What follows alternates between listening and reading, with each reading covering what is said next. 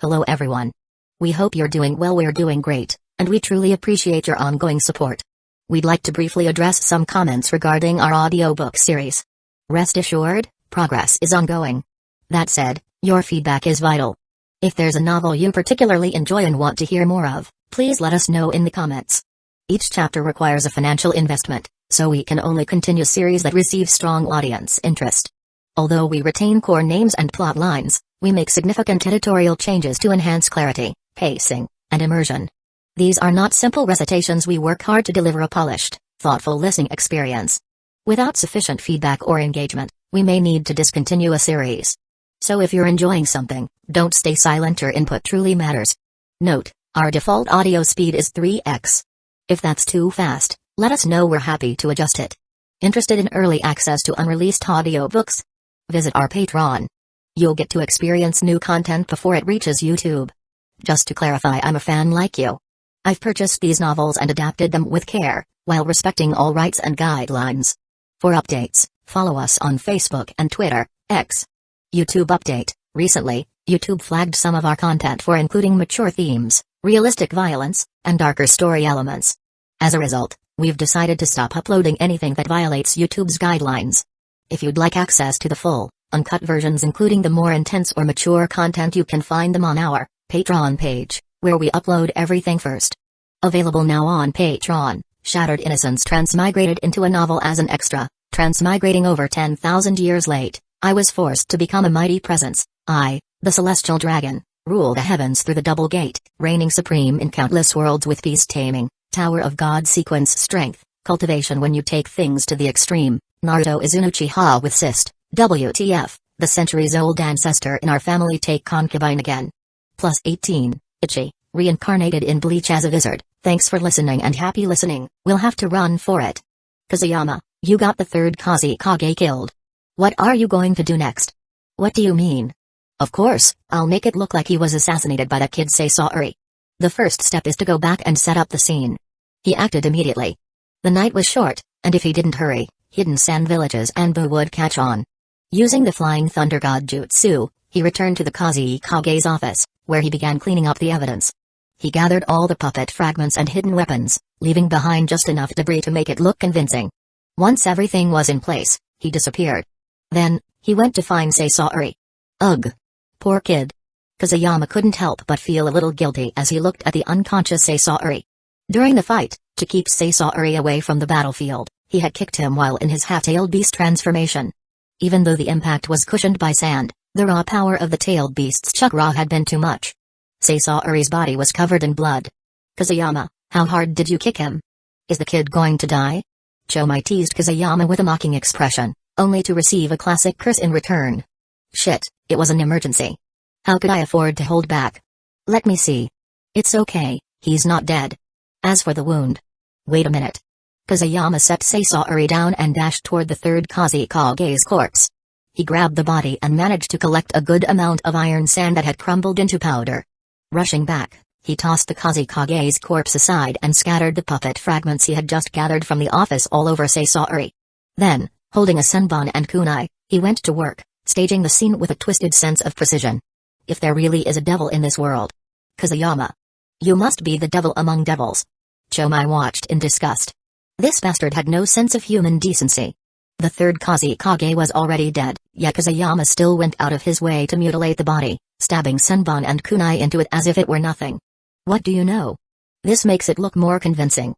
Think about it, after this kid wakes up, he'll probably have amnesia. But what will he think when he sees the third Kazekage torn apart by his own puppets and hidden weapons? Without hesitation, Chomai blurted out, he'll think he killed the third Kazekage? Exactly. That's the result we want. Otherwise, why would I have to use Sasaori's poison to kill the Kazekage in the end if not to make him take the blame? Chomai was confused again and muttered, take the blame? What does that even mean? Ignoring him, Kazuyama poured the iron sand he had gathered onto Sasaori's lower body. Done. Clapping his hands in satisfaction, he admired his handiwork. The sight made Chomai lose his appetite. What are you doing? Making Sasaori think the third Kazekage crippled him? Hey, Chomai, you're getting smart. Chomai silently closed his eyes. This was really bad. Framing someone for murder, and doing it so flawlessly. Why is this brat, Kazuyama, so damn wicked. Unexpectedly, just as Kazuyama finished everything, a familiar notification sounded. Ding.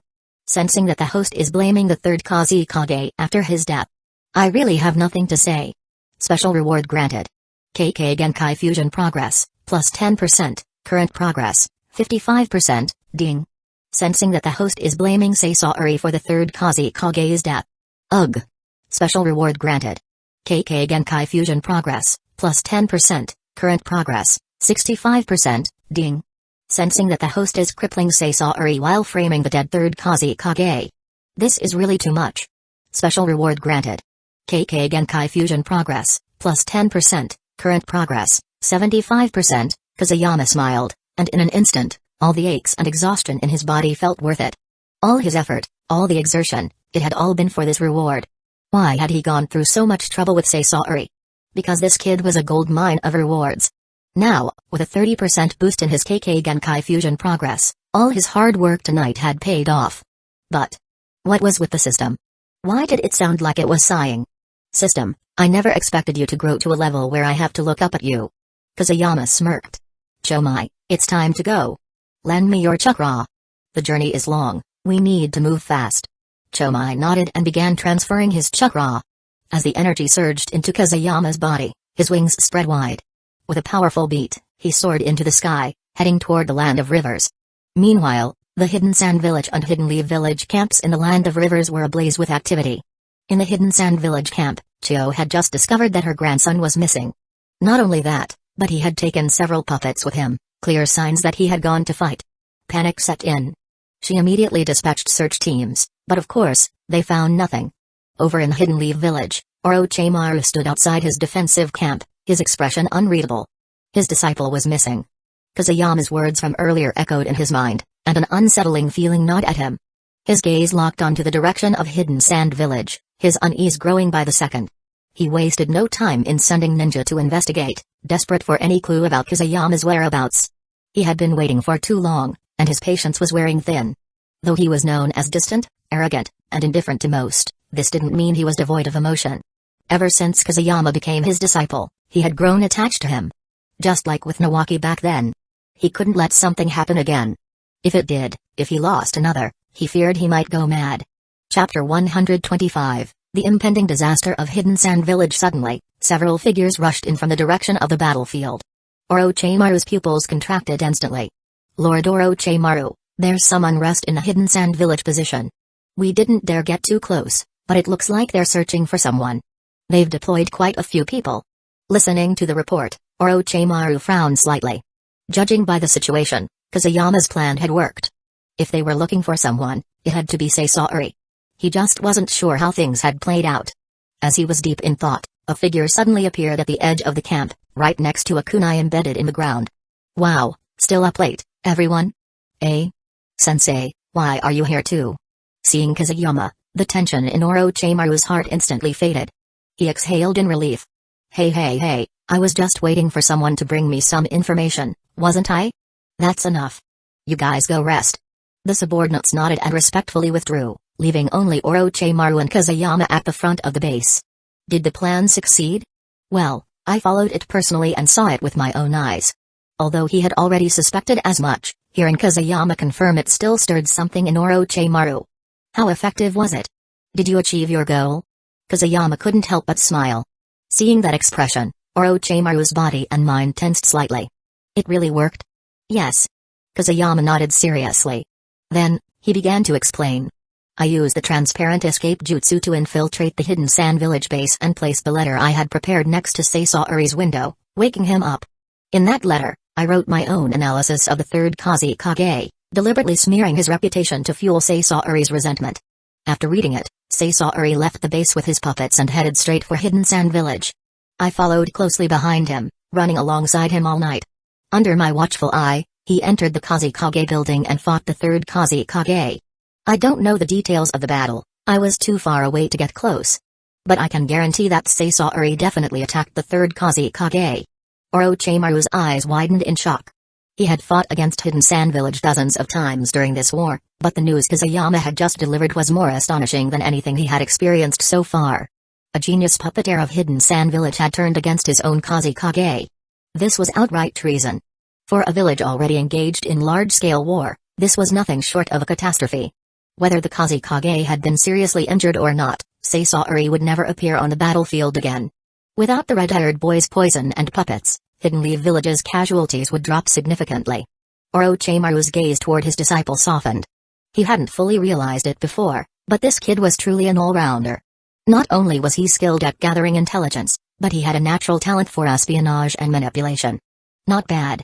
Not bad at all. Very good, Kazuyama. Your tactics of sowing discord seem to have been very successful. Observe for a few more days and see how Hidden Sand Village reacts.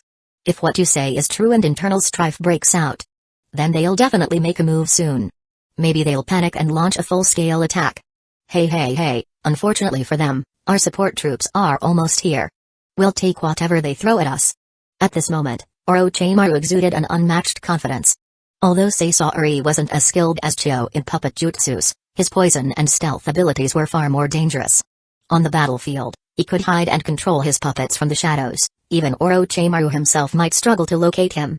Only someone like Kazuyama, adept at concealment, could track Sasaori's movements. Now that the most troublesome enemy was out of the picture, it was a major advantage for Hidden Leaf Village. That's enough, Kazuyama. Go rest. You've worked hard all night. Seeing his disciple covered in dirt and looking exhausted, Orochimaru quickly dismissed him.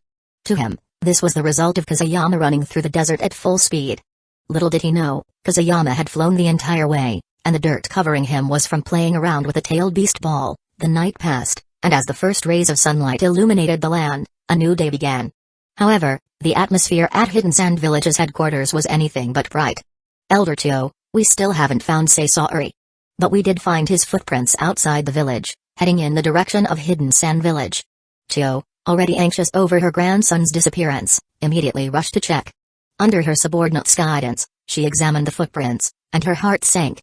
Sasaori was her precious grandson, she recognized his footprints instantly. In all of Hidden Sand Village, there was no other child his age with prints that size. Damn it, why did that brat come back to the village without telling anyone? Could he have returned to retrieve a puppet? That doesn't make sense. Chio was filled with questions. Little did she know, panic had already spread throughout the village. The Anbu on duty suddenly realized that the Kusagakure was missing. At first, they assumed he had gone to rest, but when they checked his residence, there was no sign of him. Something felt wrong. A full-scale search of the village began, but there was no trace of the Kusagakure anywhere. Then, they discovered signs of battle inside his office. Realizing the severity of the situation, the Anbu immediately reported it to Elder Ebizo. Leading a group of Anbu, Ebizo arrived at the Kusagakure's office to investigate. There are clear signs of a struggle. Iron sand. Hidden weapons. What is this? Suddenly, Ebizo spotted something by the wall. Picking it up, his pupils narrowed sharply. With his keen eye, he recognized it instantly. It was a fragment from a puppet. After all, his sister Chio was the strongest puppeteer in Hidden Sand Village. A puppet. His heart sank. Without hesitation, he gave the order. Hurry and recall Elder Chio and Raza. Konkichi will take charge of the frontline troops. Move quickly. The Anbu accepted their orders and dashed toward the Hidden Sand Village base. Things were unfolding exactly as Kazuyama had predicted. With no Kusagakure to maintain order, Hidden Sand Village was on the brink of chaos. The battlefield in the Land of Rivers would soon fall into Hidden Leaf Village's hands. And the one responsible for all of this? Fast asleep. Chapter 126, A different kind of summoning beast. Kazuyama slept for 2 days. Although he was a perfect Jinchūriki, this was the first time he had activated all 5 tails while also using the Flying Thunder God Jutsu for an extended period. Even with Chomai's chakra support, his body had reached its limit. After all, the 7 tails chakra didn't provide self-healing like the 9 tails. This meant he actually needed sleep to recover. Chomai had been closely monitoring Kazuyama's condition for the past 2 days. When he was finally sure that his Jinchūriki was just exhausted, he let out a sigh of relief. Hurry up. Transfer him to the rear. Everyone else, move all the wounded back as well. Kazuyama, sound asleep, was suddenly awakened by a loud commotion. His bleary eyes opened to find the scenery around him moving rapidly. It took him a moment to realize, he was on a stretcher, being carried away. That scared the hell out of him. Hey. Stop. What are you doing? Why are you carrying me away? The ninja carrying him froze, staring at him in shock. Shit. He's come back to life. The two genin assigned to move him were left speechless. They had assumed they were transferring a critically injured, comatose patient, only for him to wake up mid-transport. Get out of the way, I'm not dead, okay? I was just sleeping. Hey, I told you to carry me sideways. What the hell are you doing, running around with me? Kusayama stood up from the stretcher and stretched his stiff body, bones cracking in response. He let out a long breath. Hidden Sand Village is attacking. There are so many of them. Lord Orochimaru has led the counterattack, but this time, the enemy has sent a massive force. The pressure on the front line is intense. So Lord Orochimaru ordered us genin to evacuate the wounded. Our captain saw that you'd been sleeping for a long time and told us to transfer you as well. They've attacked? And in such numbers? Is Hidden Sand Village in complete turmoil? Kusayama frowned slightly. It seemed Kazekage's disappearance had already been discovered. Chio and the others had likely launched an all-out assault to temporarily suppress the news. Damn it, I only slept for a moment, and everything's already turned upside down. That's enough. You guys help the others evacuate. I'll go check out the front line. Kusayama turned toward the battlefield, preparing to activate the Flying Thunder God Jutsu. Unexpectedly, before he could move, one of the genin who had been carrying him grabbed his arm. Young man, don't be reckless. That's a battlefield, and with Lord Orochimaru and the others there, you don't want to go messing things up. Kusayama smiled faintly, then patted the ninja on the shoulder. Don't worry, I'm a jonin from our village. Hidden Sand Village is just a small village. It's no match for Hidden Leaf Village. With that, he activated the Flying Thunder God Jutsu and vanished before their eyes. Jonin? Him? My goodness, these days even kids are becoming jonin? The two genin exchanged incredulous looks. Hidden Leaf Village's strength as the most powerful of the 5 great ninja villages lay in both the quantity and quality of its shinobi. With over 10,000 ninja in the village, it wasn't surprising that they hadn't recognized Kusayama. He wasn't the type to seek the limelight. In an instant, he arrived at the front line. Just as the genin had reported, war had erupted between Hidden Sand Village and Hidden Leaf Village. Thousands of Hidden Sand Village ninja had mobilized.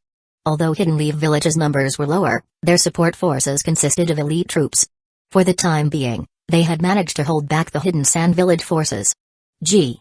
There are a lot of them. On the battlefield, 5 massive snakes slithered through the chaos, a clear sign of Orochimaru's handiwork. However, they were being firmly held back by 10 puppets. It was the work of Chio, Hidden Sand Village's strongest puppeteer and one of the village elders. High-end combat power clashing against high-end combat power. The rest of the battlefield was equally fierce. The elite Hyuga and Uchiha ninja flanked the left and right sides, serving as Hidden Leaf Village's sharp blades. The remaining forces, led by the great clans such as the Nara, were pushing back, trying to turn the tide. Even someone like Kusayama, who wasn't particularly fond of combat, couldn't help but feel a little excited. Hey! Since we're here, we might as well do something. Chomai, lend me some chakra. We'll be relying on the Flying Thunder God Jutsu next. Although his chakra reserves were full, the battlefield's instability made him opt for additional support. Chomai immediately agreed, and the Seven Tails chakra slowly flowed into Kusayama's body. Hee hee. Then let's get started. Kusayama pulled 6 kunai from the backpack behind him, then hurled them violently toward the battlefield. At the same time, he bit his finger and quickly formed hand seals. Summoning Jutsu. A massive cloud of smoke erupted at the forefront of Hidden Leaf Village's defensive line, instantly drawing the attention of both sides. Summoning Jutsu? Is it the enemies? Or one of our own? Even Orochimaru noticed the disturbance, but soon, he let out a chuckle. As the smoke dispersed, a massive snake appeared, over 50 meters long, with golden markings running across its body and 2 horns on its head. Though he had never seen this particular snake before, the fact that it was a serpent meant only one thing: this was definitely his disciple's doing. Meanwhile, Kusayama stared at the giant snake in front of him, eyes wide in shock. He didn't recognize this snake either. Golden markings all over its body? Wasn't this basically a giant golden snake? Huh? Where am I? Did you summon me? A confused female voice suddenly echoed through the battlefield. Oh, so it's a female snake? For a moment, man and snake simply stared at each other. Kusayama was surprised. He had intended to summon Manda. Yet here was someone else. The golden snake, on the other hand, seemed intrigued by the one who had summoned her. Where's Manda? I was trying to summon him. Manda? His den has been taken over by my friends and me.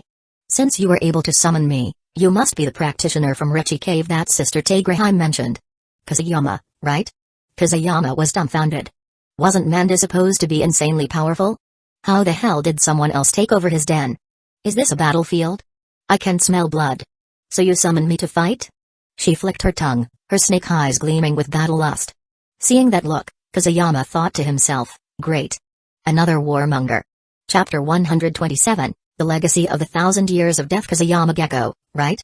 My name is Kinran. Since you summoned me, I'll get moving. The enemy is Hidden Sand Village. Don't make any mistakes. They're the ones in yellow. Got it, got it. You're so annoying. This was Kusayama's first time summoning her, so he was filled with unease. She didn't know much about the enemy, and if she accidentally harmed one of his own, it would be a disaster. Kinran, clearly irritated, snapped back before her massive golden body surged forward. Stretching 50 meters in length, Kinran's full-speed charge was beyond comprehension. In an instant, she was tearing across the battlefield. With her immense size, she had no need to fear ordinary ninjutsu or ninja tools, her body itself was a deadly weapon. A simple collision was enough to obliterate the Hidden Sand Village ninja on impact. Damn it. Raza, stop that snake. We can't let it wreak havoc on the battlefield. Chio's sharp eyes caught sight of the massive snake tearing through their forces. Without hesitation, she turned to Raza, her voice firm with urgency. But Raza didn't need to be told, he was already moving. Magnet style, gold sand wave. A vast expanse of golden sand surged onto the battlefield in an instant. With precise control, Raza directed the gold dust to ensnare the golden snake, tightening its grip around the massive beast. What is this? Get out of my way. Kinran, who had been rampaging freely, suddenly felt her body constricted. Annoyed, she thrashed violently, trying to shake off the gold dust's hold. Don't even think about it. Magnet style, gold dust imperial funeral. Raza, fully aware of the chaos that would ensue if the golden python broke free, pushed himself to the limit. The gold dust around him sharpened into countless spikes, launching toward the restrained python. Meanwhile, as Raza focused all his efforts on subduing the summon, Kusayama had already entered the battlefield. 6 kunai, thrown earlier, were strategically positioned at 6 cardinal points. Hee. It started. A wicked grin crossed Kusayama's face as he activated his transparent escape jutsu and vanished into the chaos. A Hidden Sand Village ninja, in the midst of releasing a wind-style technique, was forming massive wind blades. But he had no idea, danger was already right behind him. Hidden Leaf Village Secret Finger Jutsu. 1,000 Years of Death. A muffled sound echoed behind the unsuspecting target. The next second, the Hidden Sand Village shinobi suffered a devastating blow, letting out a scream as he was propelled by the sheer force of the attack straight into the heart of the battlefield. Ah! Ugh! His sudden flight sealed his fate. Before he even hit the ground, countless shuriken and kunai had already torn through him, riddling his body like a sieve. 1. With nearly 10,000 shinobi engaged in battle, the abrupt death of a single soldier went completely unnoticed. Kusayama chuckled darkly and darted toward his next victim. Scream, launch, Daimadair, an unbroken sequence. To increase his kill count, he deliberately relied only on 1,000 years of death. In just a minute or two, more than 10 Hidden Sand Village ninjas, focused on casting their jutsu, had already met a gruesome end. What made it worse was how sneaky he was. Kusayama exclusively targeted those engrossed in their techniques. These ninjas, stationed at the rear and concentrating on their jutsu, never expected an attack from behind. Finally, after yet another Hidden Sand Village ninja was struck, someone took notice. Be careful. A Hidden Leaf Village ninja is attacking from behind. Watch your back. A jonin from Hidden Sand Village, alarmed by the continuous screams, had finally caught on. He abruptly halted his jutsu, swiftly drew the sword from his back, and assumed a defensive stance. Following his warning, the nearby shinobi also ceased their ninjutsu and prepared for combat. Kusayama snorted in disdain. Quick response, indeed. Seeing that his enemies were now alert, he didn't linger. Without hesitation, he activated the Flying Thunder God Jutsu and teleported to the opposite side of the battlefield. That familiar, treacherous grin spread across his face once more. Screams filled the air again as, one after another, Hidden Sand Village ninjas were launched skyward, only to land in a coffin. After a massive 1,000 years of death spree, Kusayama finally received a series of system alerts. Ding! The host has used 1,000 years of death to strike 10 times in a row. Special reward, 1,000 years of death power increased by 2%. Note, when power reaches 10%, a new feature will be activated. Ding! The host has used 1,000 years of death to strike 20 times in a row. Special reward, 1,000 years of death power increased by 3%. Note, when power reaches 10%, a new feature will be activated. In the blink of an eye, The power of 1000 years of death had increased by 5%. Although Kusayama didn't feel any physical change, he had a strange sense that the screams of the hidden sand village ninjas struck by his technique were growing louder and more miserable. After watching the relentless assault, Chomai finally couldn't take it anymore. Kusayama, why do you like this? Well, 1000 years of death so much? Can't you just finish them off with one clean strike? Ignoring the complaints, Kusayama sent another hidden sand village ninja flying and crashing back to the earth before responding in a calm tone. Chomai, you don't understand. I'm passing on the essence of Hidden Leaf Village's White Fang. I want the enemy ninja to know the terror of 1000 years of death on the battlefield. But then Chomai said something that made Kusayama freeze. But you've been using 1000 years of death while invisible. The enemy doesn't even know what's happening. How do you expect them to remember you? Or your 1000 years of death? Kusayama's expression darkened. Damn it, he's right. They don't even know who I am. No, this won't do. They have to know the fear of Kusayama. Chomai, you're right. I was being careless.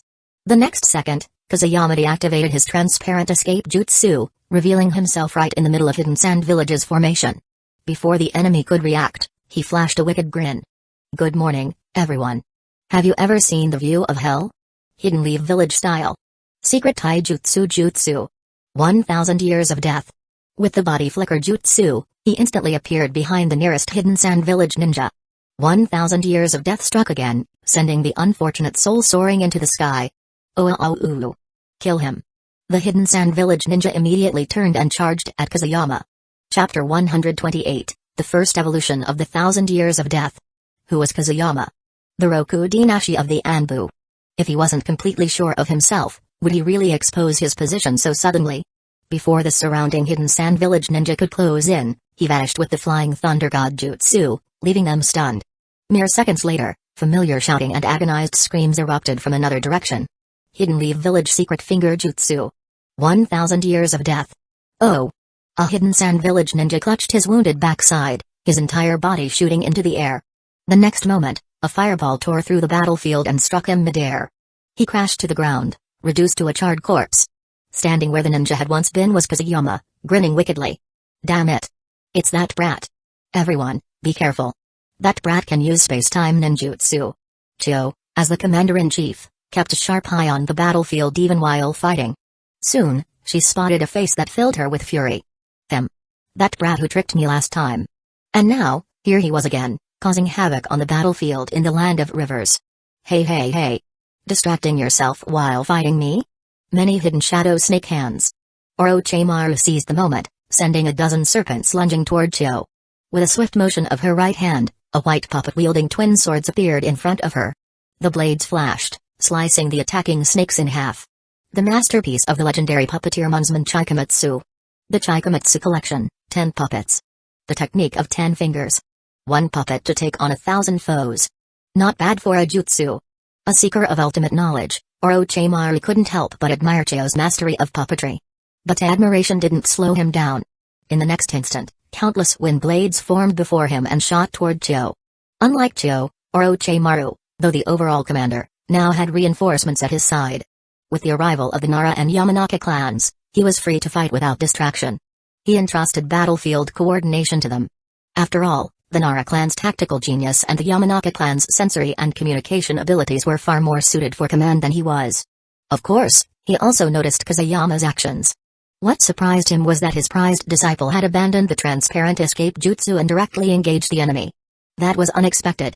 Now, using the mobility of the Flying Thunder God Jutsu, Kusayama roamed the battlefield like a ghost. His presence was marked only by the screams of his victims, spreading chaos through the Hidden Sand Village ranks. Damn it! That Hidden Leaf Village ninja is too fast. Fast? He can teleport. That's not speed, that's spatial ninjutsu. His moves are terrifying. Is that even ninjutsu? For a moment, fear gripped the hearts of Hidden Sand Village's rear echelon. Every time that figure appeared, one of their own was sent flying.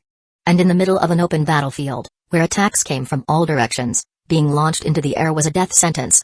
In mere seconds, they would be torn apart like a pincushion. Ding. Detected 50 consecutive 1000 years of death strikes. Special reward, 1000 years of death power increased by 5%. Note, when power reaches 10%, a new characteristic will be activated. Ding. Detected 11% increase in 1000 years of death power. New characteristic activated, ding. New characteristic, rotation. Applies stun upon hit. Unbeknownst to him, his relentless rampage had already claimed over 40 enemy ninjas. And now, his 1000 years of death had finally evolved.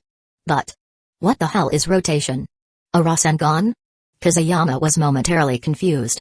The system's wording made absolutely no sense. But this was a battlefield, there was no time to stop and ask questions. Dodging the rain of shuriken and kunai with the flying thunder god jutsu, he swiftly formed the tiger seal. Locking onto his next target, he decided to simply test it out. Hidden Leaf Village style. The ultimate taijutsu secret jutsu. 1000 years of death. As he struck, a sudden surge of chakra welled up in his hand. It wrapped around his fingers and began spinning violently. For a split second, he watched in surprise as the swirling chakra enhanced his technique. Then, impact. What? What is this? The moment the victim was hit, a wave of dizziness overtook him. His body refused to obey, preventing even a proper scream.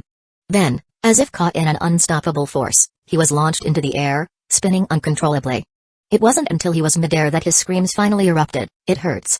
It hurts so much. A pain that spiraled upward, twisting through his very being. But his agony was short-lived. Within seconds, kunai, shuriken, and lightning-style jutsu riddled his airborne body. By the time he crashed back down, he was already in a coffin. Damn it. Kazuyama, you little brat. You actually added chakra rotation to this jutsu? How did you do that? Chomai was completely transfixed.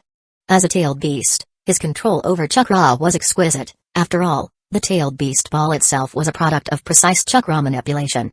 And just now, he had seen it clearly. A burst of chakra had formed in Kazuyama's hands, then, shockingly, it had started spinning. But not in a controlled manner. The spin was wild, unstable, and yet, it worked. Upon impact, the spinning chakra exploded, sending the enemy spiraling uncontrollably into the sky. It was terrifying. Absolutely terrifying. Even Kazuyama himself was momentarily stunned. But the next second, a grin uncontrollably crept onto his face. It's powerful. It's so damn powerful. So this is what rotation means.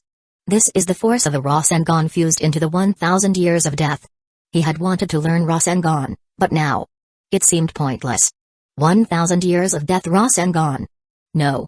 Hidden Leaf Village's secret finger jutsu, 1000 years of death. The 1000 years of death, Rasengan version. Hehehe. Kazuyama burst into laughter amidst the chaos. A laughter filled with excitement and madness. Damn it. He's still laughing? How can he do that? Everyone, go at him together. Kill him. His laughter ignited the rage of countless Hidden Sand Village ninjas. Recklessly, they charged at him. Ninja swords, machetes, ninjutsu, shuriken, everything came hurtling toward him. Flying Thunder God Jutsu. All attacks missed. Kazuyama had already vanished, reappearing on the other side of the battlefield. But the moment he materialized, another barrage of attacks rained down. Damn. This is too much. The instant he landed, he was met with another wave of assaults from all directions. He blinked away 3 times in succession. Each time, the enemy was already waiting at his coordinates. They had completely locked down his teleportation spots. Seeing no other choice, he activated the Flying Thunder God Jutsu once more, this time, retreating back toward his own camp. However, his attacks had already left Hidden Sand Village's rear lines in absolute chaos. The final rampage had thrown their entire formation into disarray. Chio observed the battlefield, her expression darkening. A heavy sigh escaped her lips. The next second, her voice echoed across the battlefield. Retreat. Chapter 129. Battle concluded. The Land of Rivers battlefield stabilizes. The battle started quickly, and it ended just as abruptly. The moment Chio shouted for retreat, all the Hidden Sand Village ninja withdrew in an orderly fashion. Those at the rear moved so fast it seemed as if they weren't running on land, but fleeing across a sea of flames, one that would consume them if they lingered even a second longer. Hey? They're retreating already? Hey, you're playing with sand. Don't go. Let's play some more. Kinran could feel the gold dust on her body gradually losing its power as the ninja controlling it rapidly retreated. At the same time, they reshaped the withdrawn gold dust into a golden wall, blocking incoming attacks from the Hidden Leaf Village side. She couldn't help but urge them to stay. She hadn't had enough fun yet. Humphrey. Don't get too happy just yet. Retreat. Take the wounded with you. Raza issued the retreat order again, his face dark. The Hidden Sand Village ninja picked up speed but still moved in coordinated groups, searching for their injured comrades before carrying them off the battlefield together. Just as the Hidden Leaf Village ninja prepared to give chase, Orochimaru spoke. No need to pursue. Everyone, tend to the wounded immediately. With his command, the Hidden Leaf Village shinobi scattered across the battlefield, focusing on helping the injured. Orochimaru then approached the massive golden snake before him. He. So, you were summoned by Kusayama after all? A golden snake? Orochimaru's eyes gleamed with interest as he observed the giant serpent before him. As someone who also held a Rechi Cave summoning contract, he was well versed in snakes. But this was the first time he had ever seen a golden one. Oh? You are a Rechi Cave summoner as well, yet you have not accepted the inheritance, Kinren remarked, surveying the pale man with keen eyes. No wonder you cannot summon me. With that, Kinren dismissed him and slithered toward Kusayama. Hey. Kusayama, not bad. Orochimaru wasn't the least bit offended by the golden snake's words. Instead, his satisfaction with his disciple only deepened. He turned and headed back toward his own camp. Kusayama, is that it? I'm not done yet. Kusayama shot a frustrated glance at Kinren, his irritation bubbling up. Not just you. I haven't had my fill yet. I just unlocked a brand new skill, used it only once, and now the enemy's already retreating? Okay, it's wartime, and there will be plenty of opportunities for you to come out in the future. But Kinren, I'm curious, where did Manda go? Manda was Orochimaru's signature summon beast, a powerful snake from Rechi Cave. PFFT, why do you keep thinking about that guy? What's so great about him? Kinren scoffed. Not only does he refuse to practice senjutsu, but he also wants to eat this and that every day. He's a total glutton. Kinren really disliked Manda. Her tone was full of disdain. It's true that we took over Manda's den. The 3 snake princesses specifically gathered us sisters to take his place and receive your summons. That's why I know your name. You're quite popular with the snake princesses, they went to all that trouble just for you. You should know that we are snakes who have diligently cultivated our senjutsu. We are far superior to Manda. Kusayama was momentarily taken aback. The 3 snake princesses had arranged this on purpose? Holy shit, have they taken a liking to him? No, they probably just want him to bring them more delicious food. The thought of the 3 snake princesses eagerly dividing up the snake baileys he had brought, each of them unable to get enough, made him smack his lips. Food really was the best way to win people over. Fine, since there's no more fighting, I'll be going back. Oh, and the snake princesses had a message for you. Next time, don't forget to bring more snake baileys. What are snake baileys, by the way? Kusayama's face instantly darkened. What did he just say? They're just foodies. I see. I'll bring them next time I go to Rechi Cave. By the way, Kinren, when you said you had sisters, did you mean there are other snakes? How do they compare to you in terms of strength? Kusayama was very interested in Kinren's sisters. Who wouldn't want their summoned beasts to be incredibly powerful? Just look at Hanzo of the Salamander, his highly poisonous summon made him a legend, feared throughout the world. Hey, you'll see. Bye. Boom. Kinren didn't answer Kusayama. Instead, she simply vanished in a large cloud of white smoke. Fine, if you won't tell me, I'll find out sooner or later. Kusayama pouted before noticing his sensei approaching with a smile. Kusayama. You sure can sleep. You were out for 2 days. I was worried about you. Feeling the amusement in Orochimaru's voice, Kusayama let out a laugh. When I opened my eyes, I found myself being carried away. That really surprised me. Sensei, it seems there's unrest in the back of Hidden Sand Village, just as we suspected. Do you think that kid Saori has succeeded? Kusayama had mastered the art of feigning ignorance to such an extreme that no one could read his true thoughts unless they used psycho mind transmission on him. Orochimaru paused in thought before speaking slowly. If it was an assassination, it might have actually succeeded. That kid's poison is very tricky. None of us have found a way to counter it yet. Alas, we can only rely on Tsunoda. I wonder if Tsunoda has returned to the village. Hearing Tsunoda's name, Kusayama's mind immediately flooded with images, blonde hair, oversized. No, Orochimaru burst into laughter. He had to admit, talking with Kusayama was always entertaining. This kid was completely unrestrained and would say anything. Alright, let's go back. Hidden Sand Village failed in their attack this time, and I doubt they'll make another move anytime soon. If you want to return to the village, go ahead. I'll be fine here. Kusayama nodded. He did want to go back. The Land of Rivers was only the beginning of the Third Shinobi World War, there were still many events to come, and he didn't want to miss any of them. Moreover, this time, Minato's team had practically turned into his team. That made him wary, He needed to be careful with every step he took.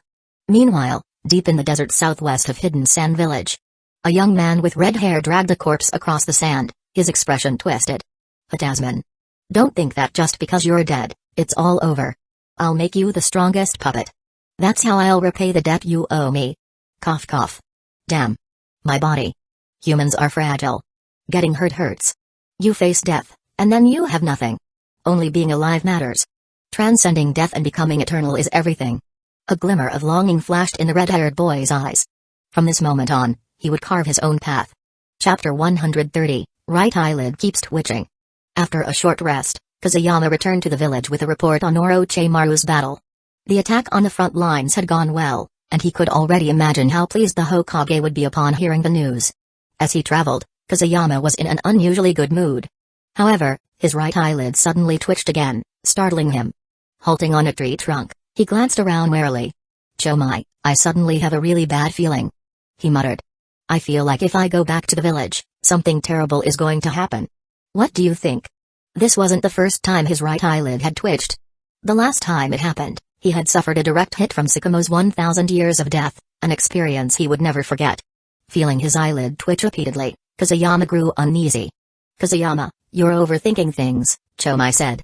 With your strength, no one in Hidden Lee Village can stand against you unless those old geezers step in.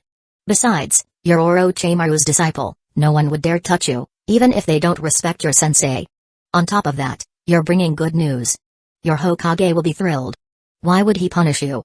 Then, as if remembering something more important, Chomai added, by the way, Kazuyama, I'm out of insects. Grab some when you get back. I've been watching a lot of plays lately, and my snacks are running low. Get me more varieties this time. Kazuyama's eye twitched again, this time from irritation. Really, Chomai? Instead of offering reassurance, the glutton was more concerned about food. Still, Chomai had a point. He had accomplished a great service, no one would dare lay a hand on him. With that thought, Kazuyama felt a little more at ease and resumed his journey. Thanks to his speed, he returned from the land of rivers to the village in just one day. As the village gates came into view, he allowed himself a small smile before dashing toward the Hokage building. Little did he know, at that very moment, the Hokage's office was on the verge of exploding. Old man. Tell me, which bastard leaked my whereabouts? Don't tell me it was the Anbu? I can smell them from a mile away. Humphrey. Was it Jiraiya? Tsunade sat cross-legged on the chair in front of her office, fuming. Behind her, two Anbu stood silently on either side of the door. In front of her, the third Hokage, Hiruzen Sarutobi, rubbed his temples, looking as if he had a headache. Tsunade, war has broken out. The village needs your strength, he said calmly. I understand your situation, but Hidden Sand Village has started the war in the Land of Rivers, and you know what Chio is capable of. According to Orochimaru's report, Chio's grandson is also on the battlefield. He has already surpassed his master and is even more dangerous, using poisons far more vicious than hers. Without you, the village will suffer heavy casualties. Hiruzen remained patient despite Tsunade's outburst. As her teacher, he knew her temper well, especially given her current struggles. As expected, the mention of war made Tsunade flinch. Panic flickered in her eyes, but she quickly suppressed it. Humphrey. Then tell me, who exactly leaked my whereabouts? She demanded. Or rather, who found out where I was? Tsunade was fixated on this question because she had felt eyes on her that day. That day. In the bath. Damn it. Not only had someone spied on her, but they had also reported her location to the Hokage. That grudge had to be settled. Well. Hiruzen hesitated. Tsunade's eyes narrowed. Old man, I know even if you don't tell me. It must be that bastard Jiraiya. She slammed her palm onto the desk with such force that the entire table trembled, sending scrolls and documents scattering to the floor. Fine. Jiraiya, you bastard. I'm going to beat you to a pulp. She turned on her heel, striding toward the door. Hearing her furious declaration, Hiruzen quickly intervened. It's not Jiraiya. He's currently monitoring Hidden Stone's village in the Land of Grass battlefield. Tsunade halted, frowning. Not Jiraiya. Then who could have spied on her without her noticing? As she paced back and forth, deep in thought, she unknowingly stopped right in front of the Anbu guards at the door. Narrowing her eyes, she shot them a glare before turning back around to continue her interrogation. Unexpectedly, a knock sounded at the door of the Hokage's office. Enter. Hiruzen quickly gave permission, hoping to use the distraction to shift Tsunade's focus. The door opened, and Kazuyama walked in, smiling. Lord Hokage, The battle in the Land of Rivers was a victory. This is the battle report my sensei, Orochimaru, ordered me to deliver. Kusayama spoke as he walked, completely unaware of Tsunoda standing on the other side of the room. Oh? A great victory in the Land of Rivers? Hiruzen, who had been wondering how to deal with Tsunoda, immediately brightened at the news. Taking the report from Kusayama's hands, he quickly skimmed through it. Orochimaru's report was concise and to the point. Good. Well done. He slammed his hand on the table in excitement, mimicking Tsunoda's earlier outburst, his voice filled with joy. Stirring internal conflict and forcing Hidden Sand Village to lose its rear guard, Kusayama, you've done a great job. It wasn't just me. Sensei and I came up with a plan together, Kusayama replied humbly. Back then, the third Kazekage was the one sending troops to the battlefield in the Second Shinobi World War. He's just as responsible. With a little push, the situation played out as expected. Despite his accomplishments, Kusayama had no intention of taking full credit. As both a Jonin squad leader and an Anbu member, he had enough responsibilities, he didn't need more trouble. For a brief moment, his thoughts drifted to Sasori, the unfortunate boy caught in the conflict. Then, remembering something, he spoke again. Oh, that's right, Lord Hokage. My sensei asked me to inform you that, for the time being, Lady Tsunoda shouldn't be sent to the battlefield. Chio's grandson has already disappeared, and Chio alone isn't a major threat to our frontline troops. As he mentioned Tsunoda, a particular memory surfaced, blonde hair. Super big. Just as he finished speaking, he noticed Hiruzen blinking at him. Kusayama frowned in confusion. Lord Hokage, what's wrong? Do you have an eye problem? Hiruzen remained silent, still blinking rapidly. No, I don't think so. I don't remember you having this issue. Or could it be that Lady Tsunoda hasn't been found yet? Kusayama shook his head decisively. That's impossible. I already told you where Tsunoda was. The Anbu should have been able to track her down easily if they followed the route. Before he could finish, a chilling sensation crawled up his spine. A suffocating aura of killing intent surged from behind him. Instinctively, Kusayama turned his head. Oh no. Now he understood why his right eyelid wouldn't stop twitching. Tsunoda was smiling at him. A beautiful smile, one that would have been breathtaking if not for her golden hair floating ominously around her. Chapter 131, Emergency Evacuation Plan, Collapse on the Spot. Yo. Isn't this Lady Tsunoda? Kusayama's voice trembled slightly. Tsunoda slowly approached, still smiling.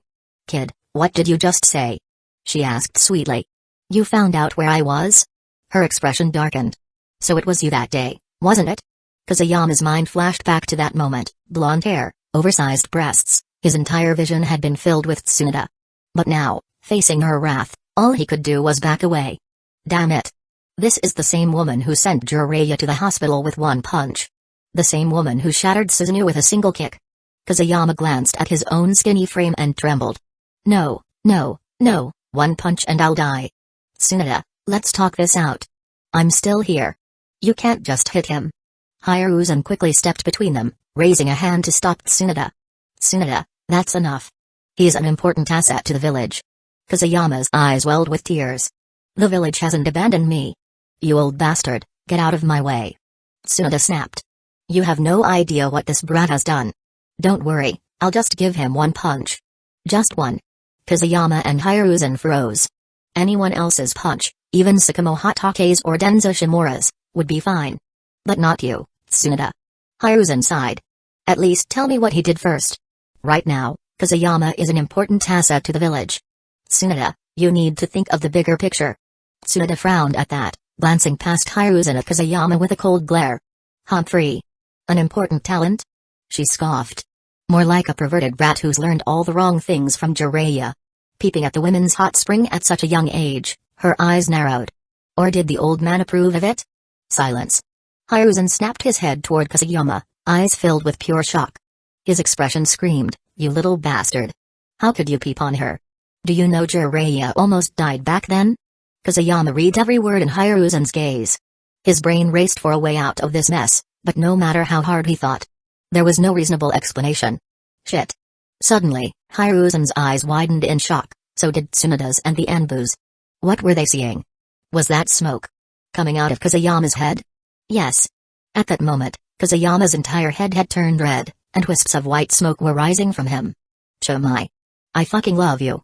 This scale powder is awesome. Feeling the sudden surge of chakra within himself, Kusayama nearly kissed Chomai's giant face out of sheer excitement. Chomai chuckled. This scale powder won't harm you. I modeled it after Kakuo's boil style, but the effect is practically useless. It only causes capillaries to burst and releases a bit of gas. I never thought I'd actually have to use it. Kazuyama, I swear, when I'm with you, my ideas just keep flowing. I feel like I can still improve my scale powder. Yes, Kazuyama's condition was entirely Chomai's doing. As the scale powder spread through his body, Kazuyama suddenly levitated in place, shocking everyone in the room. Tsunade. Hurry. Save him. Hiruzen was so startled that he dropped his pipe. Rushing forward, he grabbed Kazuyama, but that was a mistake. Because Kazuyama, ever the master actor, immediately went limp, collapsing like a sack of wet rice. His face turned deathly pale. His eyes rolled back into his head, as if performing a Byakugan in real time. Hey, hey, hey. Tsunade, hurry. This kid's unconscious. Tsunade was briefly stunned but quickly snapped into action, stepping forward to grasp Kazuyama's wrist. She channeled chakra into his body, assessing his condition in an instant. Her frown deepened. You've completely drained your chakra. There are unknown toxins in your system. And that red skin. Burst capillaries. The white smoke must have been from a sudden spike in body temperature caused by the toxins. Her expression grew grave. Get him to the hospital, now. Meanwhile, Kazuyama, though barely holding on to consciousness, was very impressed. Wow, no wonder she's the best healer in the ninja world. Just by checking my pulse and chakra, she diagnosed everything on the spot. That touch. Damn it. Dan Kato is so lucky. He didn't leave village hospital. Kazuyama was once again lying in bed, not just resting, but hooked up to N4. Due to his symptoms, Tsunade had decisively prescribed a staggering 20 bottles of fluid, including chakra restoration supplements and detoxification agents. Whether it was truly for his recovery or some form of punishment was unclear, but either way, all 20 bottles had to be administered. To keep some control over the situation, Kazuyama had yet to wake up. Or rather, his body remained unconscious, but his mind? It was very much awake. At this moment, his hospital room was packed with people. Bakura stood by the window, while several others surrounded his bed. Bakura-sensei, is Kazuyama-sensei okay? Well. Just now, one of the legendary Sannin, Tsunade, came by. She said his condition is improving. Ha. I told you, there's no way Kazuyama-sensei would be in trouble. A few hidden sand village ninja. That's nothing for him. Rin Nohara stood next to Bakura, while Obito Uchiha was on the other side of the bed. Kakashi leaned against the wall, arms crossed. The three of them, Kazuyama's students and subordinates, had came together to visit him, even pooling their money to buy a fruit basket. Bakura had arrived first. Despite scolding Kazuyama regularly, she cared about him more than anyone. Lady Tsunade. My idol, Rin murmured, eyes gleaming with admiration. She's the greatest medical ninja in the entire ninja world. Seeing the look in her eyes, Bakura smiled slightly. Then work hard to become the strongest. Motivation is key to improvement. I have high hopes for you, Rin. Meanwhile, Kazuyama, still pretending to be unconscious, watched the exchange, a small smile forming in his mind. He had to admit, Bakura had changed a lot. She had truly embraced the role of a teacher.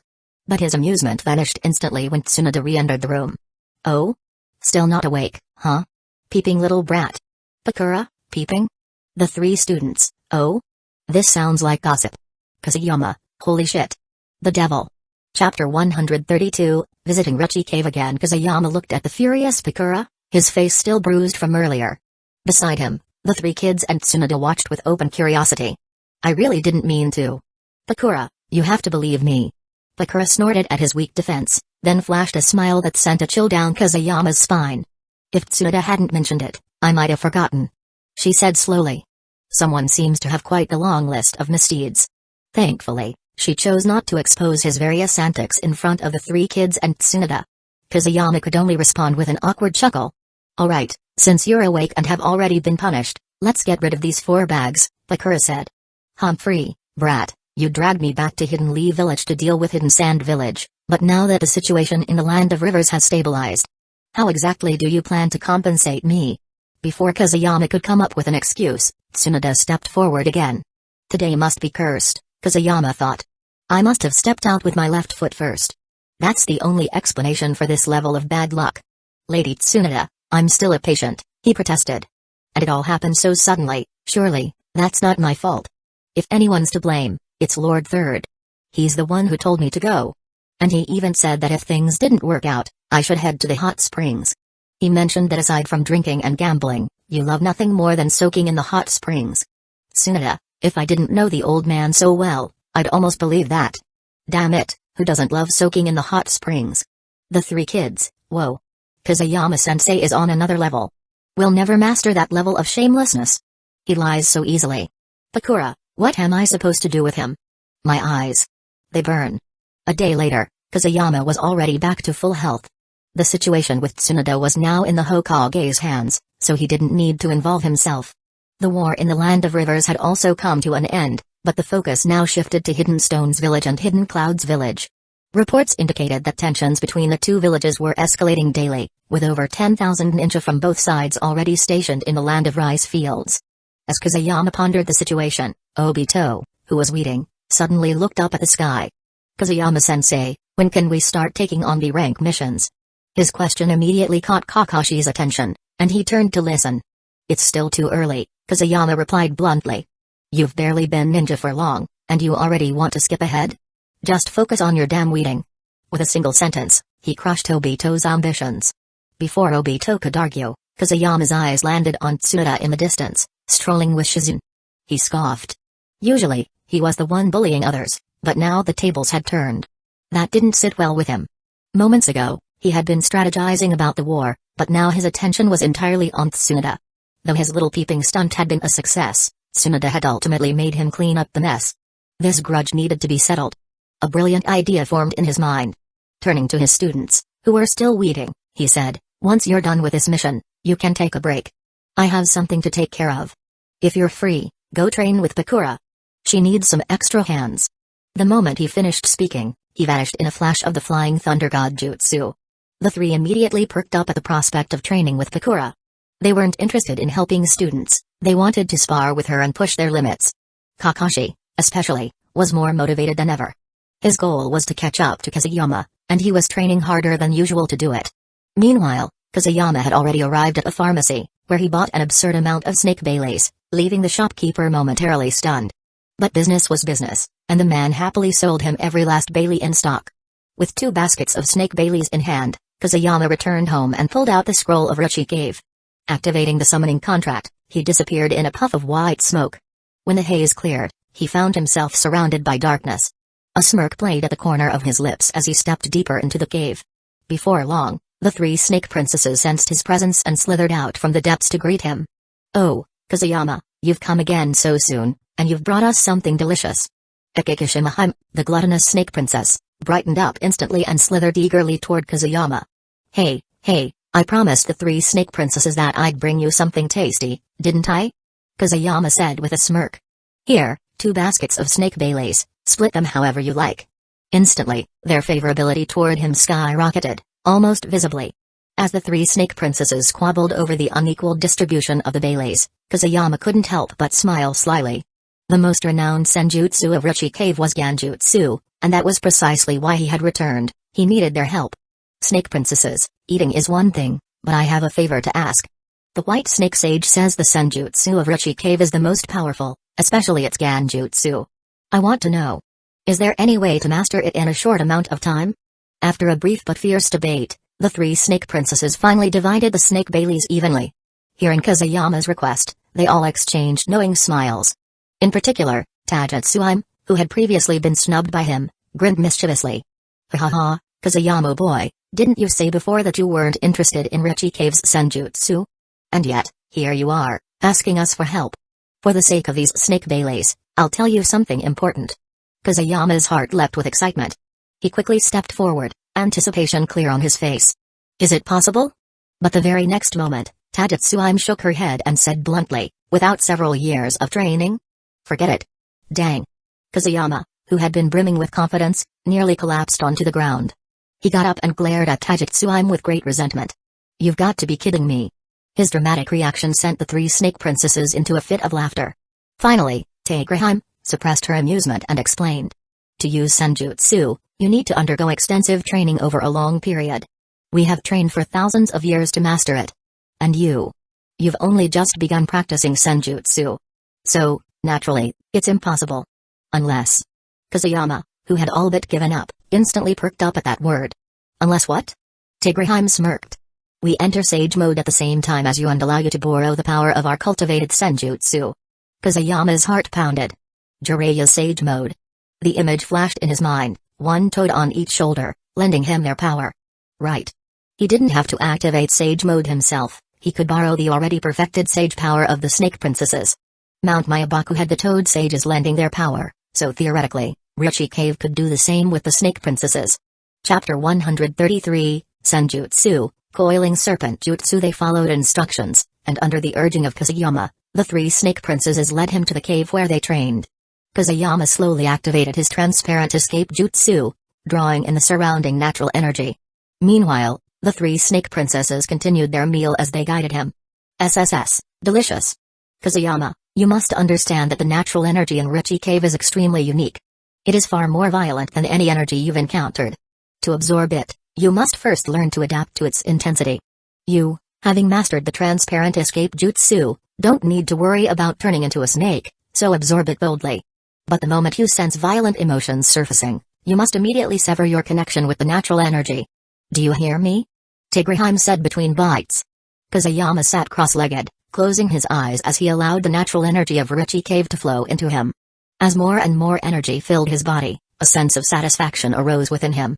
However, the violent emotions the Snake Princesses had warned about never came. Before long, he noticed the absorption slowing. Realizing this, he gradually deactivated his transparent escape jutsu, allowing the natural energy to settle within him. Huh? Kazuyama, why did you stop using the transparent escape jutsu? Did you feel violent emotions? Akikishimaheim put down the snake Baileys in her hands and approached him to investigate. Sensing his natural energy, she was surprised to find that he hadn't stopped absorbing it. Akikishimaheim, I haven't felt any violent emotions.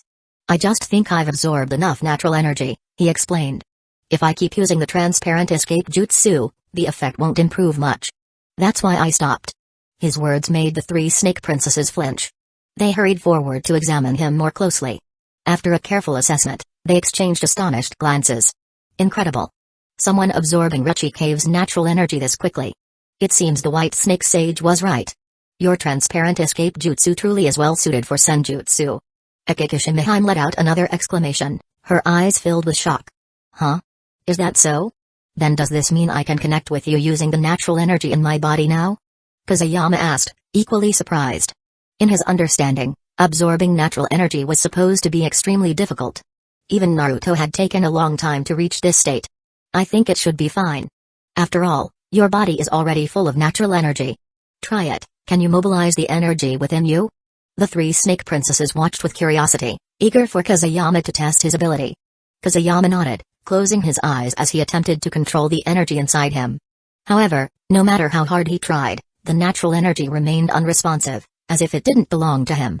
After multiple attempts, he finally opened his eyes, frustration evident in his expression. No, I can't mobilize this natural energy at all. The three Snake Princesses exchanged glances before reaching a conclusion. It seems that while your transparent escape can absorb natural energy quickly, you lack the foundation to use it. Since you are not a snake, it's only natural that you can't manipulate this power. But your body is already full of natural energy. If we use the Senjutsu Coiling Serpent Jutsu, we should be able to connect with you. Who should go first? After a brief pause, Tigreheim and Akikishimaheim both turned their gazes to Taijutsuim. Caught off guard, Taijutsuim blinked. Why me? Can't you two do it? The other two responded in unison, put the snake Baileys down before you speak. Humphrey. Taijutsuim huffed, flashing an awkward smile as she reluctantly set the snake Baileys aside. It turned out that while the three of them had been discussing Kazuyama's situation, she had been secretly snacking. Humphrey. Fine, I'll do it. Kazuyama boy, take off your shirt. Kazuyama widened his eyes, about to ask why, but before he could, Taijutsuim cut him off. Just do it. Stop stalling. Kazuyama sighed. Fine. You're a sage, you call the shots. Without further hesitation, he quickly removed his shirt, revealing his well-toned physique. Good. Kazuyama, get ready. I will connect with you using the Senjutsu Coiling Serpent Jutsu. Relax your body, gather your chakra within, and don't resist the Senjutsu energy I'm about to inject. Kazuyama nodded, sitting cross-legged once more. Closing his eyes, he focused on gathering his chakra. Though he couldn't control the natural energy, it began converging within him alongside his chakra. At the same time, Kazuyama reminded Chomai in his mind. Chomai, gather your chakra as well. We don't want it interfering with the senjutsu energy. Chomai nodded, equally curious about the power of this senjutsu. He quickly withdrew all of his chakra. Taijutsuime stepped beside Kazuyama, pressing her hands together as she chanted, Sage Art, Coiling Serpent Jutsu. A pale red energy radiated from her body, slowly forming into a massive, scarlet serpent. The energy snake coiled around Kazuyama, its glowing red light drifting toward his body like tendrils of power. Watching the technique unfold, Taegrahim murmured, Coiling Serpent Jutsu. It lets us link our snake forms with our sage bodies, allowing our sage power to flow as an extension of another. But this technique has never succeeded before. The practice of senjutsu in Rechi Cave is already extremely difficult. Over the past 1,000 years, only a handful of humans have even reached this point. Kazuyama Gecko. Could he be the first? Mastering senjutsu was never an instant process. Even forming a connection through the coiling serpent jutsu took time. As Taijutsuime's energy entered his body, Kazuyama suddenly felt a surge of violent emotions swelling inside him. Hold on, Kazuyama boy. This violent energy is part of Rechi Cave's senjutsu, you must accept it and refine it away. Akikishimahime quickly warned him. Hearing this, Kazuyama took a deep breath, focusing his mind as he embraced the violent energy. It was overwhelming, almost terrifying, but he refused to let it shake him. If I want to become someone special, I have to endure hardship, right? Yeah, no. That wasn't actually his real thought. Instead, he casually greeted Chomai in his mind again. Chomai, if anything seems off, push the natural energy out with your chakra immediately. I don't want to die young. Chomai assured him he'd keep a close eye on everything. Kazuyama valued his life too much to take reckless risks. There was no way he'd attempt something this dangerous without a backup plan, preferably two. Chapter 134, Sage Mode. The coiling serpent jutsu had officially begun. In the blink of an eye, Taijutsuime and Kazuyama had remained in their fused state for 6 hours. By this point, more than half of the giant snake's body had coiled around him. A faint red glow emanated from his body as the natural energy within him slowly merged with the scarlet energy. Another 6 hours passed. Taegrahim and Akikishimahime remained patient. For beings like them, who had trained for centuries, 12 hours was nothing. It's almost complete. As long as Taijutsuime's snake form fully integrates into Kazuyama's body, the coiling serpent jutsu will be complete. Upon hearing Taegrahime's words, Akikishimahime's expression turned serious. But the final snake head is the most dangerous part. I hope they succeed. As she had pointed out, the last step, the fusion of the snake's head, was the most difficult. As the snake's head slowly faded into Kazuyama's body, his body trembled, and a flicker of pain crossed his face. The head contained the most violent and exaggerated energy of all. Even though he had prepared himself, the sheer power threatened to overwhelm him. Fortunately, his strong will allowed him to endure. He let the raging energy circulate through his body, slowly refining it. A crimson glow surged around him, forming the image of a snake above him. The snake form has taken shape, they did it. Taegrahime's voice was filled with joy.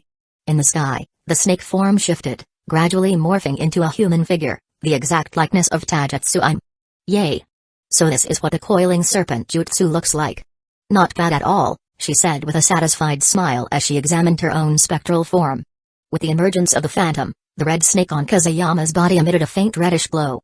His own appearance also began to change. 2 deep crimson horns sprouted from either side of his forehead, a small layer of crimson scales covered the sides of his face, and a dark red hue appeared in his eyes. His once black hair turned crimson, faintly radiating red light. He looked almost demonic. At that moment, Kazuyama opened his eyes. His pupils had transformed into crimson vertical slits, snake eyes. So this is Sage Mode. That feels pretty good. His voice had become hoarse, carrying an oppressive weight, like a serpent's hiss. Humphrey. What Sage Mode? You're still far from it. What you're feeling is just the power of my senjutsu, you can't use it at all. You're all bark and no bite. Taijutsuime's words were as sharp as ever, immediately exposing his situation. Kazuyama's face fell. He muttered, you, Snake Princess. Are really annoying. Yes, despite looking like he had entered Sage Mode, it was nothing more than an illusion. In reality, he still had no ability to use it. Ha ha ha. But don't be discouraged. You've only been learning senjutsu for a few days. Besides, with the coiling serpent jutsu, I can completely become your strength. Is there anyone who can resist my power of senjutsu? Taijutsuime looked smug. As one of the 3 snake princesses of Rechi Cave, the red snake, who could possibly be her match? You'd better stop bragging, Taegrahim said, shaking her head. Right now, you're attached to Kazuyama. If he can't use senjutsu, then you are affected too. I doubt your senjutsu is even half as strong as before. Tatsuyama froze, momentarily speechless. Not believing a word of it, she immediately activated her senjutsu. A series of illusions appeared, houses, tables, food, but as she examined them more closely, her expression darkened. No matter how she used her senjutsu, its effectiveness had weakened. For example, the table she conjured once had intricate, visible grain patterns, but now it was just a smooth, glossy surface.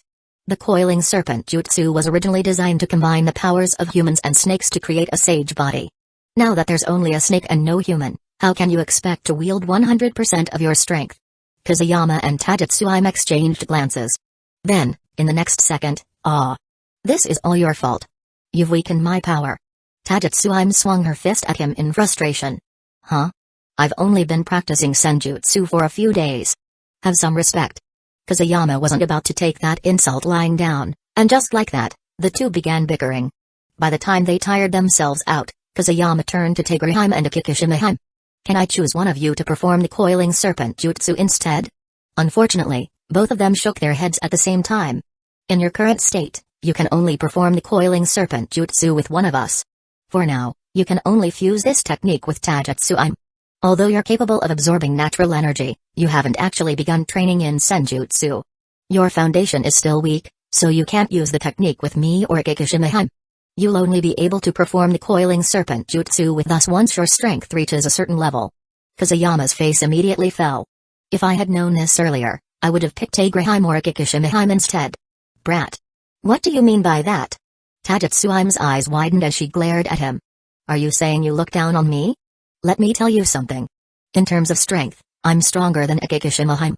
And while I might not be as strong as Tagerheim, I'm pretty close. How dare you underestimate me? She looked ready to keep scolding him until the end of time. Kazuyama sighed. What choice do I have? Never mind, you'll do. I do need your help with something next. Humphrey. What do you want? I need your ganjutsu to help me deal with someone. Someone? Yes, Tsunade, one of the 3 Sannin of Hidden Leaf Village. The 3 snake princesses immediately showed a flicker of curiosity. As the rulers of Ruchi Cave, they were well aware of the outside world's affairs. After all, Orochimaru was a contractee of Ruchi Cave, and Tsunade was one of his legendary peers among the 3 Sannin. Kazuyama continued, it's like this, Tsunade is powerful, and she's one of the 3 Sannin. But after the Second Shinobi World War, she developed a fear of blood. As Orochimaru's disciple, I can't just stand by and watch someone of her caliber suffer like that. So I plan to use Ruchi Cave's Ganjutsu to help Tsunade overcome her fear of blood. He spoke with righteous conviction. But in his heart, a mischievous grin had already formed. Chapter 135, Hemophobia Treatment begins. Oh? Is that so? I didn't realize it, Kazuyama, but you actually have a kind heart. Tatsuyama looked at Kazuyama in surprise. Everyone who came to Ruchi Cave sought power, meaning none of them were kind. The same applied to the 3 snake princesses, who served as examiners and set deadly trials. Not only was Tatsuyama surprised, but so were Tagerheim and Akikishimaheim, who stood nearby. It was as if they were seeing Kazuyama for the first time. Under the gazes of the 3 snakes, Kazuyama Gecko didn't appear embarrassed. Instead, he looked proud. That's right. I, Kazuyama Gecko, am known as the helpful little prince. Seeing Lady Tsunade in trouble, I couldn't help but lend a hand. Sage mode is still active, let's go. No more wasting time. Kazuyama declared his intent to use reverse summoning to return to Hidden Leaf Village. The 3 snake princesses, sensing his urgency, agreed. As white smoke rose, Kazuyama vanished, returning home. Wow, is this your home? It looks pretty nice. Tatsuyama smiled as she scanned the surroundings. Though the room was simple, it was spotless, clearly maintained with care. Night had already fallen. Kazuyama had spent 12 hours fusing the coiling serpent jutsu. He glanced at the sky outside, a smirk forming at the corner of his mouth. It was just a joke. It's dark. Looks like the heavens are on my side this time. Tatsuyama, can you sense Tsunade's location? Upon hearing this, Tatsuyama lifted her gaze and looked outward. Her human face twisted slightly as the true visage of the snake princess emerged. Kazuyama knew she was using natural energy to locate Tsunade. I sense her. She's in a house, drinking alcohol. There's also a little person beside her.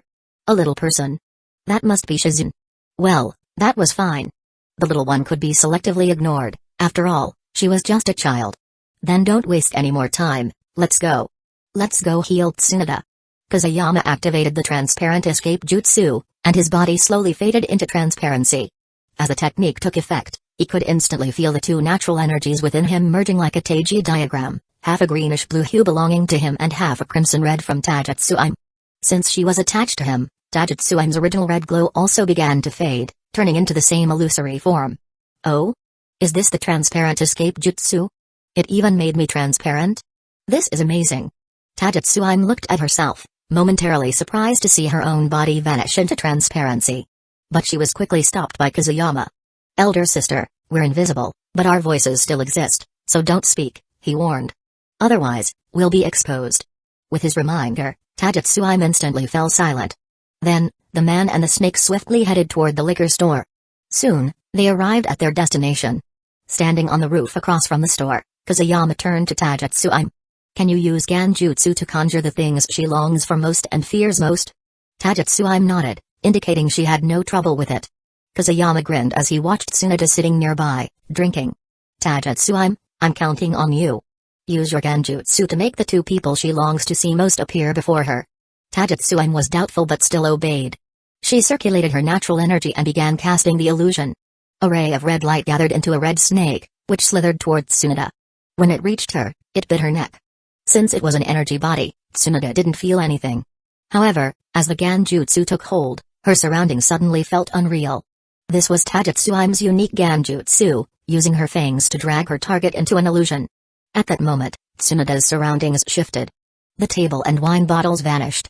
Two people suddenly appeared before her. Where's my sake? Huh? You are. Tsunade, though drunk, suddenly sobered up. The figures before her were the people she loved most.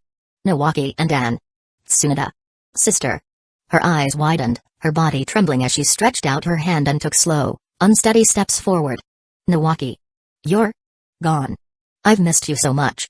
Tears welled up in her eyes, and in an instant, she became a sobbing mess. No one truly understood how much she had lost during the Second Shinobi World War. Her younger brother's tragic death, the loss of her beloved, everything had been taken from her. Now, seeing them again, the overwhelming joy left her breathless. Outside, Kazuyama watched her closely.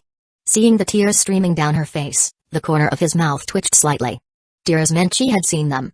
The next step was the key to healing. Princess Tsunade, let's begin. If you want to cure your phobia, you have to face it head-on. Create blood using Genjutsu. Taijutsuime immediately sensed the underlying mischief in Kazuyama's voice. Fine, boy, you're not really trying to heal her, are you? Feels more like revenge. You know she's phobic, yet you're deliberately exposing her to blood? Don't be ridiculous. This is my treatment plan. Humphrey. Genjutsu is already in effect, so what if it's revenge? Rechi Cave follows its own will, I do what I want. Her tone was carefree, embodying the nature of a true snake princess. Oh, come on, my dear Taijutsuime, hurry up. Just keep it controlled. I just want to see her cry. Oh? Really? How far? Hey. She's had a hard life. Her lover and younger brother both died. Using their images to reawaken Tsunade is my method, but how exactly we do it, I'll leave that to you. Urged on, Taijutsuime continued casting the illusion. What Kazuyama failed to notice was the slight curl of her lips. She was clearly satisfied with his plan. Inside the illusion, Tsunade lunged forward, embracing Nawaki and Dan tightly. She clung to them desperately. Don't leave me. But then, she felt something wet against her chest. Confused, she opened her eyes. Blood. Slowly oozing from their bodies. No. No. Blood. Panic seized her. She recoiled instantly, releasing them as she staggered backward. Tsunade, what's wrong? It's just a little blood. What's so scary about it? Dan let the blood flow from his body, stepping toward her with a calm expression. That's right, Sister Tsunade, don't run. I'm Nawaki. Don't you like me anymore? Tsunade trembled violently, not from excitement, but from sheer terror. She collapsed onto the ground as Dan and Nawaki approached, staining her with their blood. Tsunade, blood isn't scary, and we have never left you. For all these years, we've been watching over you. Don't let a little blood break you. Don't let our deaths destroy you. You are the strongest. Believe in your hands. These hands can save lives and heal the wounded. Dan grasped her face firmly, speaking with unwavering seriousness. Nawaki, standing nearby, nodded repeatedly. Sister, we have never left. Don't be sad, don't be upset. Blood is not scary. Face it head on. Overcome it. Chapter 136, Treatment in Progress. No. Don't touch me. Blood. So much blood. Tsunade stared at the crimson staining her body, trembling violently, on the verge of collapse. But Dan and Nawaki remained beside her, their voices firm yet filled with urgency. Tsunade. Why are you afraid of just a little blood? I'm your lover. Are you really going to abandon me over something like this? Dan shouted angrily. Nawaki quickly followed, his voice pressing into her mind. That's right, sister. I'm Nawaki. Are you going to reject your own little brother just because of blood? Their words struck deep. Slowly, Tsunade lifted her gaze to meet theirs. Dan. Nawaki. Blood. Tears streamed down her face as she sobbed helplessly. Nawaki was dead. Dan was dead. She had held Dan in her arms as he bled out, helpless to save him. From that moment on, Tsunade had broken. The fear of blood had consumed her, turning her world gray. But now, Dan and Nawaki stood before her once more. Seeing her trembling, they wrapped their arms around her. Tsunade, don't be afraid. Blood isn't something to fear, it's something you need to control, Dan said softly. As a medical ninja, blood is just another tool in your hands. Come, he urged. Use your medical ninjutsu to stop my bleeding. Gently, he guided her hands toward his wounds. But Tsunade recoiled in panic. No. I can't stop it. No matter what I do, the blood won't stop. As she backed away, Dan forced himself forward, grabbing her hands and pressing them against his bleeding wounds. His voice turned sharp. Don't back down. If you're still the Tsunade I know, use your medical ninjutsu and stop the bleeding. Otherwise, I'll disappear forever. You'll no longer be my lover. No longer his lover. Tsunade froze. Sister, you must stop Dan's bleeding.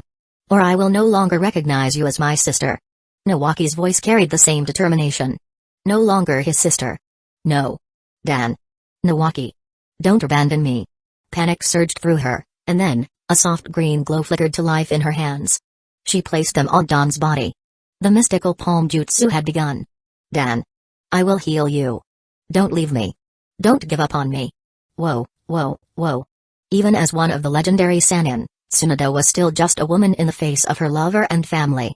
As she poured chakra into the mystical palm jutsu, the wounds on Dan's body slowly began to close, yet the blood continued to flow. Observing from a distance, Kusayama furrowed his brows. Something wasn't right. Even under Genjutsu, Tsunade's condition seemed unusually unstable. Taijutsu, be careful. I feel like she's about to break. Don't push her too far. Taijutsu shot him a confident look. Relax, I'm being careful. At most, she'll be dazed for a while. My Genjutsu isn't something that can be escaped so easily. If she doesn't do what I want, her chakra will keep draining. Once it reaches a certain point, I'll break the illusion. This was the method used by the snake princesses to test those who trained in Rechi Cave. Taijutsu's fangs were laced with poison, drawing victims deeper into hallucinations. If they failed to break free, she would devour them. Kusayama gave a slow nod and refocused on Tsunade. At the same time, he spoke inwardly to Chomai. Chomai, keep an eye on this for me. If anything feels off, let me know immediately. That's Tsunade. I can't afford for anything to happen to her, or I'll be in trouble. Chomai chuckled. You're the one who wanted revenge, aren't you? Feeling bad now that she's the one suffering? Kusayama shot back with a sharp glare. I want revenge, not her life. These snake princesses don't know when to stop, so I'd rather be cautious. And he was absolutely right. Tsunade was reaching her breaking point. Dan's face had grown pale, while Nawaki's trembling hands betrayed his desperate hope. No matter how much chakra she poured into the mystical palm jutsu, the wound refused to fully close. Blood continued to gush out. Stop. Stop. Don't let it keep flowing out. Tsunade screamed, her voice bordering on hysteria. This scene. It was too familiar. This was how Dan had died in front of her. Reliving that moment again sent Tsunade spiraling into panic and terror. Don't panic, Tsunade. As a medical ninja, you can't afford to lose control on the battlefield. Always stay calm. Only then can you bring your medical ninjutsu to its full potential. Look carefully, this isn't a terrifying wound. It's just an ordinary injury. Focus your chakra. Direct your ninjutsu properly onto the wound. Dan's voice was firm, despite the pale color of his face. His words struck deep, shaking Tsunade to her core. But as he instructed, she slowly adjusted the flow of her chakra, focusing more delicately on the wound. Yes, that's right, Tsunade. No matter how severe the injury, it can always be healed. Even if Nawaki and I are gone, There will always be people who need you. Helping others through medical ninjutsu, that is your purpose. If you abandon your ninja way, neither Nawaki nor I will ever forgive you. Now, use your power to stop my bleeding. Her ninja way. Yes, her ninja way. Fighting to the end as a medical ninja. But. She hadn't been able to protect Dan before. How could she now? The bleeding has stopped. Tsunade. You didn't fail. No matter how bad the injury, your hands can heal it. You are the strongest medical ninja. Tsunade's eyes widened. Just as Dan had said, the wound had healed. The blood that had been endlessly flowing had stopped. Dan's once pale face was slowly regaining color. It stopped. It really stopped. Why? Why didn't it stop back then? Why did I have to lose you all? Tears streamed down her face like a river. Despite being covered in blood, she clung tightly to Dan, sobbing. Exhausted, Tsunade slowly drifted into sleep in his embrace. Chapter 137, The trio's first B-rank mission, huh? Why did you withdraw the natural energy? Is the Genjutsu over? Did she fail? Did she run out of chakra? Kazuyama watched as Taijutsuime slowly withdrew the energy that belonged to her. Meanwhile, Tsunade had already fallen asleep, tears still in her eyes. Taijutsuime glanced at Tsunade with a hint of appreciation before speaking in a flat tone. No, she passed the test. Just 1 second before her chakra was about to run out, she overcame the Genjutsu I created for her. Someone like her is qualified to learn Senjutsu in Rechi Cave. She paused, her gaze sharpening. But I sense another heritage's contract within her. Kazuyama Gecko nodded, his eyes also drifting toward the sleeping Tsunade. Yes, Lady Tsunade is the contract holder of Shikatsu Forest, and her animal companion is a slug. Otherwise, she wouldn't be one of the Sannin, alongside my teacher, Orochimaru. He shifted his attention back to Taijutsuime. What kind of Genjutsu did you use on her? Just a simulation of Dankato and Nawaki? Taijutsuime shook her head, her expression turning cold. I made her relive the most devastating scene she has ever faced. Her voice was steady, almost indifferent. The same trauma, the same bloody wounds. But this time, she managed to heal them and stop the bleeding with her own medical ninjutsu. Ninja way. Haha. She let out a soft, almost mocking laugh. I have to admit, you ninjas are extraordinary. Ninja way? Where did that even come from? Kazuyama looked at Taijutsuime, slightly surprised. Kazuyama, what about you? As a ninja, what is your ninja way? His ninja way? He had never thought about it. Not even once. He had always lived freely, loving money because he needed to take care of Ebisu, Ebiasami, and Hayate. He looted Bakura thoroughly, because he liked her. Ugh. Poor girl. He was a transmigrator. Why would he need a ninja way? It was useless, an unnecessary burden. He wasn't Naruto nor some successor to the Will of Fire. My ninja way? Enjoy life. I'm a pragmatic person. Taijutsuime gave him a deep, unreadable look but said nothing more. Once I'm done here, if there's nothing else, I'll be heading back to Rechi Cave. God knows if those two idiots have eaten all the snake baileys. Humphrey, if they have, you, Kazuyama, owe me a basket, no, 3 baskets of snake baileys. Kazuyama nodded helplessly. Yes, great Lady Taijutsuime, I will definitely satisfy your appetite. But I still have to ask, do you think Tsunade's fear of blood has been cured? Taijutsuime shook her head with great regret. Although she broke through the Genjutsu, I don't think she has completely overcome her fear of blood. However, its effect on her has weakened. I can see everything happening inside her. Despite all she has been through, she hasn't broken down, which speaks to the strength of her will. But for someone with such strong willpower, overcoming a deep-seated fear is even more difficult. Alright, I'm heading back. Next time you need me, just use the connection of the coiling serpent jutsu. Use the natural energy within you to notify me. Kazuyama nodded, unsurprised. After all, when Jiraiya activated Sage Mode, he also condensed his energy to summon the 2 Toad Sages. The coiling serpent jutsu and the amphibian jutsu both fell under senjutsu, working in similar ways, one tied to snakes, the other to toads. Boom. With a burst of white smoke, Taijutsuime vanished. Kazuyama also exited Sage Mode, and the red snake that had been coiled around him disappeared. However, a new snake slowly emerged on his right arm, coiling around his shoulder like an intricate tattoo. TSK. Is this the mark left by the coiling serpent jutsu? Not bad. With the activation of the flying thunder god jutsu, Kazuyama disappeared, heading straight home to sleep. The next morning, Tsunade slowly opened her eyes in the tavern. Feeling the complete absence of chakra in her body, she was slightly startled. Then, noticing the discomfort in her eyes, memories of her dream flooded back. Dan. Nawaki. Have you really been by my side all this time? I'm not alone. Am I? No. No. Genjutsu. But why did it feel so real? If it was Genjutsu. Damn it. Even if it was. Dan. Nawaki. I just want to see you again. Kazuyama didn't go looking for trouble with Tsunoda again and instead continued leading his squad on D-rank missions. Before long, however, they received a visit from the Anbu. Yo, Rokudi Nashi. Kazuyama, who was watching his subordinate sweep the garden, heard a familiar voice call out to him. Without even turning his head, he smirked. What? Rinkaku? Got nothing better to do than hang around?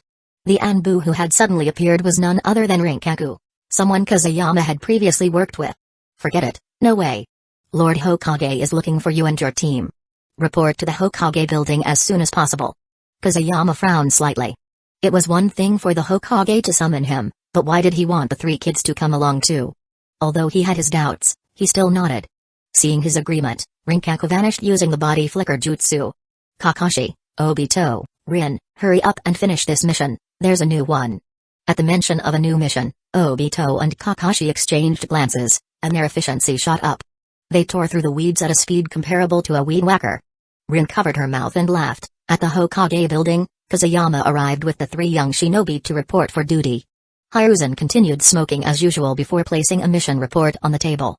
Kazuyama, battlefield intelligence from the land of hot water reports that Jiraiya's frontline troops have clashed with Hidden Stones village multiple times.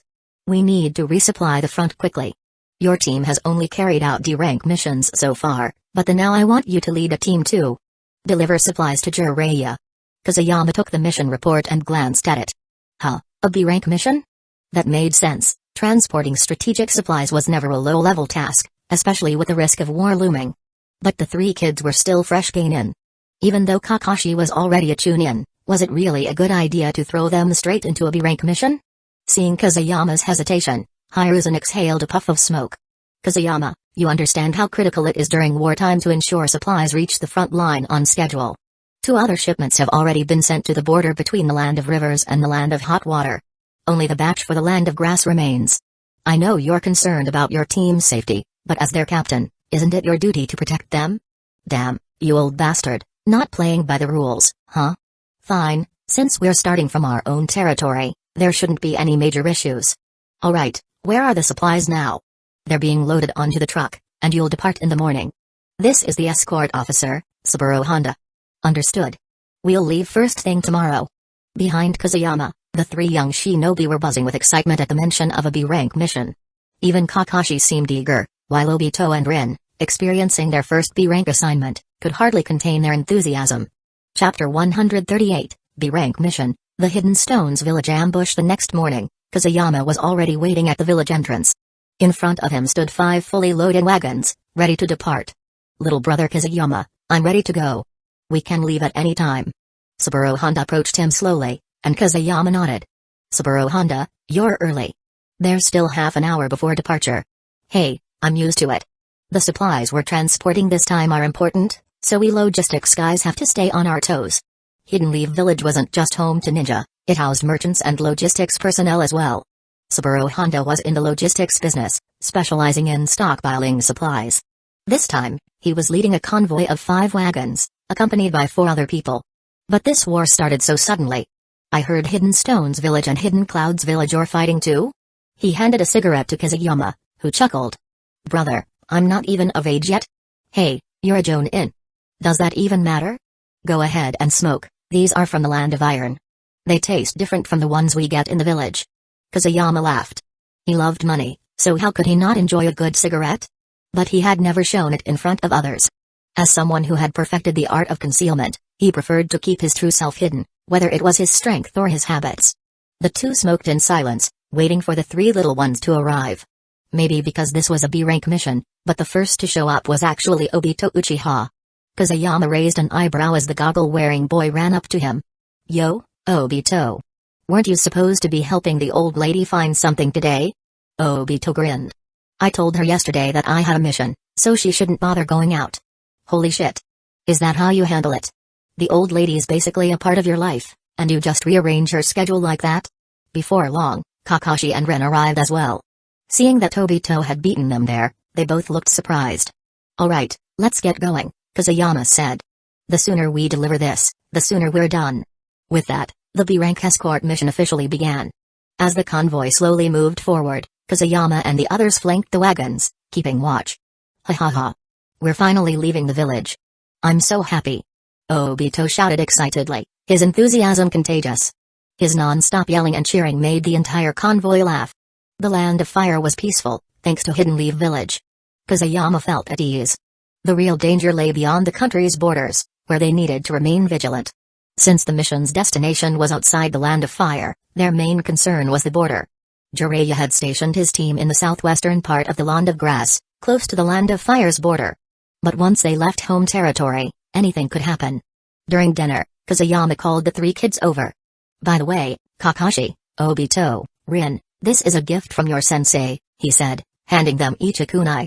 My personally customized kunai. Keep it safe and don't lose it. He gave them a sharp look. If I find out you lost it, I'll hang you all up. Especially you, Obito. Obito examined his kunai with curiosity. Kusayama-sensei, what's this marking on it? My technique, the Flying Thunder God. With this, even if you fall into a ditch, I can still pull you out, Kusayama explained. Remember, never lose it. No matter what, now that these three were under his command, he was responsible for them. He wouldn't let anyone get their hands on them, not even some old ghosts lurking in the shadows. If Madara Uchiha were here, he'd say, "Kid, I'll remember you." The convoy moved at a steady pace, not too fast due to the wagons. It took 2 days to travel from the village to the border. As they neared the Land of Grass, Kusayama stopped the convoy and called the three to him. We're about to leave the Land of Fire. The situation in the Land of Grass is different, so stay alert, he warned. Kakashi, Obito, you two protect Rin. I'll handle the rest. His tone grew stern. Remember, it's better to be slow than reckless. If you spot the enemy, don't chase them. Do you hear me? Kakashi unsheathed his sword, a confident smirk on his face. Don't worry, Kusayama-sensei. I'm a lot stronger now than when you used to wipe the floor with me. Obito, full of energy, clenched his fists. That's right. After training with Pakura-sensei, we're on a whole different level. Kusayama blinked. Training with Pakura? When did that happen? Why didn't I know? Pakura, Humphrey, what would an irresponsible teacher like you know? With the warning delivered, the convoy officially left the Land of Fire. Kusayama's caution wasn't without reason. The Land of Grass had already become a battleground between Hidden Leaf Village and Hidden Stones Village. While not as intense as the war in the Land of Rivers, Hidden Stones Village had its sights set on the territory. They were bound to have forces lurking along the border, waiting for the perfect chance to strike. As he walked in the middle of the convoy, Kusayama activated his hive mind technique, scanning everything within 1,000 meters. A smirk formed on his lips. Just as he expected, Hidden Stones Village was on high alert at the border, setting up ambushes and cutting off escape routes. Their plan was obvious. They aimed to devour Hidden Leaf Village's forces in the Land of Grass entirely. Brother Honda, once fighting breaks out, you and the others hide immediately. Kakashi, Obito, Rin, get ready for battle. As Kusayama spoke, his figure slowly faded from sight. The three kids, familiar with his abilities, knew he had used the transparent escape jutsu to vanish. Meanwhile, the convoy continued moving forward, unaware that Hidden Stones Village ninjas had already closed in. 2 teams, 8 shinobi in total, were positioned in the trees on the east and west sides, waiting for the right moment to strike. Captain, that's Hidden Leaf Village's supply convoy. Do we move in? One of the Hidden Stones Village ninja on the west side whispered, licking his lips with a sly grin. But there was no response. Confused, he turned to look at his captain, only to be met with a chilling sight. Looking for him? A long, vibrantly colored snake coiled in his captain's place.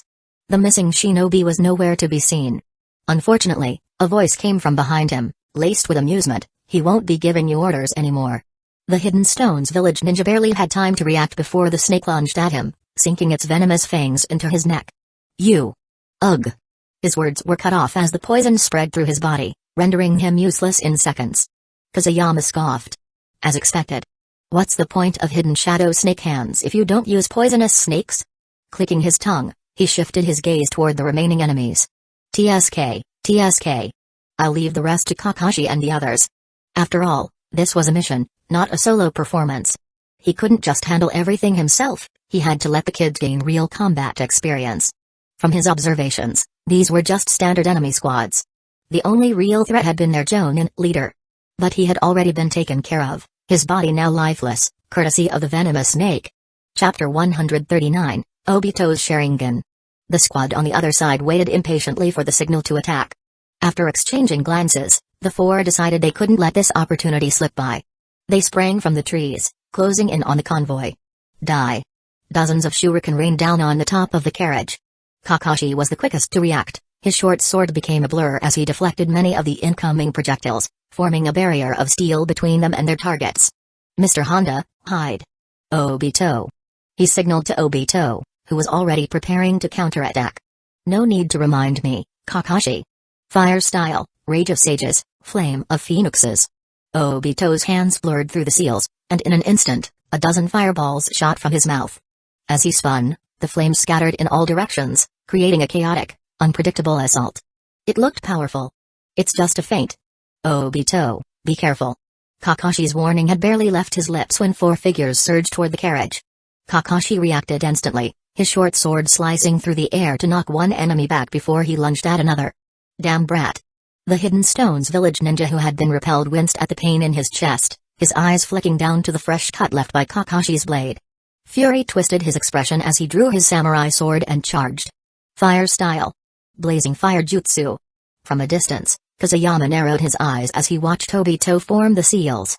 This wasn't the usual Uchiha fire style, it was Bakura's technique. As the flames ignited around Obito, Kazuyama scoffed in disdain. So, the brat really did train with Bakura. He even learned her technique. Obito's blazing fire jutsu was a weaker version of Bakura's scorch style. When she had fought against Obito and Guy before, she conjured four powerful fireballs. But in Obito's hands, the flames dispersed into a flurry of embers, blocking the path of the remaining three Hidden Stones village ninja. It had to be said, Obito's execution of the technique was impressive. By controlling the flames to cut off enemy movement, he bought valuable time for his side to regroup. Even Kazuyama found himself nodding in reluctant approval. But in the next second, his expression changed. What did he just see? A hint of red? Impossible. Not only was Kazuyama Gecko stunned, but the three Hidden Stones village ninja froze in place as well. Those blood-red pupils, Sharingan. Even though they were only single tomoe, there was no mistaking it. His Sharingan had awakened. When did this kid awaken his eyes? Damn, how old is he? He's already unlocked the Sharingan? Kazuyama's mouth dropped open in shock. Wow, Kazuyama, your disciple is something else. Sharingan. He's kind of a genius. Chomai's voice suddenly echoed in Kazuyama's mind. Whatever Kazuyama could see, Chomai could see as well. You have to understand, this is the Sharingan, one of the three great dojutsu. Some Uchiha go their entire lives without ever awakening it. To unlock it, one must experience intense emotional turmoil. But what kind of trauma could this kid have possibly gone through in the village? My god. When did he awaken his eyes? Damn it. It's an Uchiha. Attack together. Kill him. The Uchiha represented absolute power in the ninja world. Even if Obito was just a kid, unlocking his Sharingan at this age, what else could he be but a monster? Hey, you wish. Fire style. Great fireball jutsu. A massive fireball erupted from Obito's mouth, forcing the three Hidden Stones village ninja to retreat from the intense heat. Meanwhile, Kakashi was already in position, his short blade flashing with blue chakra. Swish. The chakra-infused short blade slashed out, catching two of the Hidden Stones village ninja on their backs. Blood sprayed instantly. Damn it. They're just kids. Earth style. Rock pillar spear. The remaining Hidden Stones village ninja, now enraged, slammed his hands into the ground. The earth bulged, and a sharp stone spike shot up at Kakashi's feet. Kakashi had just finished his attack. Caught off guard, he instinctively leaped back to evade, but the spike extended rapidly. At the same time, one of the injured Hidden Stones village ninja lunged from behind, ninja sword raised for a fatal strike. Kakashi. Be careful. Both Obito and Rin, hiding nearby, cried out in alarm. Kakashi was surrounded, under attack from both the front and back. There was no way to dodge. His expression turned grim. If he couldn't escape, he would have to take one of them down with him. The Hidden Stones village ninja's eyes gleamed with murderous intent. To them, Kakashi was already dead. But the next second, Kazuyama appeared behind Kakashi in a blur. With a powerful leg whip, he kicked Kakashi out of harm's way. Twisting his body, he narrowly dodged the incoming sword and drove his fist straight into the enemy's gut, sending him flying. Then, just as the ground spike was about to pierce him, Kazuyama vanished again. When he reappeared, he was already standing in front of the carriage, carrying Kakashi. Damn. That was fast. And that movement. Yellow flash? No, that's not right. He's not yellow. Kazuyama's mouth twitched at the remark, and he couldn't help but think, yellow flash? Just how much fear has Minato instilled in these Hidden Stones village shinobi? Kazuyama-sensei. Kakashi, still being held by the back of the neck, dangled in the air. The pressure on his collar was cutting into his throat, making his face turn red. Oh, sorry, Kakashi. Forget it. Noticing Kakashi's flushed face, Kazuyama quickly let him down. The moment he landed, Kakashi gasped for air, shooting his teacher a look full of exasperation. Obito and Rin rushed to his side. Now that Kazuyama had arrived, these Hidden Stones village ninja were no longer a threat. Damn it. Are there reinforcements? And the way he moved just now. We're no match for him. Retreat. They had witnessed Minato's flying thunder god jutsu firsthand on the battlefield of the Land of Grass. In fact, they were the ones who had dubbed him the Yellow Flash. More importantly, the Sushi Kage had given strict orders: if they encountered the Yellow Flash, they were to retreat immediately. The man in front of them wasn't blonde. But who was to say the damn Yellow Flash hadn't dyed his hair just to deceive them? They weren't sticking around to find out. Minato, The Hidden Stones village ninja ignored their wounds and bolted for the trees. Oh? You bullied my students, and now you want to run? That might not be possible. After all, a family should stay together. Your teammates from the other squad are waiting for you down there. Kazuyama smiled, but it was the smile of death. Before the three kids could even process what was happening, he vanished. When he reappeared, he was already in front of the fleeing Hidden Stones village ninja. And in a chilling voice, he spoke, "Many hidden shadow snake hands." Chapter 140, A Bizarre Awakening Experience. Kazuyama slowly retracted a snake, leaving behind only the 4 Hidden Stones village ninja who had succumbed to its venom. As expected, poison is still the best. TSK, if you can use poison, just use it, it's more convenient. Choma immediately chimed in. Exactly, Kazuyama. I've been telling you forever that poison is the way to go. My scale powder is really potent now. It hasn't killed anyone yet, but I'm sure it's just a matter of time. Kazuyama chose to ignore Chomai's words.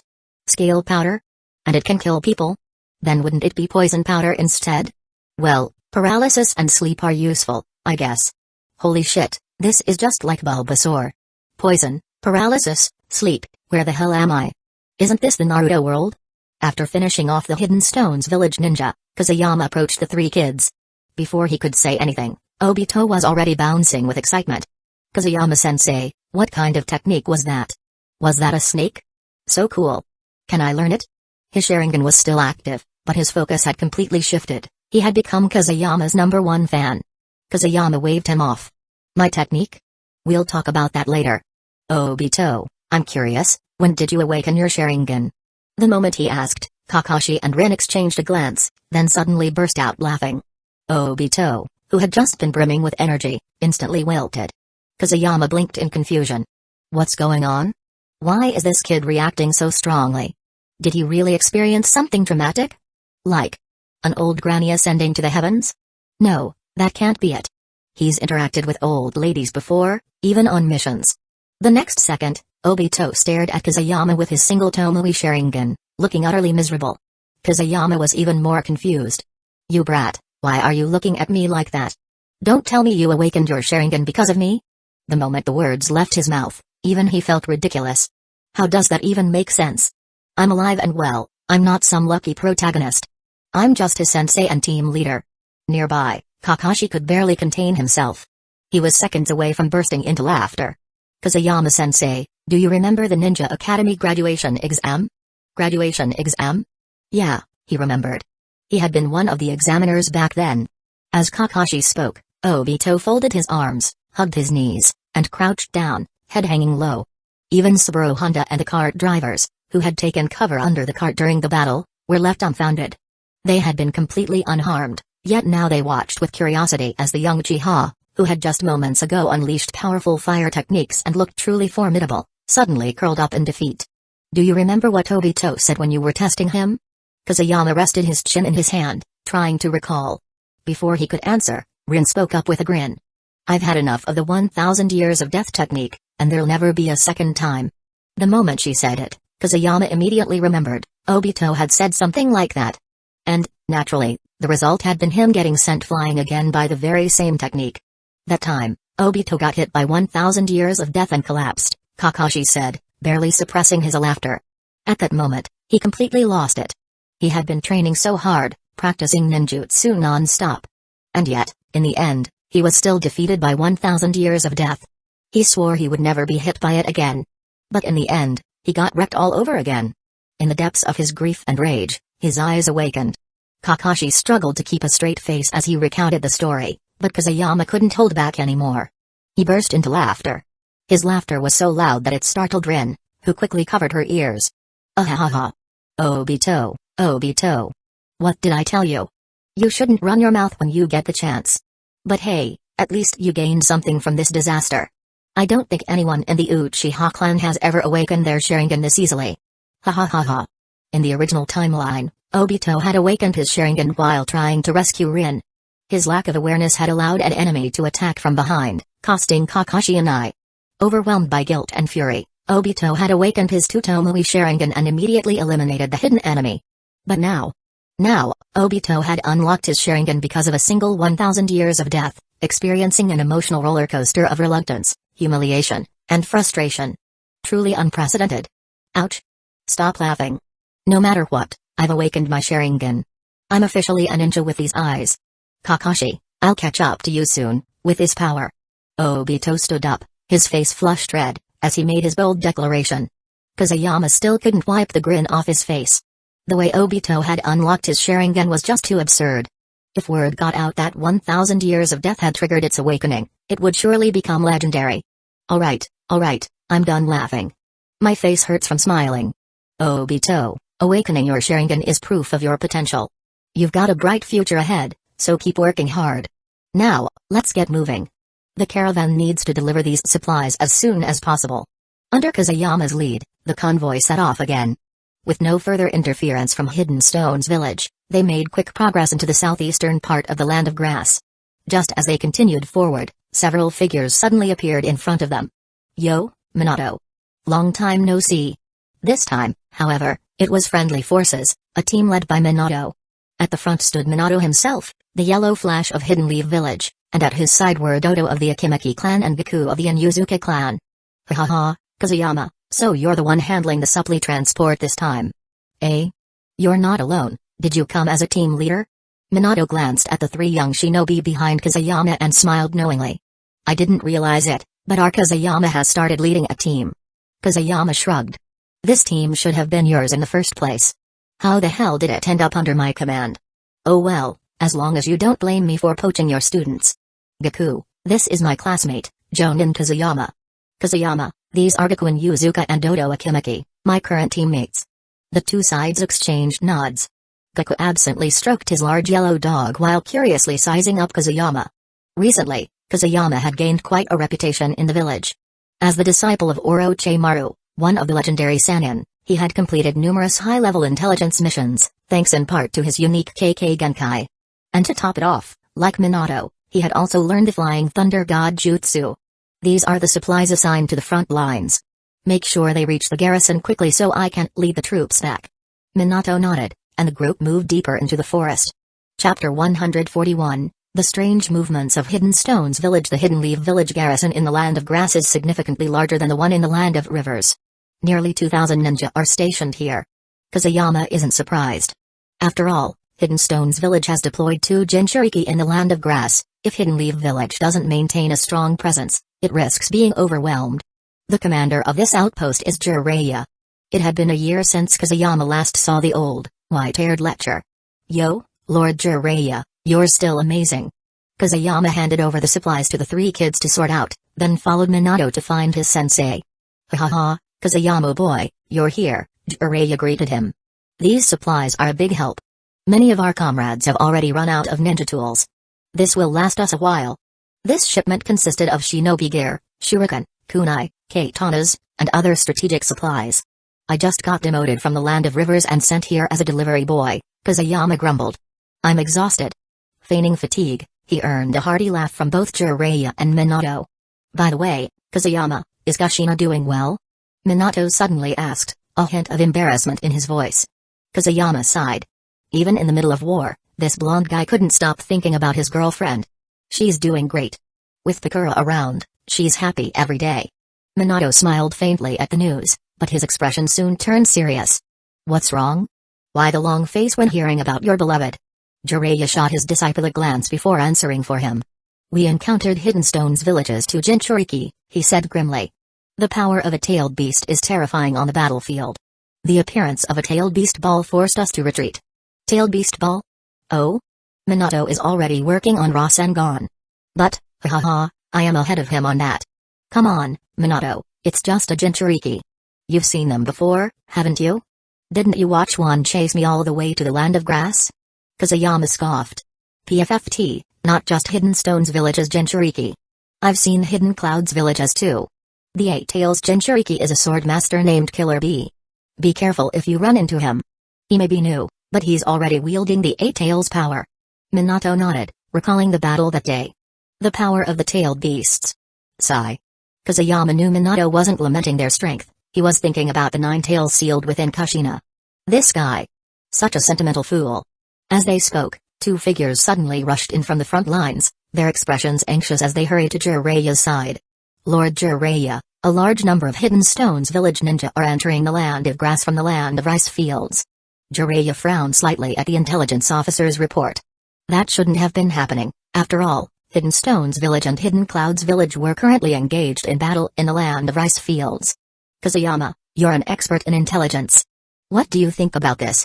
Kazuyama's mouth twitched, and he responded in an exasperated tone, Lord Jiraiya, who doesn't know that you're the strongest intelligence expert in Hidden Leaf Village?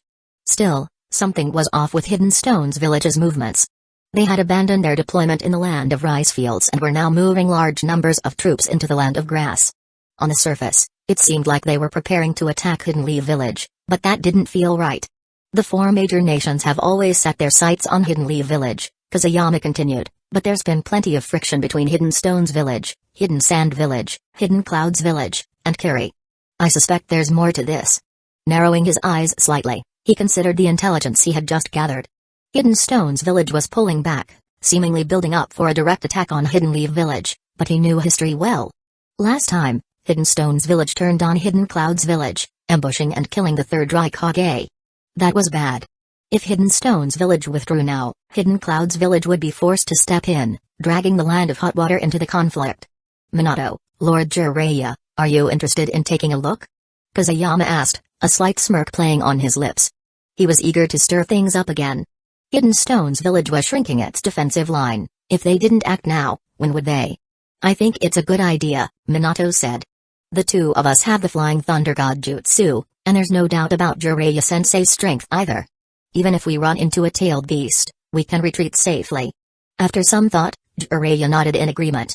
Without delay, Kazuyama left his subordinates in Goku and Yuzuka's care and set off with Minato and Jiraiya toward the border between the land of rice fields and the land of grass. The land of grass wasn't large, and all 3 were seasoned veterans. It took them only half a day to reach their destination. Just as the intelligence officer had reported, a large number of Hidden Stone's village ninja were crossing into the land of grass from the land of rice fields. My, there are a lot of them. Kazuyama observed the Hidden Stone's village forces in the distance through his hive mind. He had to admit, there were indeed a lot of them. Jiraiya and Minato looked serious. Entering the land of grass on this scale. Is Hidden Stone's village planning a full-scale attack? If so, our current troop strength isn't nearly enough. If they launch a full-scale assault, we won't be able to hold them off for even a day. Kazuyama didn't respond immediately, focusing instead on observing the terrain with hive mind. Chomai, can you check if there's a big pit about 2,500 meters ahead? Huh? A big pit? Yeah, looks like one. Why? If I pour a large amount of scale powder into it and then scatter it, will it have any effect? Nope. My scale powder won't disappear unless it encounters a particularly strong flame, an open flame, like Matetabi's fire. Hearing that, Kazuyama immediately formed a plan. Lord Jiraiya, Minato, I found a large pit up ahead, he announced. If I inject one of my poisons into it and detonate it on a large scale, the airborne toxin will spread, creating a sort of barrier. This could buy us enough time to deploy reinforcements. His tone was firm. He had already made up his mind. No matter what, he would ambush Hidden Stone's village. There were no particularly famous ninjas in their ranks, but their sheer numbers were overwhelming. By leveraging the properties of scale powder, he was confident he could take down thousands at once. If quality wasn't enough, then sheer quantity would have to do. Chapter 142, Hidden Leaf Village's Vices, Gambling, Lust, and Drugs. Poison? Since when did you start using poison, Kazuyama? Jiraiya also glanced at Kazuyama in surprise. The latter simply responded with an eye roll. Come on, my sensei is Orochimaru. Isn't it only natural for me to use poison? The three Sanin's vices are gambling, lust, and drugs. Lust is obviously you, Lord Jiraiya. My sensei, Orochimaru, represents drugs, and Lady Tsunade is gambling. TSK, you're not the three legendary Sanin, you're the three great vices of Hidden Leaf Village. If there was one thing Kazuyama excelled at, it was definitely his mouth. Every word he spoke was like a rusty sword coated with tetanus, stabbing deep into people's hearts. It hurt, and it was poisonous. Jiraiya's face darkened, while Minato covered his mouth, struggling to suppress his laughter. I mustn't laugh. This is my sensei. I have to hold it in. Kazuyama, you've got it all wrong. Jiraiya protested. Why am I labeled as lust? Kazuyama shot him a knowing glance before calmly exposing Jiraiya's shameful past. Peeping at the women's bathhouse. Even dragging the third Hokage along with you. He claimed it was for research, but he was just peeping. Not only that, you even wrote a book about it. And do you know why Minato has blonde hair? Because you're the very embodiment of yellow, as in lust, aren't you? Hey, Lord Jiraiya. Maybe it's time you reflected on yourself. Jiraiya's face grew redder and redder, but as Kazuyama finished, his expression suddenly returned to normal. He looked up slightly, sighing deeply. It's all for the sake of art. Kazuyama couldn't take it anymore and nearly kicked him. Minato Namikaze, meanwhile, fell into deep thought. My hair has always been yellow. Could this really have something to do with Jiraiya-sensei? I can't listen to this anymore. I'm releasing the poison. Jiraiya, Minato, cover me. Remember, as long as I'm inside, don't come near me. If something happens, I won't be responsible. With that, Kazuyama activated his transparent escape jutsu and vanished. As he moved, Jiraiya and Minato exchanged glances before swiftly advancing. Minato already had his kunai in hand, ready for battle. Jiraiya-sensei. Did you really take Lord Third to peep at the women's bathhouse? Minato suddenly asked hesitantly. Jiraiya shot him an annoyed glare. Too bad for you, Minato. Last time, I invited you to come along, but you flat out refused. What's this? Having second thoughts now? Minato quickly shook his head, but his eyes flickered as if he was contemplating something. What he was thinking, no one knew. Meanwhile, Kazuyama had already made his way to the edge of the large pit he had observed earlier. He crouched down, then jumped. Chomai, let's get started. I need a lot of paralytic powder. Remember, a lot. Chomai chuckled and, without a word, began using his chakra to condense scale powder. Since the amount required this time was immense, the process took longer than usual. Meanwhile, Jiraiya and Minato, stationed at the pit, were fully focused on their surroundings. They had been waiting for 10 minutes. Jiraiya's heart pounded as more and more Hidden Stones village ninjas sped past in their direction. Damn it, Kazuyama, why aren't you done yet? Though Jiraiya and Minato remained well hidden, the Hidden Stones village group included Sensor Ninja. As they advanced, a thin-looking ninja suddenly let out a quiet exclamation. A swarm of bees had suddenly appeared around him. His eyes locked onto a distant tree branch. Someone's there. My bee sensed something. In that tree. He raised his hand, pointing straight at Jiraiya's hiding spot. Immediately, several Hidden Stones village ninja drew their weapons and launched an attack toward the tree. Damn it, are those the Kamizuru clan's bees? Cut the crap, we have to fight. Fire style, flame bullet. Since he had already been discovered, Jiraiya didn't hesitate. He unleashed a fierce wave of fire at the oncoming enemies. It's a Hidden Leaf Village ninja. That face, it's Jiraiya, one of the Hidden Leaf Village Sanin. Hurry up and signal. The Kamizuru clan ninja shouted the moment he recognized Jiraiya. At the same time, he thrust his hands forward, and countless bees instantly whizzed out of his body. Damn it. These pesky bees are bringing back bad memories. I'll give you something to remember. Fire style, fire dragon flame bullet. Jiraiya's face twitched slightly at the sight of the swarming bees. As he had said, they brought back bad memories. Back when he was a child. Well, forget it, better not to mention those sad memories. Fueled by irritation, he unleashed an even stronger fire-style technique. A wave of high-temperature flames instantly incinerated the bees, turning them to ash. At the same time, the fire engulfed two Hidden Stones village ninja, reducing their team from 4 to 2. One unfortunate Kamizuru clan member had even been burned to death by his own bees. Damn it. My bees. Too bad. The signal has been sent, reinforcements will be here soon. Even if you are Jiraiya, one of the Sannin, you'll be crushed under the might of Hidden Stones Village's forces. The Kamizuru clan was Hidden Stones Village's insect user clan, as renowned as the Ibrahim clan. But once a large number of their bees were destroyed, they lost their fangs and became completely powerless. Humphrey. If you want to kill me, then come on, enough talk. Jiraiya glanced at the two remaining enemies, his expression filled with disdain. He had survived all kinds of battles. Even Hanzo of the Salamander had failed to kill him, why would he fear a few Hidden Stones village ninja? Just as he was about to act, someone beat him to it. In an instant, a figure with yellow hair appeared behind the Kamizuru ninja and decapitated him in a single strike. The last surviving Hidden Stones village ninja turned to flee but was cut down just as swiftly. Jiraiya-sensei, this isn't good. We've been exposed. Minato shook the blood off his kunai, his expression serious as he looked at his sensei. Jiraiya nodded, anxiety flickering in his eyes. That brat Kazuyama. Is it not over yet? Chapter 143, Jiraiya's embarrassing moment. Right after Jiraiya finished fighting, Kazuyama was fully focused on gathering scale powder. By now, the pit was filled with paralysis-inducing scale powder. His body, however, was shielded by a faint red layer of chakra, a protective barrier Chomai had created to isolate him from the powder. Phew, I'm exhausted. This should be enough. Next, we just need to let the scale powder drift into the sky. He envisioned the entire forest covered in scale powder. Once the Hidden Stones village ninjas stepped into it, they would either be paralyzed or, in the worst case, die instantly. Okay, that's it. Now, I'll use wind style to send it all into the air. Wind style. Great breakthrough. Just as Kazuyama finished, a powerful gust of wind began to stir. At that moment, Jiraiya, having dealt with his enemies, arrived above the pit. His voice suddenly rang out from above. Kazuyama. Haven't you finished yet? We're exposed. Huh? What is this? This. As the wind howled, the scale powder lifted into the air. Unfortunately, Jiraiya, standing too close to the pit, was the first to be engulfed by it. A strong numbing sensation spread through his body, making his tongue go completely numb. He could barely form words. Oh no. Oh dear, Lord Jiraiya, what are you doing here? I told you, I'm making poison.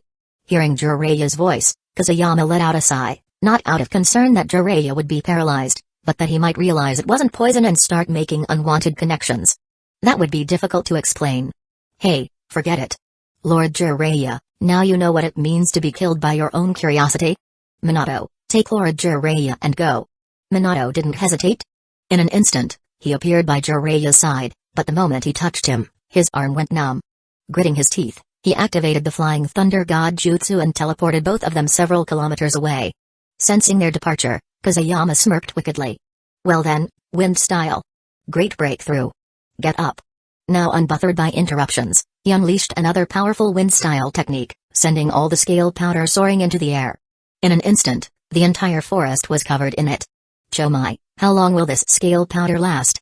It should last about 1 to 2 days, but the effect will gradually weaken. That short? Damn, this scale powder was used directly, and now you've blown it all away, diluting it by who knows how many times.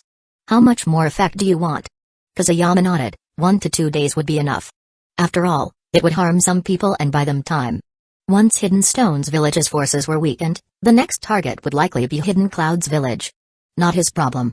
By the way, Chomai, can this scale powder be neutralized? You saw it yourself, Jiraiya got a full dose to the face. He's probably completely numb by now. Chomai let out a laugh, his tone oddly mischievous. Of course, it can be removed. Ever since you were stuck in the hospital bed last time, I've been doing independent research on scale powder detoxification. And guess what? I finally perfected it. The original scale powder couldn't be removed, it had to wear off naturally. But now, there's a method. If you use your chakra to follow the same path that condenses scale powder, you can generate a fresh batch inside the affected body. This new scale powder will engulf the original paralytic powder. However, Chomai's laughter turned even more devious. Once the two types of scale powder fuse, they trigger an irreversible reaction. Diarrhea. Hey. Judging by that white-haired guy just now, I'd say he'll need to purge every last bit of paralysis from his system. Meaning, he'll have to consume a lot of scale powder. And hit the toilet at least 4 or 5 times. Kazuyama's face instantly darkened. Damn it, Was Chomai seriously addicted to this kind of nonsense?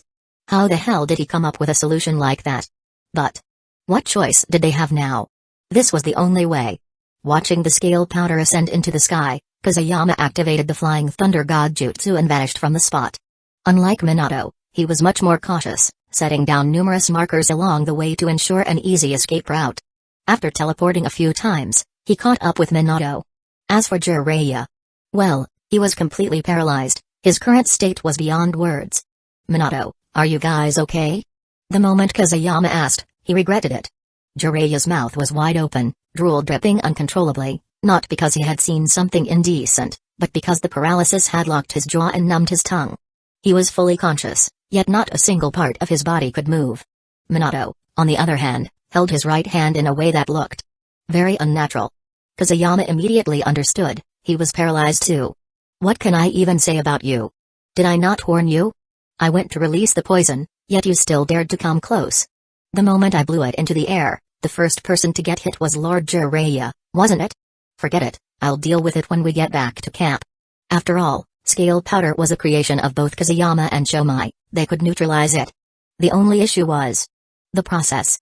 Kusayama, you figured out what kind of poison this is, right? Jiraiya-sensei is completely immobilized, and after touching him, I lost all feeling in my right hand. Minato looked shaken.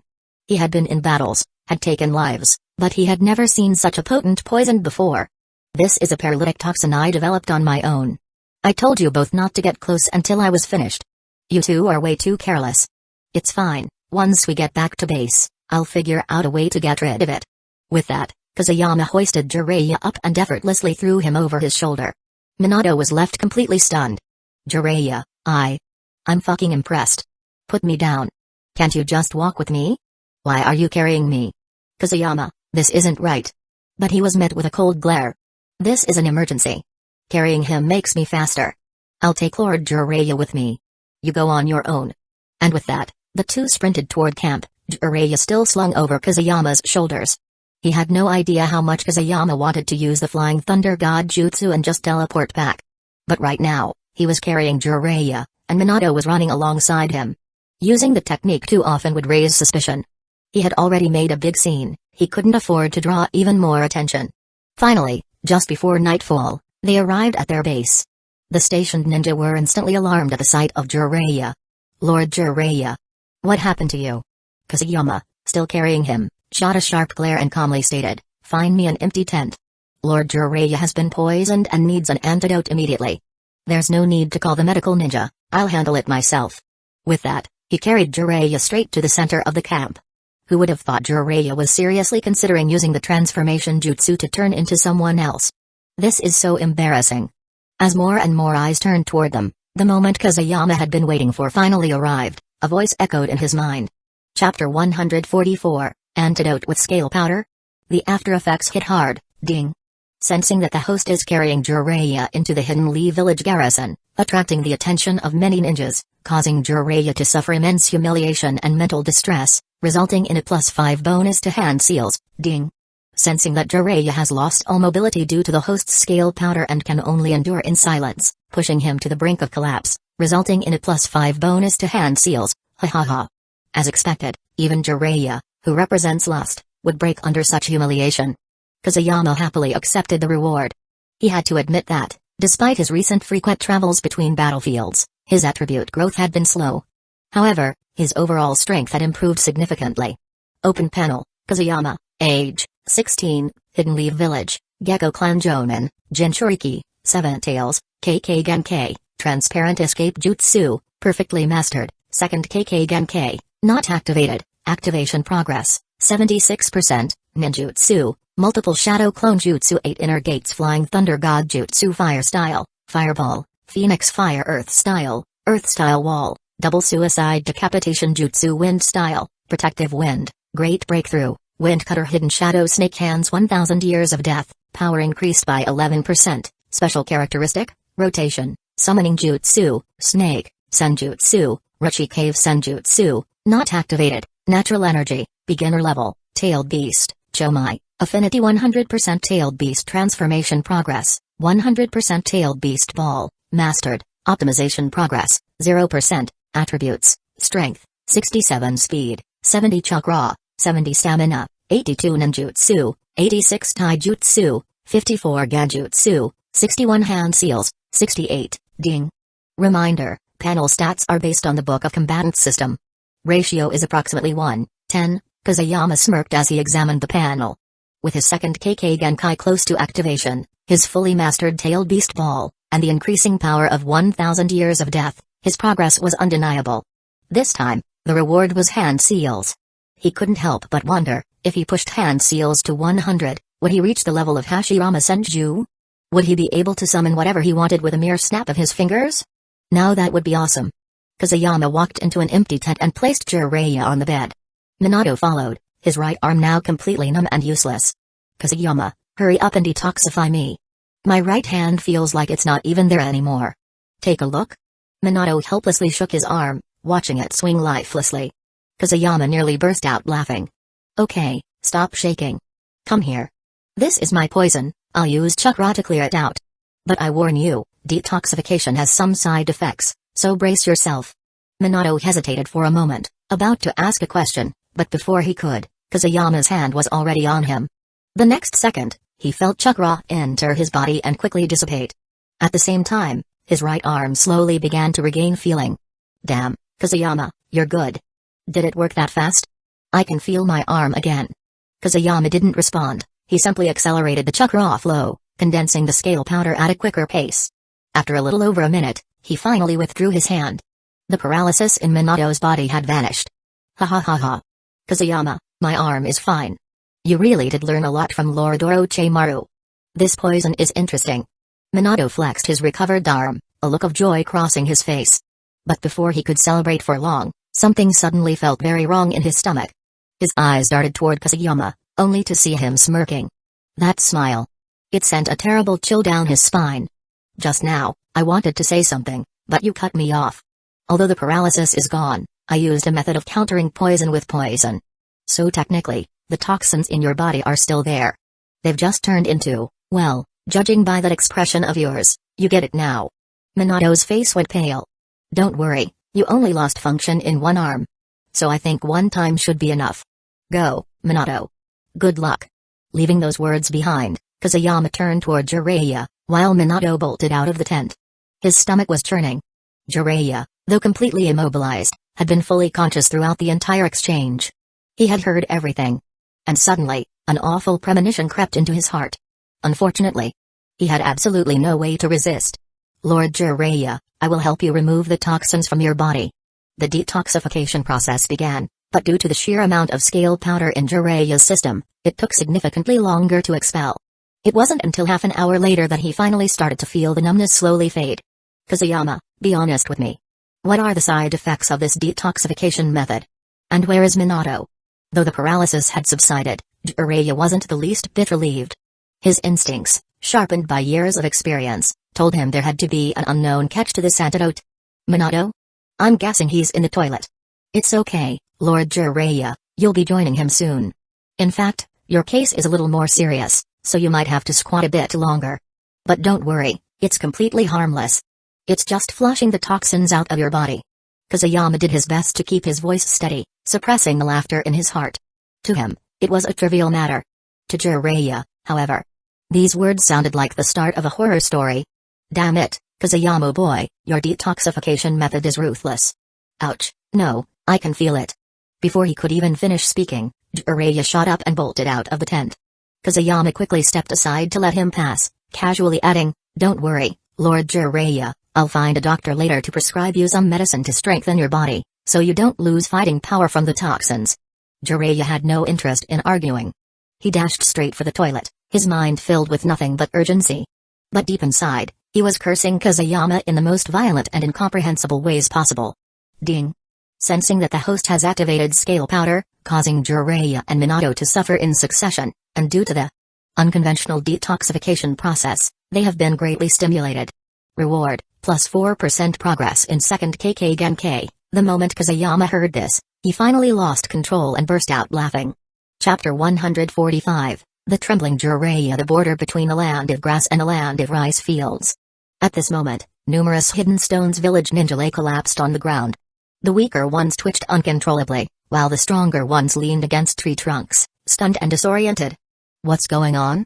Hidden Stones Village Jonin Shibito Azuma stood at a distance, surveying the scene before him, hesitant to take a step forward. A Chunin beside him quickly reported, Lord Shibito, I'm not sure what's happening in this area. The moment you step inside, your body goes numb. In severe cases, it leads to convulsions. He continued, to enter safely, you must be fully equipped with protective gear and a gas mask. Any exposure to the air is dangerous. But our unit is moving quickly, and the gas masks are still behind, in the land of grass. They haven't arrived yet. Shibito frowned in confusion. Has there been a battle here? Who was the enemy? The Chunin relayed the gathered intelligence. According to those who rushed here earlier, Team Cube of the Kanazaru clan sent a distress signal from this location.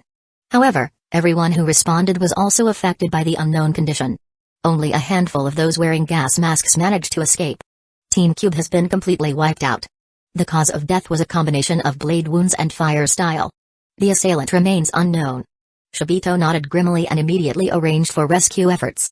With Hidden Stones Village's forces thinning, there was no time to waste. Higher-ups had already planned significant military actions to follow. What's Hidden Leaf Village's situation? Jiraiya, one of Hidden Leaf Village's 3 Sannin, is stationed at the southern base of the Land of Grass. He previously clashed with Lord Rashi and Lord Han, but no large-scale conflict has erupted yet. Shibito was set to take command of the battlefield in the Land of Fire once he withdrew from the Land of Rice Fields. Hearing his subordinate's report, he narrowed his eyes in thought. Was Hidden Leaf Village involved in this? With the entire eyewitness team wiped out, there was no clear answer. Even if Hidden Leaf Village was responsible, both sides were already teetering on the edge of war, and a large-scale battle could break out at any moment.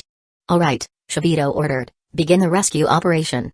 Also, set up a perimeter outside the forest and instruct anyone returning from the Land of Rice Fields to avoid entering at all costs.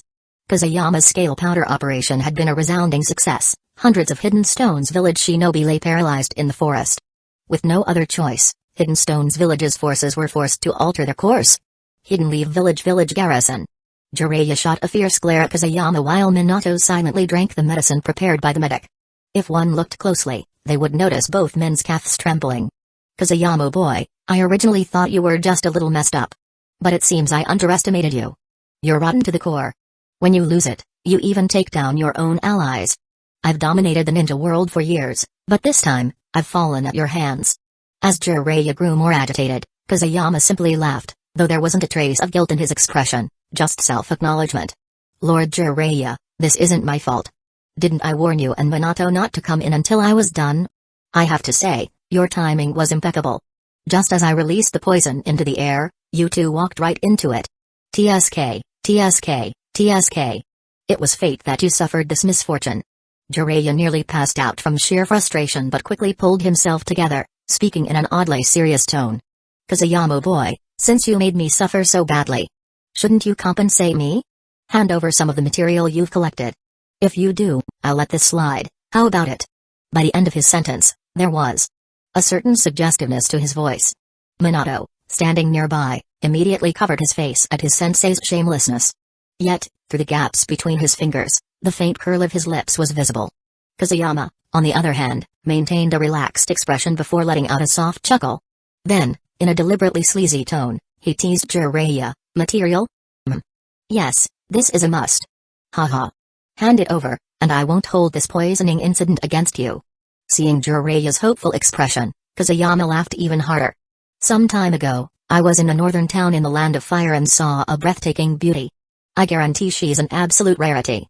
Completely incomparable to ordinary materials.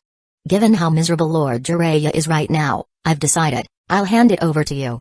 Jiraiya beamed with joy, already preparing to shower Kazuyama with praise, only to have his weak legs give out, sending him right back onto the ground. Kazuyama. I knew you supported my cause. Kazuyama nodded, then spoke with complete seriousness. I'll give you Lady Tsunoda's bath photos when I get back. Don't worry, you can boldly include them in your book. I guarantee they'll be a hit. To avoid wasting time, I'll lead the team back now. Don't worry, Lord Jiraiya, I'll return soon. Jiraiya's joyful expression froze in place, turning him into a statue. Whose bath photos? Tsunoda? His mind instantly drifted back to that moment, when he was fortunate enough to sneak into the bathhouse to, no, to gather material. And what did he witness? The most breathtaking sight of his life, Tsunade bathing. But the result? How many bones did he break that day? He lost count. All he remembered was lying bedridden for nearly a month. Jiraiya trembled as he watched Kazuyama heading for the door and instinctively grabbed his arm. His voice was unsteady. Kazuyama boy, I don't want this material anymore. I want to live a few more years. Kazuyama forcibly held back a smirk, putting on a puzzled expression as he turned back to Jiraiya. How can this be? A real man keeps his word. It's just some material, just Lady Tsunade's material. I'll give it to you. What are friends for? Lord Jiraiya, don't worry, I'll keep your secret. Jiraiya was nearly moved to tears. Did he want Tsunade's material? Of course. Could he have it? Not a chance.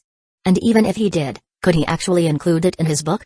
If Tsunade found out, he wouldn't just break a few bones, he'd be lucky to survive. No, Kazuyama boy, I was careless this time, it's not your fault. Keep the material safe. I suddenly feel that in the future, I should collect it myself, otherwise, it just won't be as fun. I appreciate your kindness. Then he quickly turned to Minato. Right, Minato? Chapter 146, Rin's Hope. Returning to the village, Minato felt his worldview shatter. What was he seeing? His normally proud and confident teacher looking utterly submissive, while Kazuyama Gecko wore an unhappy expression. What was he hearing? Lady Tsunade's material? How did Kazuyama even get his hands on that? For a brief moment, Minato's mind nearly short-circuited. Then, Jiraiya's desperate cry for help snapped him out of it. Forcing his trembling legs to move, he hurried to Kazuyama's side. Kazuyama, sensei was just joking with you. He wouldn't want to look at Lady Tsunade. He doesn't like big, he likes flat. Isn't that right, sensei? Jiraiya never could have imagined that his own disciple would throw him under the bus like this. He doesn't like big, he likes flat? How is that even possible? But now wasn't the time to argue, he had to calm Kazuyama down first. Flat or not, they could discuss that later. Yes. I like flat. Jiraiya blurted out. Kazuyama boy, don't misunderstand. A flat landscape is true love. The ups and downs are nothing but fleeting clouds. Hey. Seeing Jiraiya sell out his own preferences for survival, Kazuyama couldn't help but admire him. Damn, sensei, you'd even change your taste to stay alive? Impressive. Is that so? What a shame, Kazuyama said, his expression finally relaxing. Well, I still have to lead my team back and report, so I won't stay any longer. Lord Jiraiya, Minato, you two get some rest. Hearing those words, Jiraiya nearly collapsed in relief. But the moment he did, his legs gave out, forcing him to grab onto Minato for support. Minato, standing beside him, suddenly felt the weight shift onto his own legs. But what could he do? He gritted his teeth and held on. Only when Kazuyama finally left the tent did the master and disciple exhale deeply. Minato, help me back to bed, my legs. Sensei, same here. They exchanged dry smiles, only for their relief to be shattered when Kazuyama suddenly reappeared, peeking into the tent with a sly grin. Oh, Lord Jiraiya, I almost forgot what I just said. All lies. I don't have any material on Lady Tsunade. I'd like to live a few more years, thank you very much. Hee. But now, I do know that you like flat landscapes. Not bad, insightful even. I've learned something new today. But here's what I don't get, if you like it flat, why do you show Lord Third the big one's picture? Maybe I should report that to Lord Third as well. Well then, I'm off. No need to see me out. With that, he vanished. Jiraiya stood frozen, his eyes turning white and bulging in sheer horror. And Kazuyama was once again pleased to hear the system prompt. Ding. Sensing that the host has once again tricked Jiraiya, completely breaking his defenses and causing him to fall into shock, I will award 4% progress towards the second type of KK Genkai, done. As expected, the stronger the opponent, the better the reward. Kazuyama was overjoyed, humming a little tune as he walked toward his team. The supplies had been delivered, but the convoy still needed to return to the village. That meant Kazuyama's team would be accompanying them back. Kakashi, Obito, Rin, gather Saburo Honda and the others. We're heading back. In a great mood and full of motivation, Kazuyama didn't mind that his chakra hadn't fully recovered. Once they left the land of grass, he'd be safe. Besides, with all the chaos he had stirred on the border between the land of grass and the land of rice fields, Hidden Stone's village likely wouldn't risk starting even a small war for now. He could return to the land of fire at his own pace. Yes, Kazuyama-sensei. Kakashi and Obito set off to gather the others, while Rin approached Kazuyama. Kazuyama-sensei, I have a question. Huh? Rin, what is it? Well. Are you and Bakura-sensei very close? Bakura? Kazuyama was momentarily caught off guard. He looked at Rin, slightly embarrassed, before making up his mind. Does this little girl want to learn combat techniques from Pakura? Do you want to learn from Pakura? Rin hesitated, surprised that Kazuyama had seen right through her. During the last battle. Since I'm a medical ninja, I couldn't help at all. I want to fight too. I don't want to just stand on the sidelines and be protected. I want to catch up to Kakashi and Obito. Kazuyama nodded in understanding. With the war ongoing, the village took extra care to protect its medical ninja, often keeping them out of direct combat. After all, their role was to keep the fighters alive. Rin had a gentle nature, but she was also strong-willed. Watching Kakashi and Obito risk their lives on the battlefield had only strengthened her resolve. She didn't want to just watch anymore. She wanted to stand alongside them. Well, I can't promise you anything directly on this matter. After all, the importance of medical ninja is absolute. Hearing Kazuyama's words, Rin lowered her head slightly, looking a little frustrated. Seeing her like this, Kazuyama gave a small smile. But if you really want to learn some combat skills to protect yourself, I don't see a problem. As for Pakura, I'll talk to her and ask her to teach you some self-defense techniques, or even ninjutsu. The sudden shift in his words made Rin overjoyed. She looked up, her face full of excitement. That's enough. No need to thank me, Pakura's the one teaching you. Go pack up. We're heading back to the village. Rin nodded seriously and went to help with the preparations. Kazuyama let out a light laugh. It must be great to be in charge. There's nothing like the joy of watching your juniors grow. Suddenly, a deep male voice sounded behind him. Kazuyama turned around and saw a man standing with a large yellow dog. Gaku. I'm sorry if I made you laugh. The newcomer was Gakuen Yuzuka, accompanied by his loyal canine partner. Despite his relatively young age, Gaku carried the mature air about him. He had been in the same squad as Minato during this battle and was known for his kindness. Ha ha ha, Kazuyama, Gaku chuckled. Hidden Leaf Village is full of talented people, and your name is no small thing now. Intelligence genius. There was a glint of approval in Gaku's eyes. It was clear he genuinely appreciated Kazuyama. Hey, it's all just luck. When it comes to intelligence, Lord Jiraiya is the pinnacle of our village. That wasn't an exaggeration. Jiraiya was a legend in both intelligence gathering and mission execution. Young people should stay humble, sure, but you also need some fire in you. You're too calm. Go on, head back to the village early. Hidden Leaf Village needs its young to grow strong. Gaku patted the large yellow dog beside him before giving Kazuyama an encouraging nod. Kazuyama nodded in return. Just in time, Kakashi and Obito had returned, and the convoy was ready to move. Kazuyama raised his hand and gave the order. Back to the village. Chapter 147, First Hokage Cell Cultivation Plan. As Kazuyama had predicted, the journey back was uneventful. Even within the land of grass, they encountered no obstacles. When they finally returned to Hidden Leaf Village, Kazuyama remained indifferent. But Obito and Rin? They had a much bigger reaction. Ah. Finally back. I'm going to take a nice shower. Kakashi. Let's go train with Pakura-sensei tomorrow, okay? After all, this was the first time the two had left the village, and even Rin's face lit up with joy at being home again. Okay, tomorrow morning at 9 o'clock. But don't be late again because of your grandma, or I won't be able to stop myself from beating you up, Kakashi teased, smirking. Obito's legs twitched in protest. Kazuyama chuckled. Alright, take 3 days off. Get some proper rest. Then he turned to Saburo Honda. Brother Honda, what about you? Heading straight to the logistics department? Saburo nodded, indicating they were going to report in as well.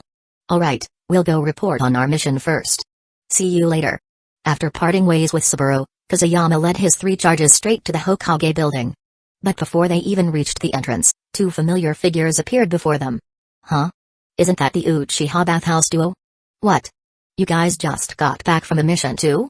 The 2 men standing before them were none other than Ao and Murin, the Uchiha Jonin partners whom Kazuyama had previously teleported into the women's bathhouse using the Flying Thunder God Jutsu. In Kazuyama's opinion, the 2 were practically overflowing with mutual admiration. Humphrey. Gecko clan brat. I remember what happened last time very clearly. Murin snapped. Murin, forget it. The mission comes first. Just ignore him, Ao muttered, pulling Murin back. But as Ao glanced at Kazuyama, a cold light flickered in his eyes. He clearly wasn't as composed as he pretended to be. Kazuyama smirked. PFFT, 2 losers. Obito, you see these guys? Never turn out like them. They're weak, arrogant, and utterly useless. His words were sharp as ever. He had no intention of holding back against people he didn't get along with. Watching his sensei openly disrespect his clan members, Obito immediately shrank back like a startled gopher, wisely choosing to stay out of it. You! Murin turned sharply, his Sharingan already displaying 3 Tomoe. He was clearly furious. What? You wanna hit me? Kazuyama taunted, arms crossed. Go ahead, try it. This is the entrance to the Hokage building. I dare you to touch me. He wasn't intimidated in the slightest. Forget 3 Tomoe, even if it were the Mangekyo. Actually, never mind. Don't go jinxing yourself. Tired of dealing with them, Kazuyama ignored the 2 Uchiha and led his team straight into the Hokage building, heading directly to the Hokage's office. As they entered, held Murin back firmly. Ow, why are you stopping me? That bastard, do I look afraid of him? Murin shot his partner an annoyed glare. He's right. This is the Hokage building. Even if you want revenge, this isn't the place, said calmly. Let's just hand in the mission report first.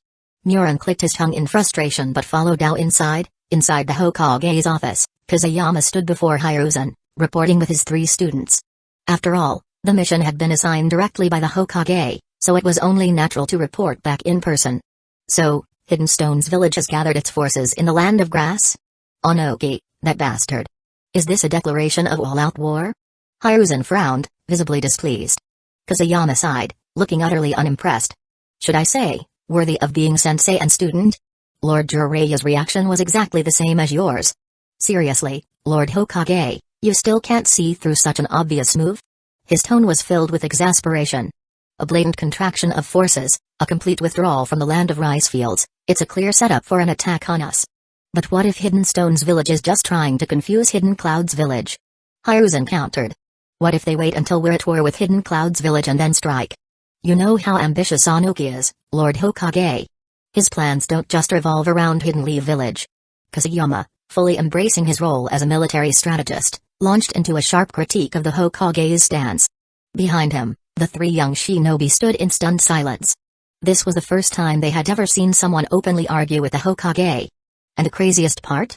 It was their own sensei doing it. A smokescreen? Could be. Hiruzen's face flushed at Kazuyama's blunt remark, but after a moment of thought, he had to admit, it made sense. Onoki had never been one to play by the rules, and given Hidden Stone's village's good relationship with Hidden Cloud's village, withdrawing troops so abruptly didn't make much sense. But Hidden Stone's village has amassed an excessive amount of troops in the Land of Grass. We still need to be on guard. Fine, I'll make the arrangements. The mission is over, take your squad to collect their reward. Kazuyama nodded. His job was intelligence, not battle strategy. How the war was fought wasn't his concern. After he and his team left, Hiruzen turned back to the documents on his desk. At the top, it read, First Hokage Cell Cultivation Plan. Reading through the pages, he let out a heavy sigh. If this really succeeds, then war will become a thing of the past. At his call, a figure suddenly appeared in the room. Go tell Danzō that I've agreed, but warn him to be cautious. Also, he wants Orochimaru's help. I've approved that as well. But as I said, tell him to be careful. Anbuz nodded before vanishing into the shadows. Had Kazuyama seen this, he would have dragged his sensei away from these lunatics. The first Hokage has been dead for so long, and they still have nothing better to do than experiment with his cells? Then again, isn't Orochimaru also obsessed with this?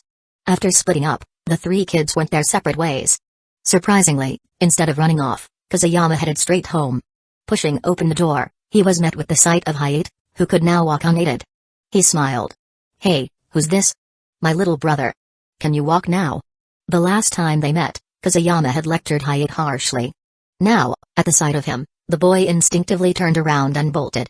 Wow, brother Kazuyama's back. Antebai saw me, help. Kazuyama twitched. Damn brat. I should have taught him a lesson last time. Now he actually runs away when he sees me? He deserves a beating. Before Abaisami could appear, Kazuyama used the body flicker jutsu, catching Hayate in an instant and giving him a proper brotherly lesson.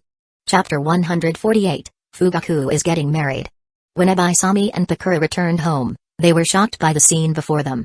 In the courtyard, Kazuyama had hung Hayate from the branches of a tree, and the boy was swinging wildly. Put me down, you evil older brother. I'll tell on you when Aunt Abaisami and Sister Pakura get back. With his back to the door, Kazuyama scoffed. Humphrey. Kid, I'm your older brother, and you know what they say, an older brother is like a father. I will fix you, that's for sure. And you dare to tattle on me? Fine, You want to experience sleeping with a snake? Don't worry, it's completely harmless. Biting his finger, Kusayama swiftly formed a hand seal and slammed his palm onto the ground. Summoning jutsu. Boom. A cloud of white smoke appeared, revealing a green snake slowly coiling up from the ground. Seeing the creature emerge, Hayate's entire body tensed, and he screamed in pure terror. Ah! The devil is releasing a snake to eat his little brother. Help. Kusayama, however, was momentarily stunned. Wait. I was just trying to summon a small snake. But this is a green snake? Before he could react, the snake lifted its head and spoke. Ah, so this is the outside world? Just as Kinran said. So, you're Kusayama? Nice to meet you. I am Srin, a highly poisonous bamboo leaf green snake. The 1-meter-long serpent gracefully coiled itself, raising its head as it spoke in a calm, intelligent voice. Hayate's reaction? He fainted on the spot. Seeing his younger brother in such a pitiful state, Kusayama walked up and delivered a sharp slap to his butt. Brother, why did you hit me? It hurts. The snake talked. It talked. Hayate, now awake, screamed again. Before Kusayama could say anything, Ebiasami and Pakura, who had been watching from the door, could no longer stand it. You bastard, Kusayama, what the hell are you doing? Ebiasami's furious yell made Kusayama flinch. He quickly put on a smile and turned to explain. I'm training Hayate. He'll be going to school soon. You have to start young with this stuff. Look, I even got a snake to keep him company. Srin, introduce yourself. Kusayama frantically winked at the small serpent on the ground, causing everyone present to twitch. Hiss. I'm a snake, not a human. No need for introductions.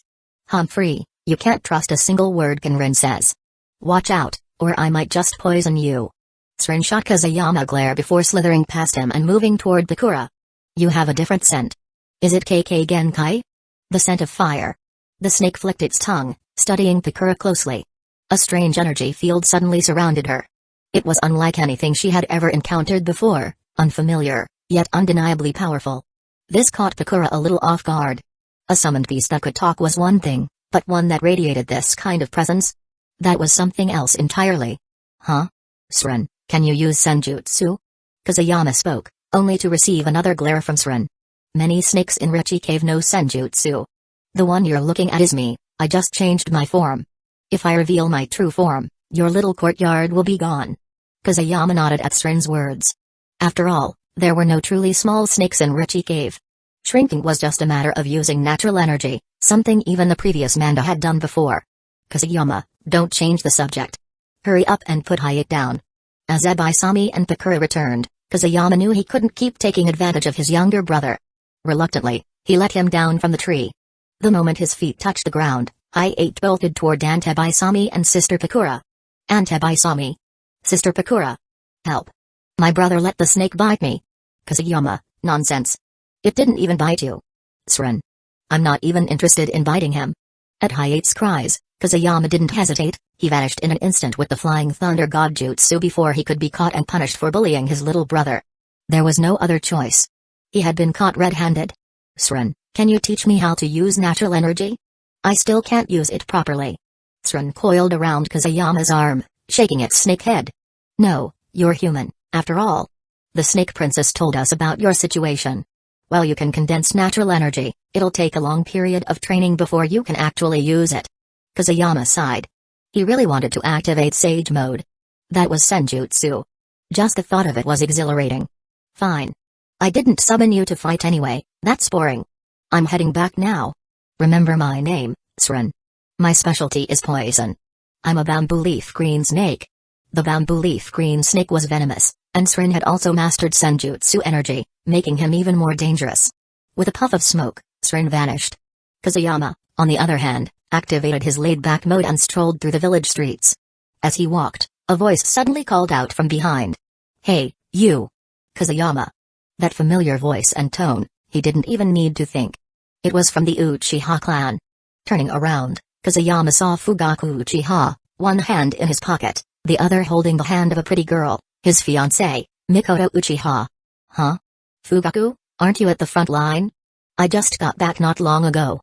What are you doing? Oh, right, here you go. Come back in a week. Fugaku reluctantly handed over a red envelope.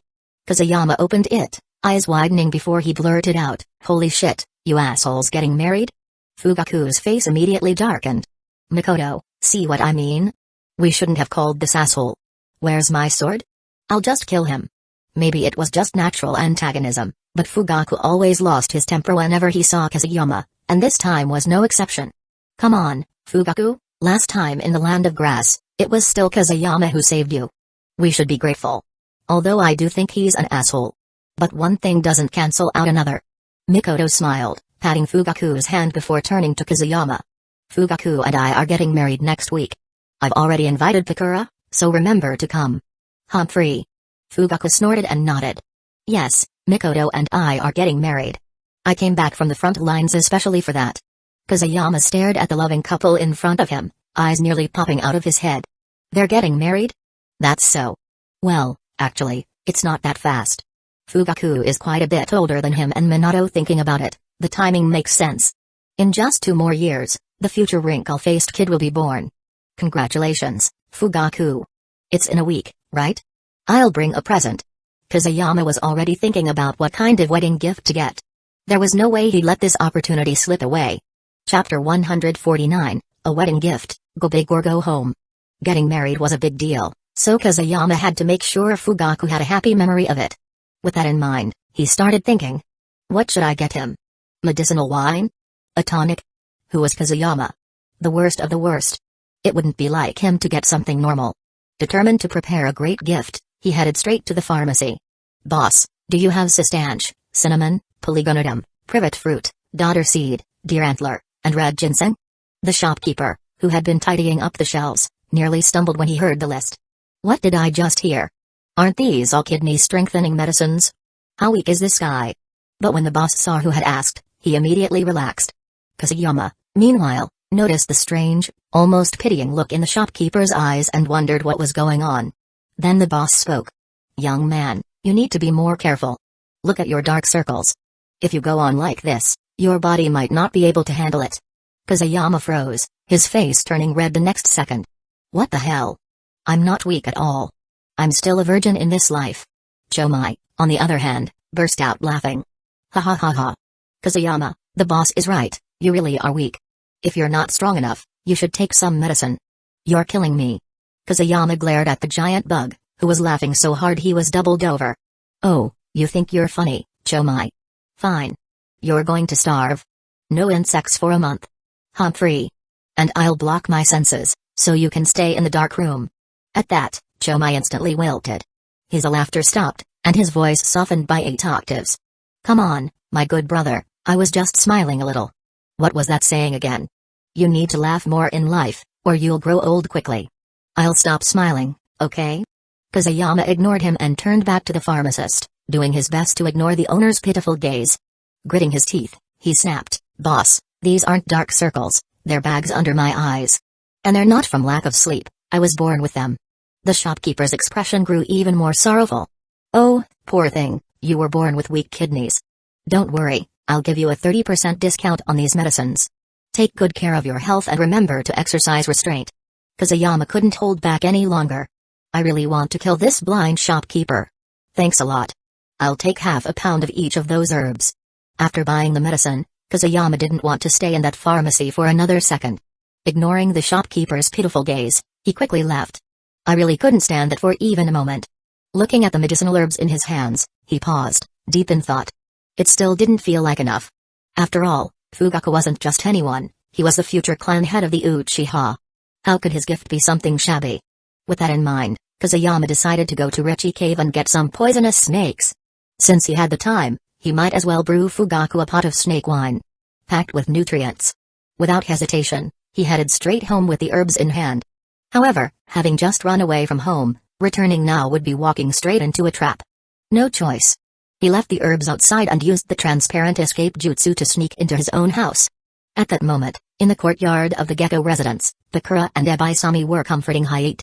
The little brat was venting, complaining about his brother. Yuuo. That evil brother of mine. He even sent a snake to bite me. That's too much. When I grow up, I'll definitely get my revenge. Standing nearby, still hidden with the transparent escape jutsu, Kazuyama thought to himself, wow, that's some spirit. Just you wait, kid, that day will never come. Bakura laughed while Ebaisami gently reassured Hayate. It wasn't a big deal for an older brother to discipline his younger sibling. That said, Kusayama had definitely gone a bit too far. Hanging his little brother in a tree and threatening him with a snake? Was that something a normal older brother would do? After eavesdropping for a while, Kusayama realized he wasn't really being condemned, and he let out a sigh of relief. He immediately went to his room, retrieved the contract scroll, and disappeared from the house using the Flying Thunder God Jutsu. With the scroll's help, he once again arrived at Rechi Cave. Huh? No one's welcoming me this time? Never mind, I'll find it myself. To his surprise, the 3 snake princesses he had expected to greet him were nowhere to be seen. Though slightly puzzled, Kusayama continued walking deeper into Rechi Cave.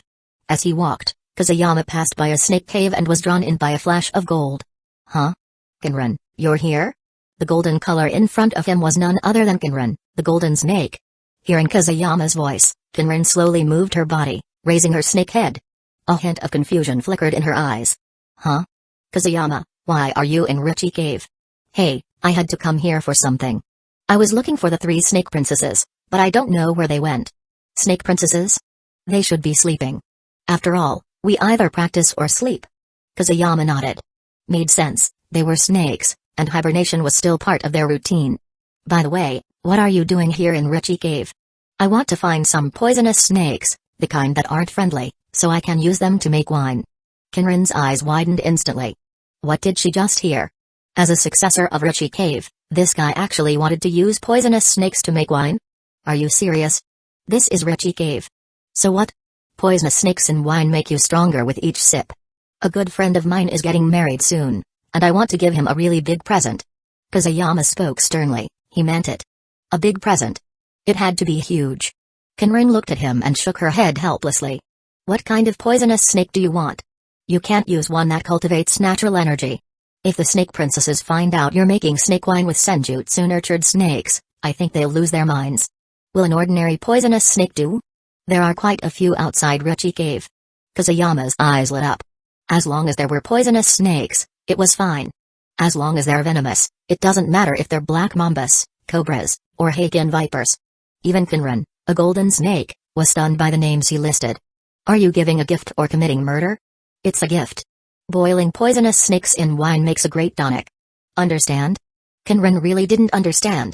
Could wine made from those snakes even be consumed? A single drop was probably enough to kill an elephant. Chapter 150, Medicinal Wine, Snake Wine. At Kusayama's strong insistence, Kinran led him to the snake den on the outskirts of Rechi Cave. Rechi Cave was structured in a hierarchy. The deeper one ventured, the higher the status of the snakes. At the very core resided the white snake sage, followed by the 3 snake princesses. Beyond them were the snakes training in senjutsu, while the outermost area was home to ordinary snakes, those that had yet to awaken their spirituality. Snakes like Orochimaru summons occupied the middle ranks. Their immense size was a result of absorbing natural energy. Perched on Kinran's head, Kusayama gazed down at the assortment of serpents below, his eyes wide with curiosity. Poisonous and non-poisonous snakes of all kinds slithered through the den. No wonder it's called Rechi Cave, there are so many snakes. Spotting a distinctive serpent, he leaned forward slightly. Is that a rattlesnake? Kinran, why is a snake that clearly belongs in the desert here? Kinran's voice carried a note of exasperation. This is Rechi Cave, a paradise for snakes. No snake can resist its allure. So why should the ones from the desert be any different? Look at the pool over there. Following Kinran's gaze, Kusayama turned toward a nearby pool, simultaneously activating his hive mind ability. What he discovered took him by surprise. Why is there a sea snake here? Can such a small pool even support life? Kinran let out a light laugh. This is the power of natural energy. Even if an environment isn't suitable for survival, as long as natural energy envelops them, they can live here, far from their original habitat. But harnessing natural energy for cultivation isn't so simple. That's enough, Kusayama. Hurry up and choose the snake you want so we can leave. The conditions here are terrible. Kusayama slowly stood up and then leaped off Kinran's head. If I go down like this, will I get bitten to death? Kinran scoffed. Are you joking? You're a contract holder of Rechi Cave. The snakes here won't attack you, unless, of course, you attack them first. As he finished speaking, Kinran cast a disdainful glance down at the snake den. And with the ore surrounding you, these snakes wouldn't dare move even if they wanted to. You should know, you carry the aura of the snake princess. Only then did Kusayama recall his coiling serpent jutsu with Taijutsu, signifying his connection to her. That realization reassured him. Without hesitation, he jumped down and began walking amidst the sea of snakes. The moment they sensed the aura surrounding him, they became utterly docile, lowering themselves to the ground, too afraid to move. Let's see. For making medicinal snake wine, highly venomous species like five-step snakes, cobras, silver-ringed snakes, and pit vipers were ideal. Their toxic proteins would react with the physical and chemical properties of alcohol, neutralizing their venom while preserving their medicinal effects. Kusayama grabbed a snake and examined it closely before placing it into a bag. One down. According to his plan, he needed at least 3 venomous snakes to make a potent 3-snake wine, highly nourishing, without a doubt. With 1 snake secured, he proceeded to catch a silver-ringed snake and a highly venomous pit viper. Once he had all 3, he used the body flicker jutsu to return to Kinran's side. It's done.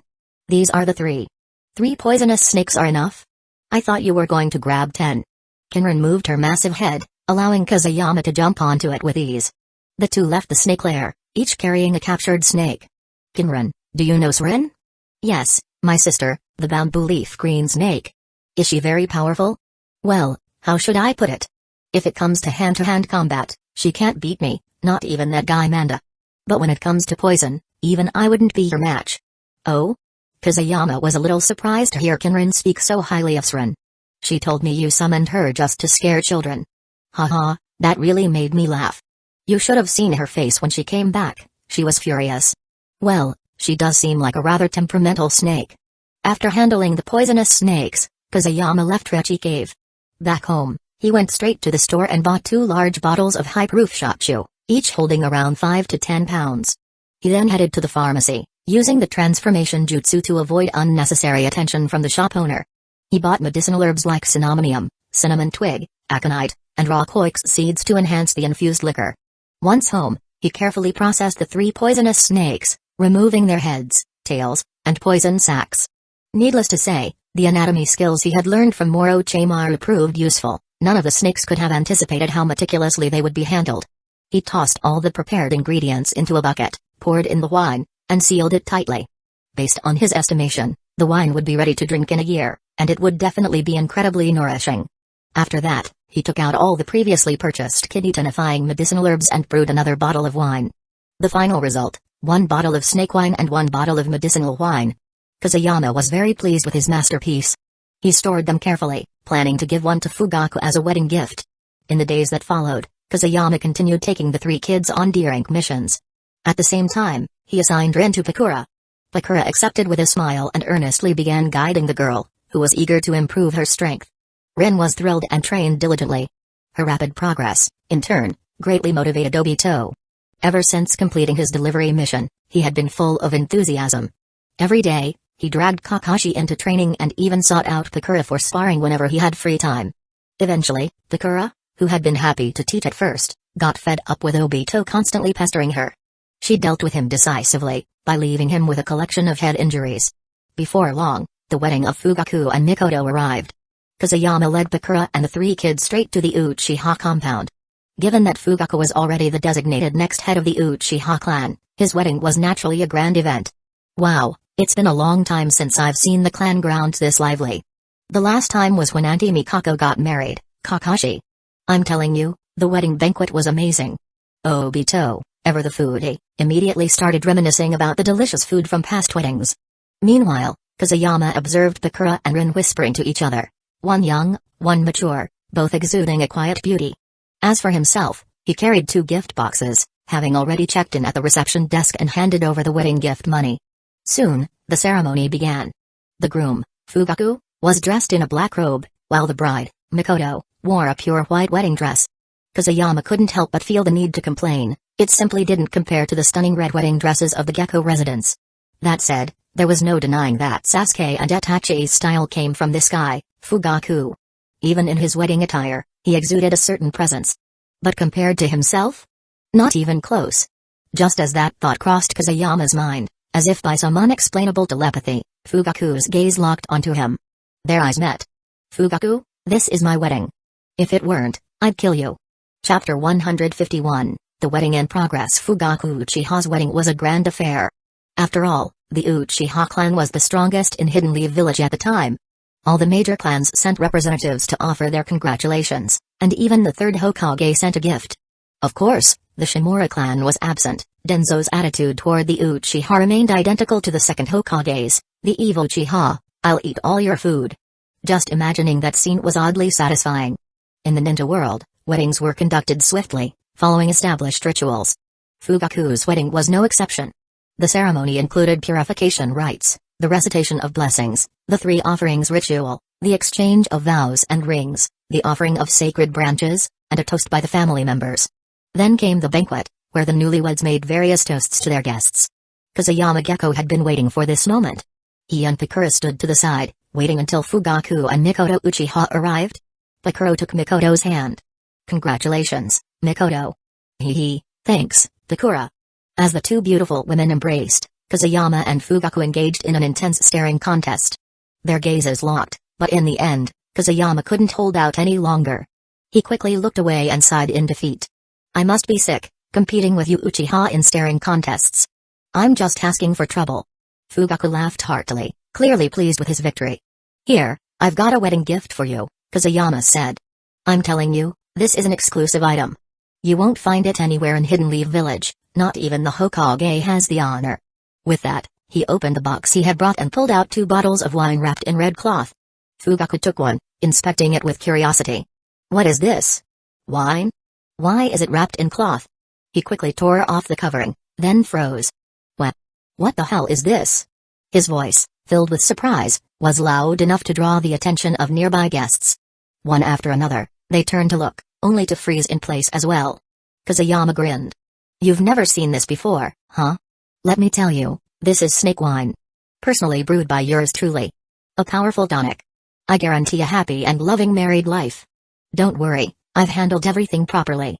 These are cobras, silver-ringed snakes, and pit vipers. They sound dangerous, but who am I? I'm a disciple of Orochimaru. I've completely neutralized their venom and turned it into medicinal properties. It's nourishing. The best part? I caught these snakes from a hidden treasure trove. They're one of a kind in the world." Behind him, the 3 young shinobi who had been watching instantly took a step back. The wine didn't look very appetizing. Fugaku's mouth twitched uncontrollably. Meanwhile, Kazuyama, completely unfazed, happily removed the red cloth from the second bottle. "But that bottle of wine still needs to soak for a while, so I got you this instead. My exclusive medicinal wine, made by Kazuyama. It's just as nourishing. And it's all about tonifying the kidneys. I guarantee you'll have a son within a year of marriage. What do you say, Fugaku?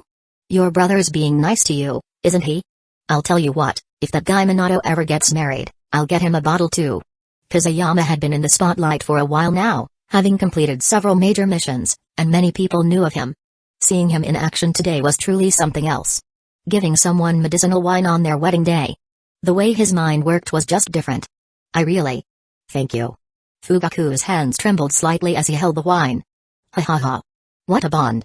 If anything ever feels off with your body, just let me know, I'll make sure you get the best tonic." Kazuyama held back a grin and patted his chest, making his pledge. Fugaku couldn't take it anymore. "You bastard. I'm not weak. I'm very strong. I don't need your damn wine. I can have a son next year too." The 3 tomoe in his Sharingan appeared and began to spin.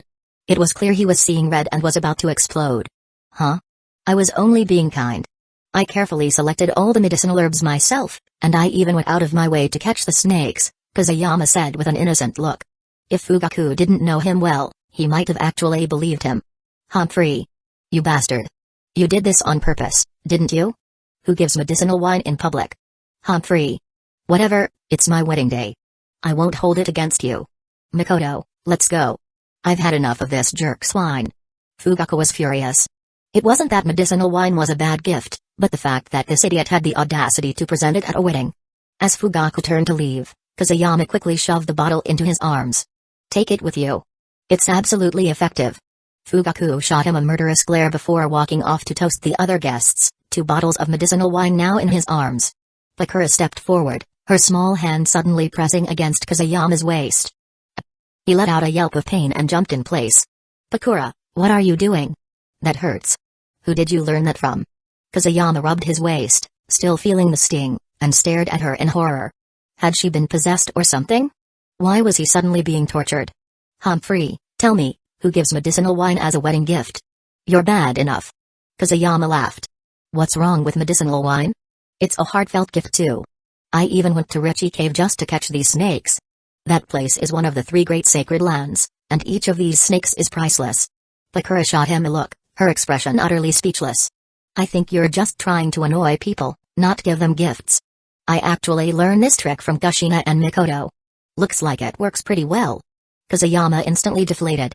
It was true, dealing with these 3 women was a challenge in itself. Kushina and Mikoto were already close friends, and now Bakura was part of the mix too. Life was going to be tough from now on. By the way, Bakura, what did you get Mikoto as a gift? Mugs. I bought them as a set. Hey, not bad, not bad. Huh? Why are you smiling like that? What's wrong with mugs? Think about it. I gave them wine, and you gave them mugs. That means they'll be drinking my wine from your mugs. Incredible teamwork. Bakura's eyes widened. She thought to herself, what the hell is wrong with this guy's brain? How does he even make these connections? Are all intelligence agents mentally unstable? Jiraiya, Kazuyama, what the hell, intelligence agents? You're the least reliable of the bunch. Now tell me, who are one of the 3 great Hidden Leaf Village vices again? Chapter 152, Danzō. What are you laughing at? The land of hot water. At this moment, a large number of Hidden Cloud's village ninja had been stationed here, preparing for battle. Brother, when are we, gonna attack Hidden Leaf Village? Killer B, wearing sunglasses, spoke in his usual rhythmic tone to A beside him. It's almost time. Dad sent word that Hidden Stone's village has retreated, and he's organizing the troops to move toward our position.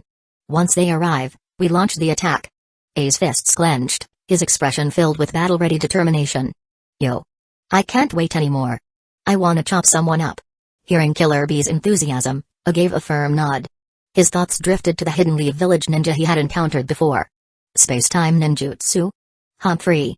Even if it was space-time ninjutsu, he wasn't afraid of its speed. This time, on Hidden Leaf Village's battlefield, he would kill him. The Hokage building. A meeting was in progress. As usual, 4 familiar figures were present: Hiruzen, Koharu, Danzō, and Hamura. Hidden Stone's village has temporarily retreated. There are over 10,000 Hidden Stone's village ninja stationed near the border of the Land of Grass. Jiraiya is under immense pressure and requires reinforcements. The situation in the Land of Hot Water is also concerning. Once Hidden Stone's village withdraws, Hidden Cloud's village will use the Land of Hot Water as its main base to launch an attack against us. Hiruzen's expression was grim. Reports from all sides made it clear, Hidden Leaf Village was surrounded. Under these circumstances, I propose redeploying Hamaki Mimura from the Land of Rivers to assist Jiraiya, Hamura suggested. We need to maintain a strong defense against Hidden Stone's village.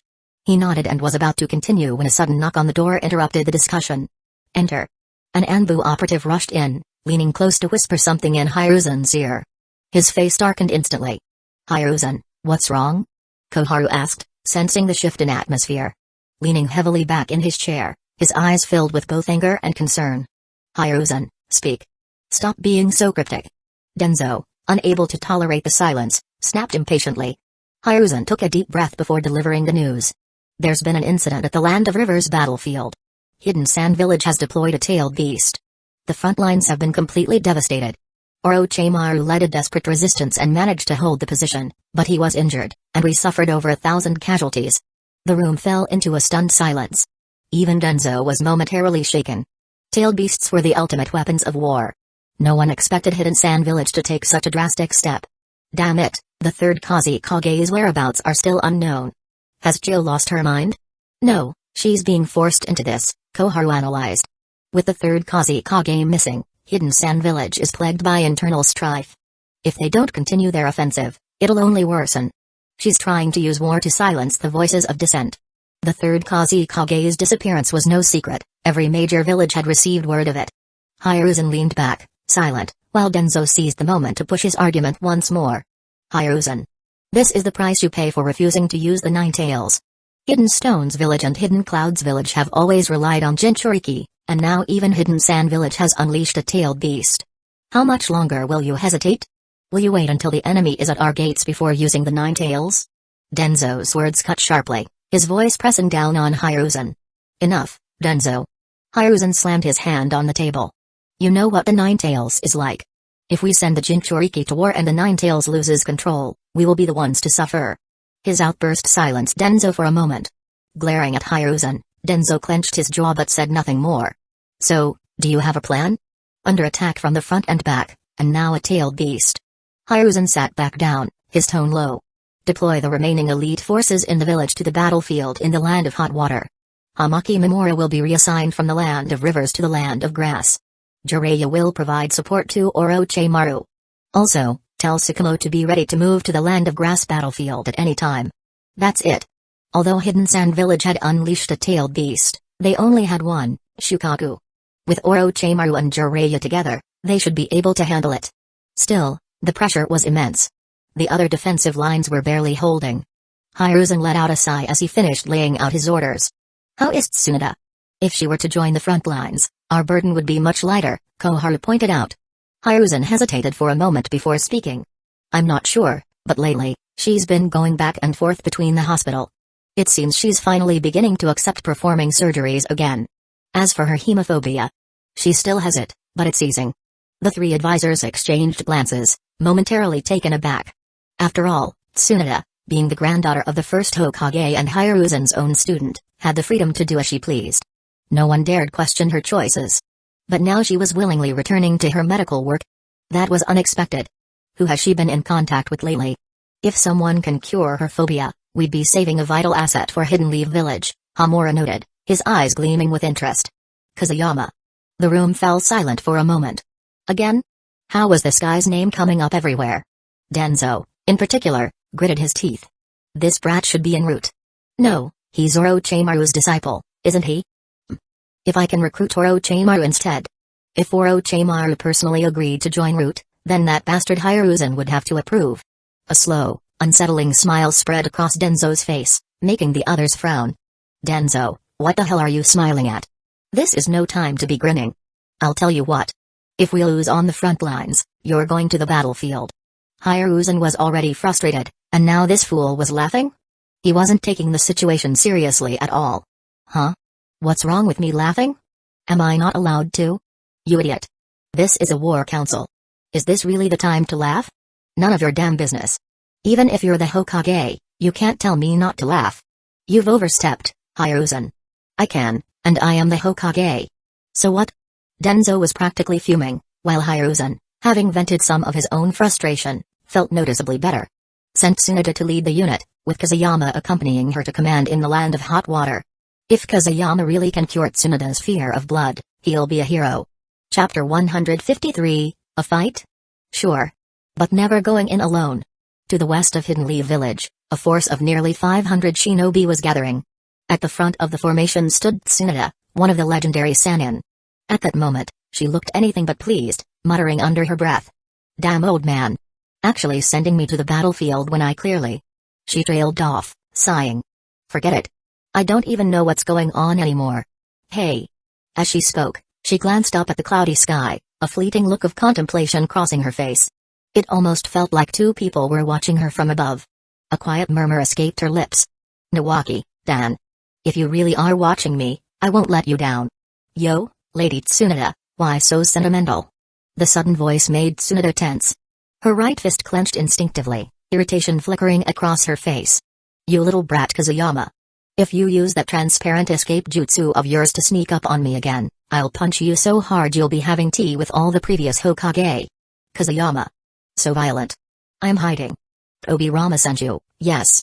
Tsunade, send him down here, I swear he's asking for it. Hashirama sent you, Tsunade. Quit messing around. How can you be so ruthless to your own people? What about medical ethics? Oh dear, Lady Tsunade, calm down. Kazuyama slowly revealed himself, a silly grin on his face. He didn't seem the least bit panicked by her threat. Humphrey.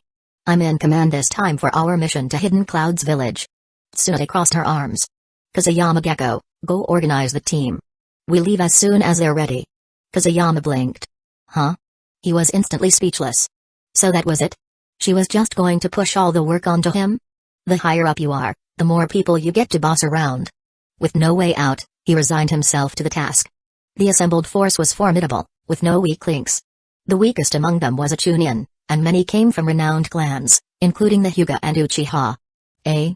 Hisashi, you're here too? The Hyuga representative was none other than Hisashi Hyuga, one of Kazuyama's closest friends. Well, Hayashi went to the battlefield in the Land of Rivers, so I'm leading our forces to the Land of Hot Water alongside Lady Tsunade. Kazuyama sighed as he took in Hayashi's composed demeanor. The guy looked full of energy, ready for battle. Meanwhile, Kazuyama couldn't help but roll his eyes. If he had a choice, he'd rather stay in the village. War was dangerous. Everywhere you turned, someone was fighting. This time, we're clashing with Hidden Cloud's village in the Land of Hot Water, Kazuyama muttered. Those guys are complete brutes, we'd better be careful. He couldn't forget the image of the fourth Raikage, That man was like a damn bulldozer, his monstrous physique enhanced by lightning-style chakra mode. Terrifying. Not quite on the level of his father, the third Raikage, but still a force to be reckoned with. Kazuyama glanced down at his own frame. Yeah. He wasn't built for this. If he had to fight he'd probably only get one hit in before being flattened. Come on, that big oof? You really think a mouthful of scale powder wouldn't take him down? Humphrey, Kazuyama, stop being so timid. This time, when we head to the Land of Hot Water, we'll teach that Eight-Tails Jinchūriki a lesson and show him what a real Jinchūriki is. Just as Kazuyama was lost in thought, Chomai's voice suddenly rang out, snapping him back to reality. It confused him. Why is this guy suddenly so fired up? Humphrey, Kazuyama, you don't understand. Out of all the tailed beasts, I hate the Eight-Tails the most. That guy's always spewing ink, getting us all covered in black. I've been waiting for revenge for ages. I never had the chance before, but now I have you, buddy. My good buddy. You have to help me settle this grudge. Oh? Chomai actually had history with the Eight-Tails? But thinking about it, the Eight-Tails did spew ink all the time. TCH, annoying. Fine. We were bound to run into them sooner or later, so might as well settle things now. With that thought, the 500-strong Hidden Leaf village force advanced straight toward the border between the Land of Fire and the Land of Hot Water.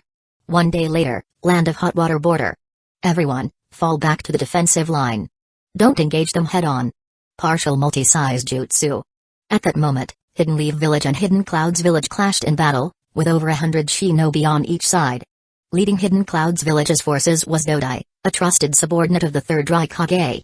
On Hidden Leaf village's side, Dorofu Akimaki, an elite guard of the second Hokage and current head of the Akimaki clan, commanded the troops. Humphrey. Lava style, rubber ball. As Dorofu's fists suddenly enlarged, Dodai immediately chose to defend. As a wielder of the lava style KK Genkai, his version of the technique was highly elastic, making it ideal for defense. The massive fist struck his lava style barrier but failed to break through. Instead, the impact was absorbed and repelled. Damn it. No wonder he's the Raikage's right-hand man. Dorofu was known for his overwhelming strength, but his opponent's technique countered him perfectly. The battlefield was looking grim for Hidden Leaf village. Most of Hidden Cloud's village's shinobi were jonin, highly skilled in their coordinated combat tactics.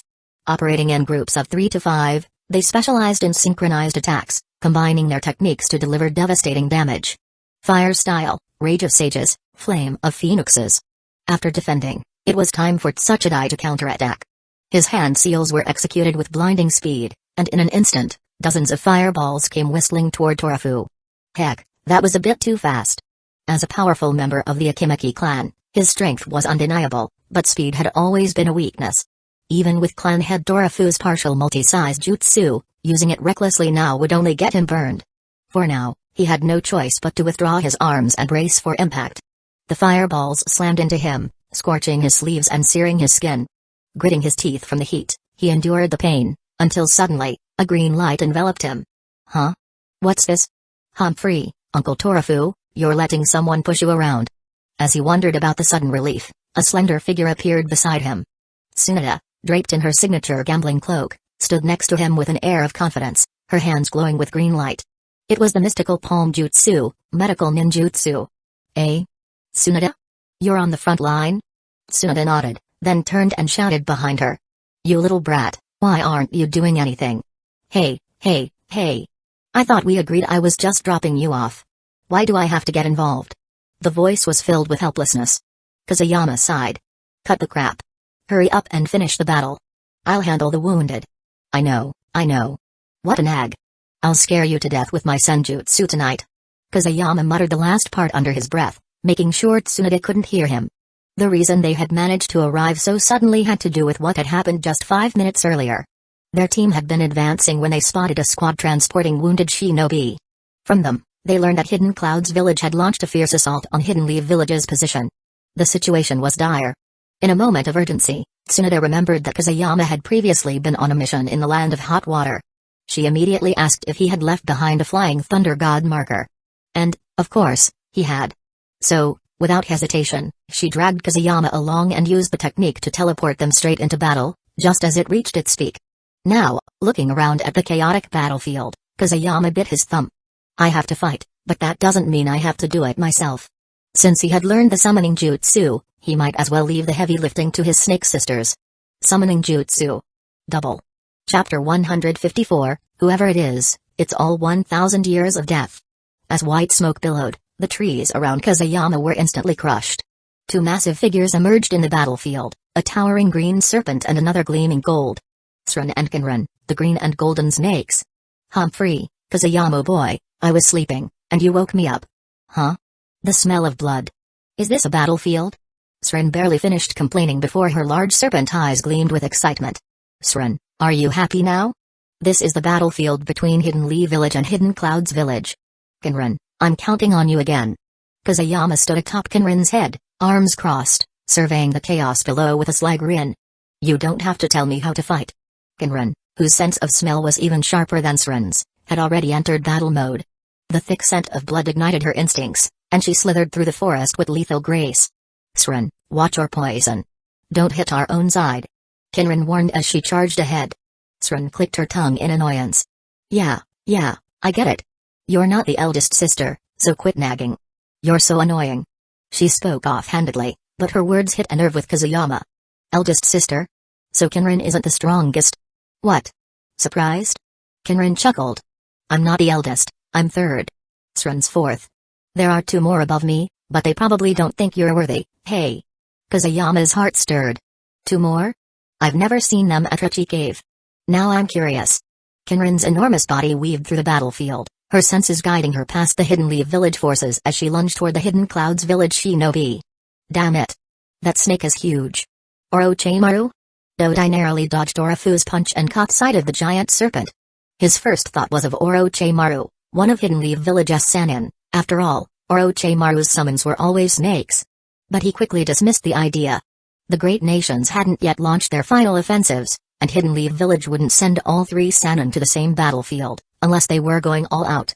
Besides, Orochimaru's snakes were always purple or brown. Never gold. Never green. A bad feeling settled in Dodai's gut. Summoned beasts of this size could shift the tide of battle. And snakes were born for war. Humphrey, Dodai, you're overthinking if you think you can hold Hidden Leaf Village's position. Ha ha ha ha. With reinforcements arriving, Dorofu instantly lost his temper. Super multi-size jutsu. Determined to break Dodai's resolve, Dorofu unleashed his strongest jutsu. In an instant, a massive, towering figure dominated the battlefield. The sight stunned not only the Hidden Clouds Village forces but also Kazuyama. Whoa. What a huge fat guy. Oh.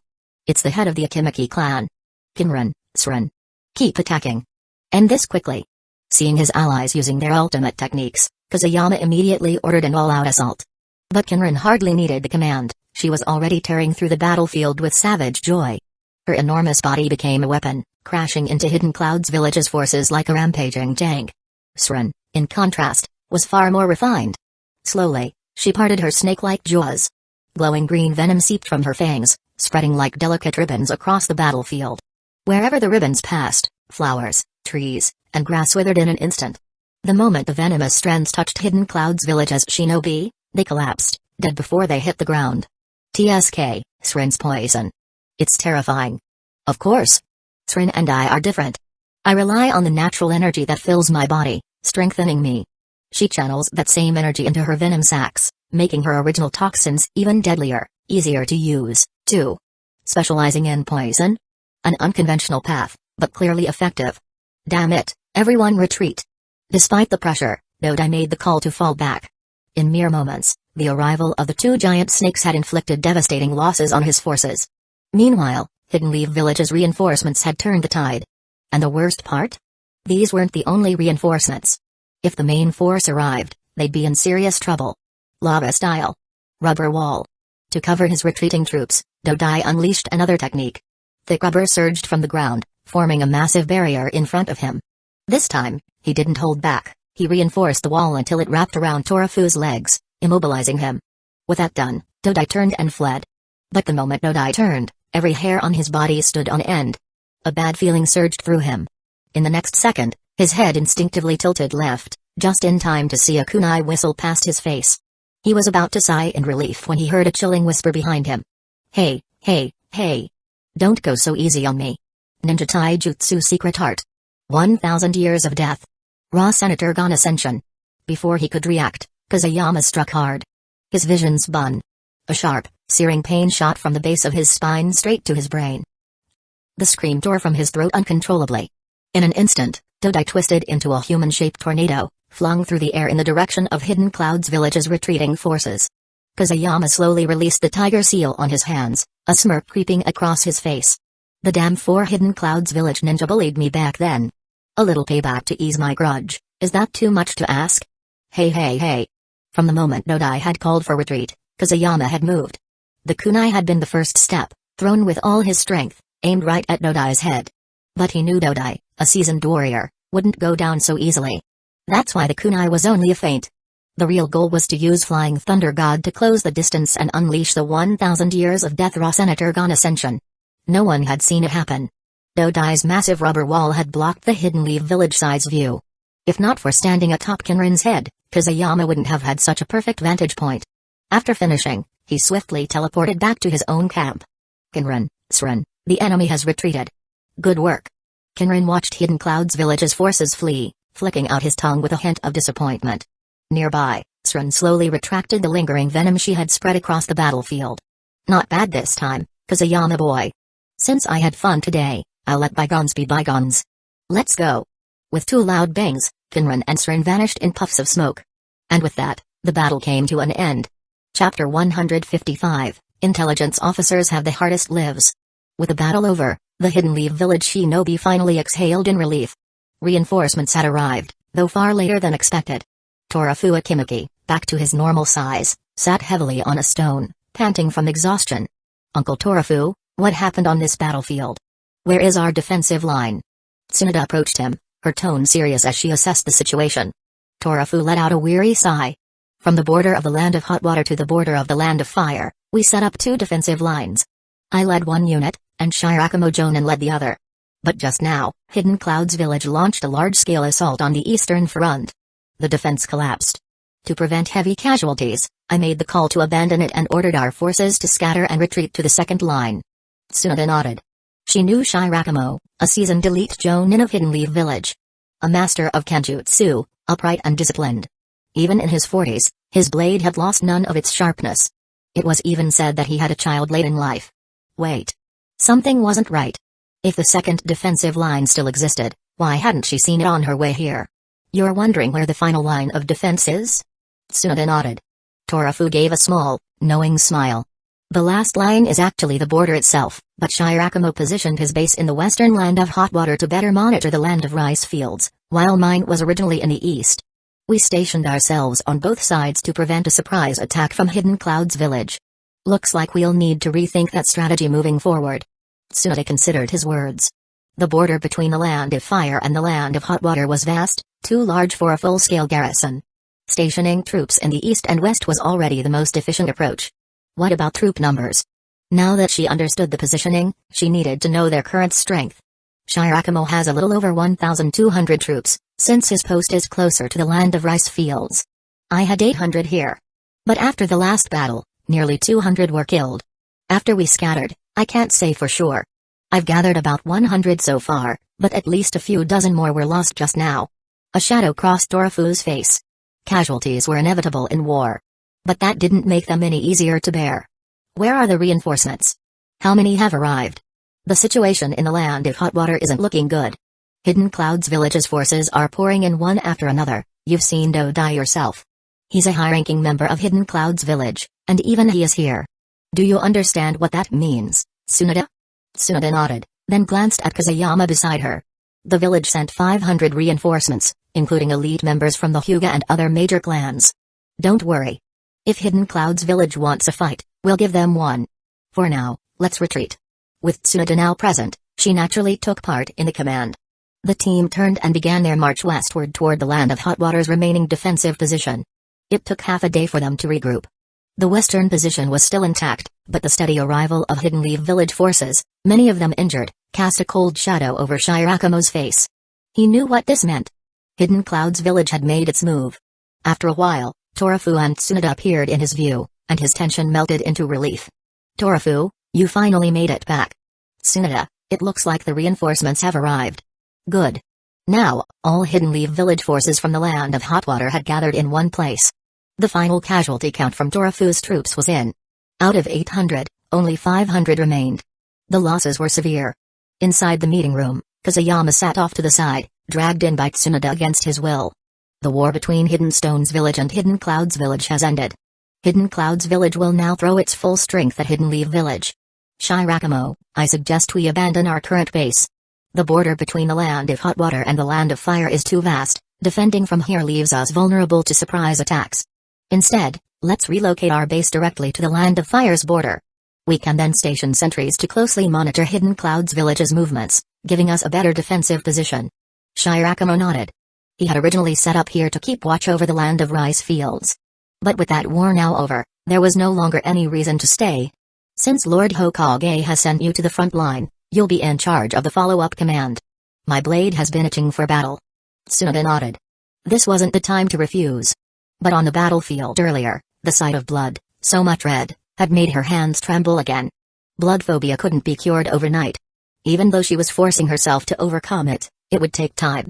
Kazuyama, use your KK Genkai and the Flying Thunder God Jutsu to scout the situation for us. Kazuyama knew there was no good reason for him to be here. He hadn't even had time to settle in before getting assigned a task. Oh? Kazuyama of the Gecko clan? I've heard of you. Not bad. Very good. Hidden Leaf Village's younger generation is growing strong. Shirakumo smiled, clearly recognizing Kazuyama's reputation. I know. Here, I'll leave you one. Don't lose it. My life is in your hands, Lady Tsunoda. Originally, Kazuyama had planned to focus on healing Tsunoda, but it seemed that would have to wait. This was the downside of being an intelligence officer, whether there was something to do or not, he had to gather information. And if there was no intel to gather, he'd be used as a lookout. Annoying. With a sigh, he placed down his kunai and vanished with the body flicker jutsu. Hey, not bad for a disciple of Orochimaru, Torafu mused. The two snakes he summoned, they're his, aren't they? Well, Orochimaru's disciple is just as much of an asshole as his teacher. Humphrey, enough talk. Let's get ready and move out, Tsunoda ordered. Meanwhile, at the Hidden Clouds village headquarters in the Land of Hot Water, Nodai had just been carried in. Back on the battlefield, his scream had instantly drawn the attention of his troops. Then they had seen him soaring through the air, spinning uncontrollably, only to crash hard and lose consciousness. Seeing their commander in such a state had left the Hidden Clouds village ninja in shock. They had hurriedly retrieved him and retreated. What happened? Why is Nodai like this? A, the son of the Rukongai, was furious at the sight of Nodai's battered condition. Nearby, Killer B took one look at the still twitching Nodai and quickly covered his mouth, trying desperately not to laugh. Chapter 156, Nodai is in trouble, Hidden Clouds village seeks revenge. Bastard. Beat it. Don't you dare laugh again. This is Nodai. Take back your damn laughter. A, the son of the Rukongai, saw Killer B trembling nearby and immediately lost his temper, launching into a fight. Killer B had been holding it in with great difficulty, but A's outburst pushed him over the edge. Ha ha ha ha. Oops. Nodai. This is really tragic. Ha ha ha ha. A's anger flared even more. He barely restrained himself from punching his unreliable younger brother into the sky and instead grabbed a nearby Hidden Clouds village ninja. Tell me, what the hell happened to Nodai? The ninja, caught off guard, quickly recounted the battle with Hidden Leaf Village. Orochimaru? 1 gold, 1 green? Orochimaru? Nodai was at the rear, and that was it? A furrowed his brows, deep in thought. The snake had to be a summoned beast, there was no doubt about it. Orochimaru, one of the Hidden Leaf Village Sannin, was known for summoning snakes. As for why it was gold and green, who cared? It was definitely him. Nodai's condition was grave. He had taken a severe blow and was still in a coma. Judging by the situation, the mental trauma might be even worse than the physical injuries. Damn you, Hidden Leaf Village ninja. With the exception of the garrison, the rest of you, start heading toward the Land of Fire. If you encounter a Hidden Leaf Village ninja, kill them if there are only a few.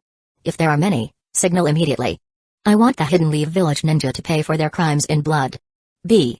Stop laughing. Follow me. Let's go hunt down those Hidden Leaf Village rats. As soon as Killer B heard they were going into battle, his energy skyrocketed. Yes. Yes, brother. Let's show Hidden Leaf Village how strong we are. A was hot-tempered. When one of his own was wronged, he would never let it slide. Without hesitation, he dashed toward the land of fire, his fury blazing. The rest of the Hidden Clouds Village ninja followed his lead. Meanwhile, in Hidden Leaf Village's camp, their base had yet to be fully established. Kazuyama remained alone in the land of hot water, closely monitoring the situation. Chomai, do you think they found your decoy body in Hidden Waterfall Village? Haha, are you kidding? The body I left behind was my own, packed with a ton of my chakra. They wouldn't dare go near it. Kazuyama sat on a tree trunk, recalling the moment he first abducted Chomai. Haha, Chomai, if I hadn't taken you in the first place, would you have your own Jinchūriki? Or would you have chosen someone to take you out? This question struck a chord with Chomai. He wasn't the type of tailed beast that could endure loneliness, otherwise, he wouldn't have secretly used his scale powder to mess with the ninja from Hidden Waterfall Village. I guess so. After all, being trapped there is really boring. Kazuyama nodded, thinking of Fu from the original story, an optimistic girl who just wanted to make friends. Just as the man and the insect were having a pleasant chat, Chomai suddenly let out a soft exclamation. Kazuyama, something's not right. A lot of people are heading this way. And that chakra. We've encountered it before. Hearing this, Kazuyama quickly focused his thoughts and activated his hive mind to observe. As expected, it's the third Rukongai sons, and the Jinchūriki of the Eight Tails. Good grief, there are quite a few of them. It looks like the Dodai group has returned to their base. Are they preparing to take revenge for Dodai? Chomai chuckled at the mention of Dodai. What are you talking about? With your 1,000 years of death Rasen gone, that guy was sent flying with a Rasen Etergon ascension. Both his body and mind were wrecked. But, Kazuyama, how did you even come up with that? How could you add chakra spirals to such a technique? You're a genius too. Kazuyama laughed, pleased with the improvement of the 1,000 years of death. But the situation wasn't looking good. If these Hidden Clouds Village ninja launched a surprise attack, the casualties could be severe. Let's head back and report, then assess the situation. Casually, he stuck a kunai into a tree and used the Flying Thunder God Jutsu to teleport back to his camp. At this time, the camp was still under construction, with trenches not even dug yet.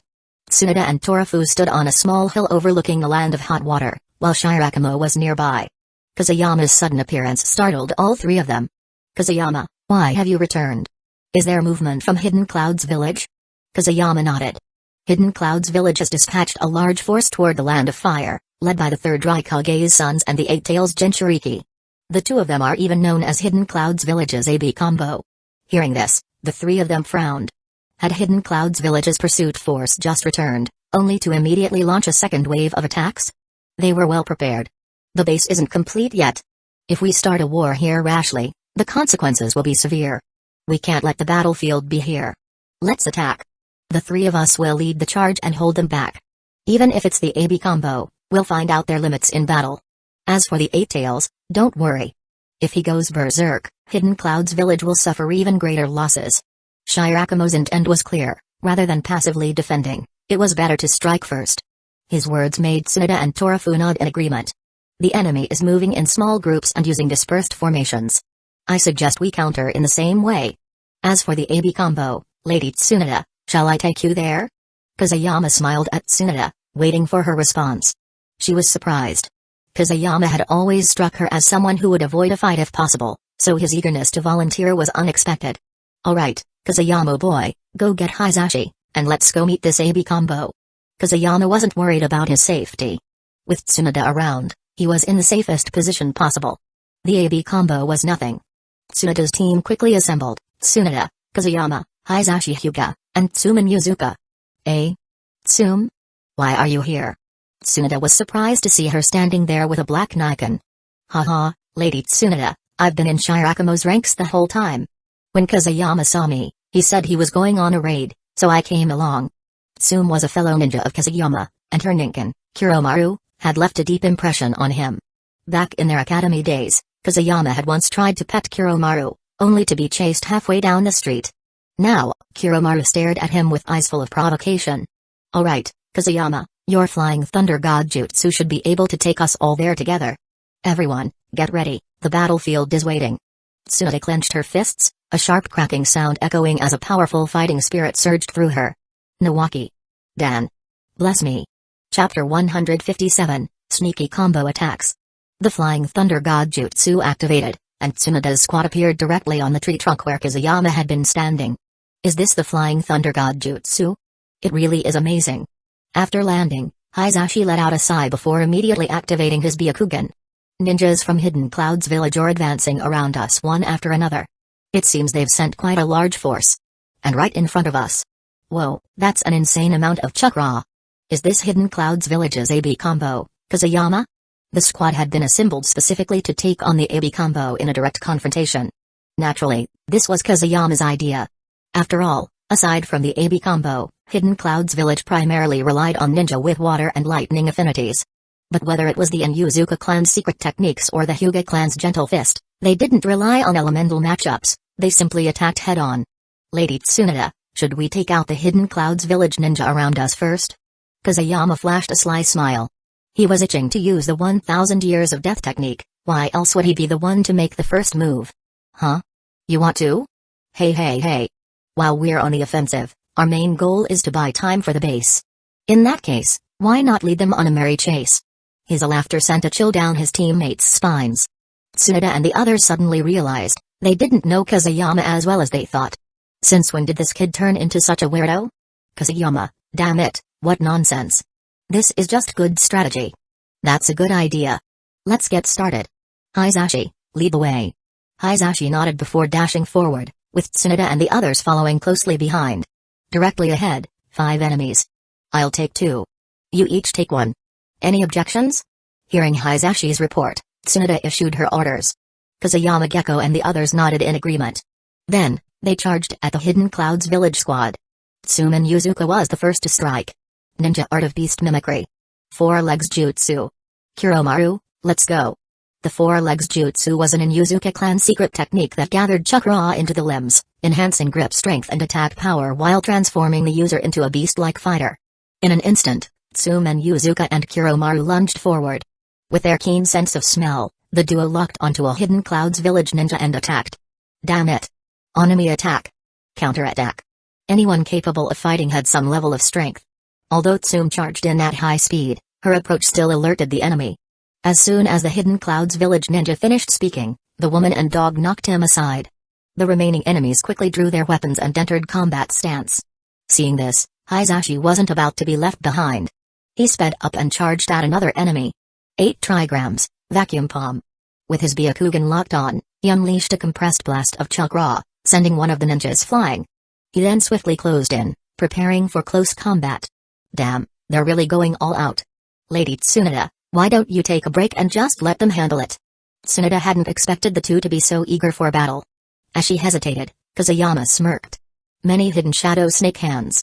Dozens of long snakes shot out from his right hand, lunging at the 3 Hidden Clouds Village ninja ahead. The serpents coiled tightly around their targets, blood-red mouths opening wide to bite. Ever since Kazuyama realized the power of venomous snakes, his attacks had always carried poison. The bitten ninjas immediately felt the venom coursing through their veins, leaving them paralyzed and unable to even scream. It's not over yet. 1,000 years of death Rasengan. Kazuyama struck with the speed and ferocity of a cheetah. His combined attacks drew 3 agonized screams.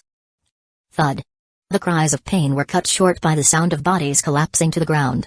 It had all happened in an instant, so fast that even Tsum and Hisashi hadn't finished off their opponents yet.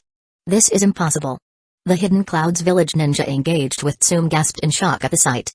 Tsum's eyes narrowed in irritation. Losing focus in battle? Die. Man and dog attacked in perfect sync, their claws tearing deep into the Hidden Clouds Village ninja, sending blood gushing out. Kazuyama, having already eliminated his enemies, activated the Flying Thunder God Jutsu and instantly appeared beside Tsunade, just in time to block her view of Tsum's brutal attack. Lady Tsunade, that side's a bit gruesome. You'd better not look. Tsunade hesitated for a moment before understanding Kazuyama's intent, silently appreciating the gesture. Battlefields were always soaked in blood. Though she had grown braver, seeing it too suddenly could still shake her ability to fight. 8 trigrams. Vacuum palm. Boom. Hisashi's roar echoed through the battlefield, followed by a heavy explosion. His opponent had clearly succumbed to the power of the gentle fist and had given up. Humphrey, Kazuyama, where are the two enemies you promised me? You got the better of me in one go, didn't you? And that last technique, did you learn it from Tsukumo Hatake? Why would you even bother with that? Tsunade had seen Kazuyama's 1,000 years of death technique clearly, and it left her feeling exasperated. This technique is great. It hits the opponent hard, a double blow to the body and soul.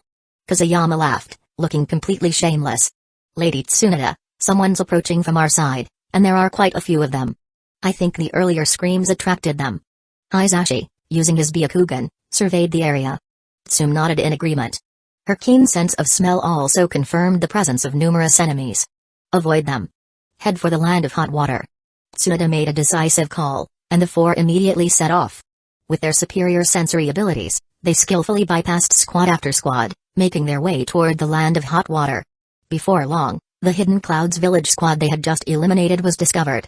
Fireworks signals shot into the sky above the forest, alerting the enemy. Upon seeing the signal, A's body radiated a fierce killing intent. Damn you, Hidden Leaf village rats. Follow the fireworks. Amoy, use your sensing ninjutsu. The moment you detect them, tell me immediately. A slightly plump ninja from the AB combo team nodded and began casting his sensory jutsu.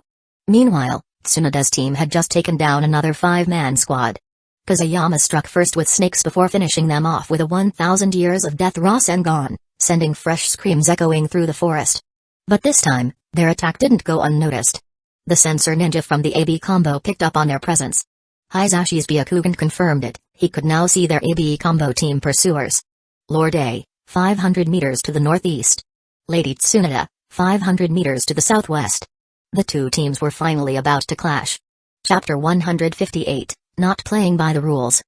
And Tsunade reacted almost identically upon hearing the report. Charge. Finish them off. Turn back. Finish them off. The two teams immediately rushed toward each other. Kuromaru. Get ready. Beast Mimicry, Man-Beast Clone. In Tsunade's team, Tsumen Yuzuka was the first to act. In an instant, Kuromaru completed his transformation, and the two charged forward together. The same was true for Hisashi. The moment the two teams clashed, the battle erupted. Kuromaru. Fang over Fang. Woof. Tsume took the lead, and two black tornadoes instantly formed, surging forward with immense force. Humphrey. Trying to take the initiative? Not if I can help it. Water style. Water formation wall. Among the 5 members of the AB combo team, the only female ninja scoffed as she formed a quick seal. A towering wall of water instantly rose in front of them.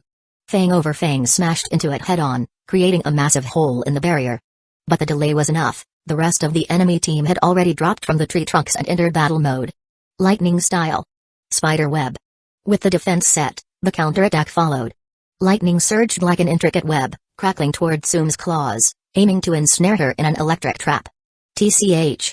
You think you can hold me down? In your dreams. Fang over Fang. Though young, Tsume was no stranger to battle. She spun at high speed once again, aiming to tear through the web of lightning.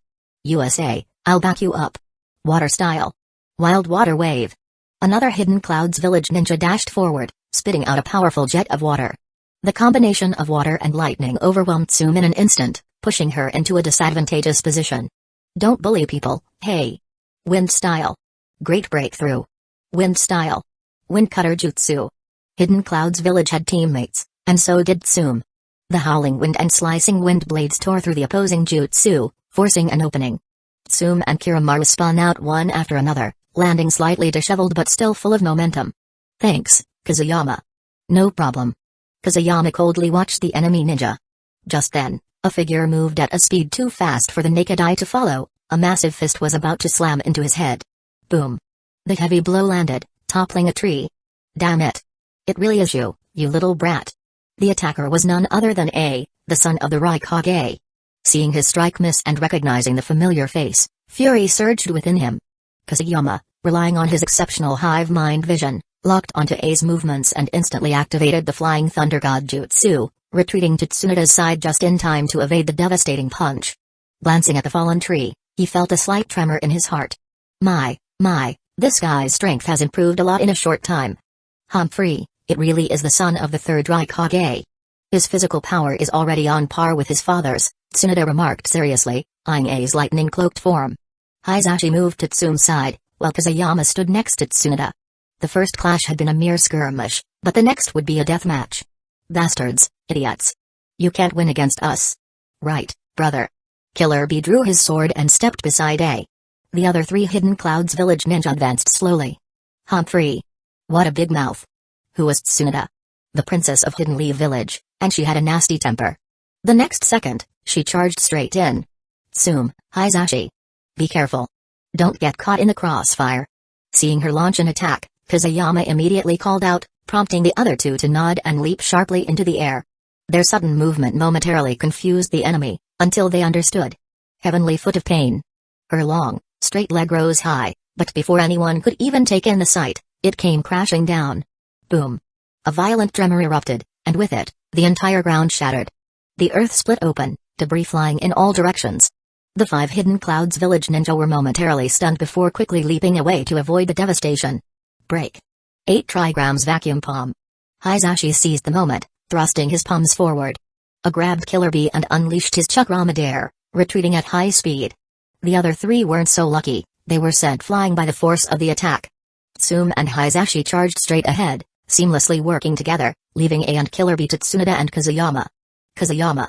Beat up that 8-tails Jinchūriki for me. Got it. You don't have to tell me twice. Chomai glared at the 8-tails Jinchūriki, issuing an unspoken challenge. Kazuyama had already been thinking the same thing. King versus king, general versus general. A was Tsunade's opponent, so Killer Bee should have been his. But would things go as expected? No, far from it. Wow, a beautiful girl with crazy strength. Eat my blade. Killer Bee, with A's help, dodged Tsunade's first wave of attacks. Even through his sunglasses, the excitement in his eyes was obvious as he looked at her. Brandishing his sword, he charged straight at Tsunade.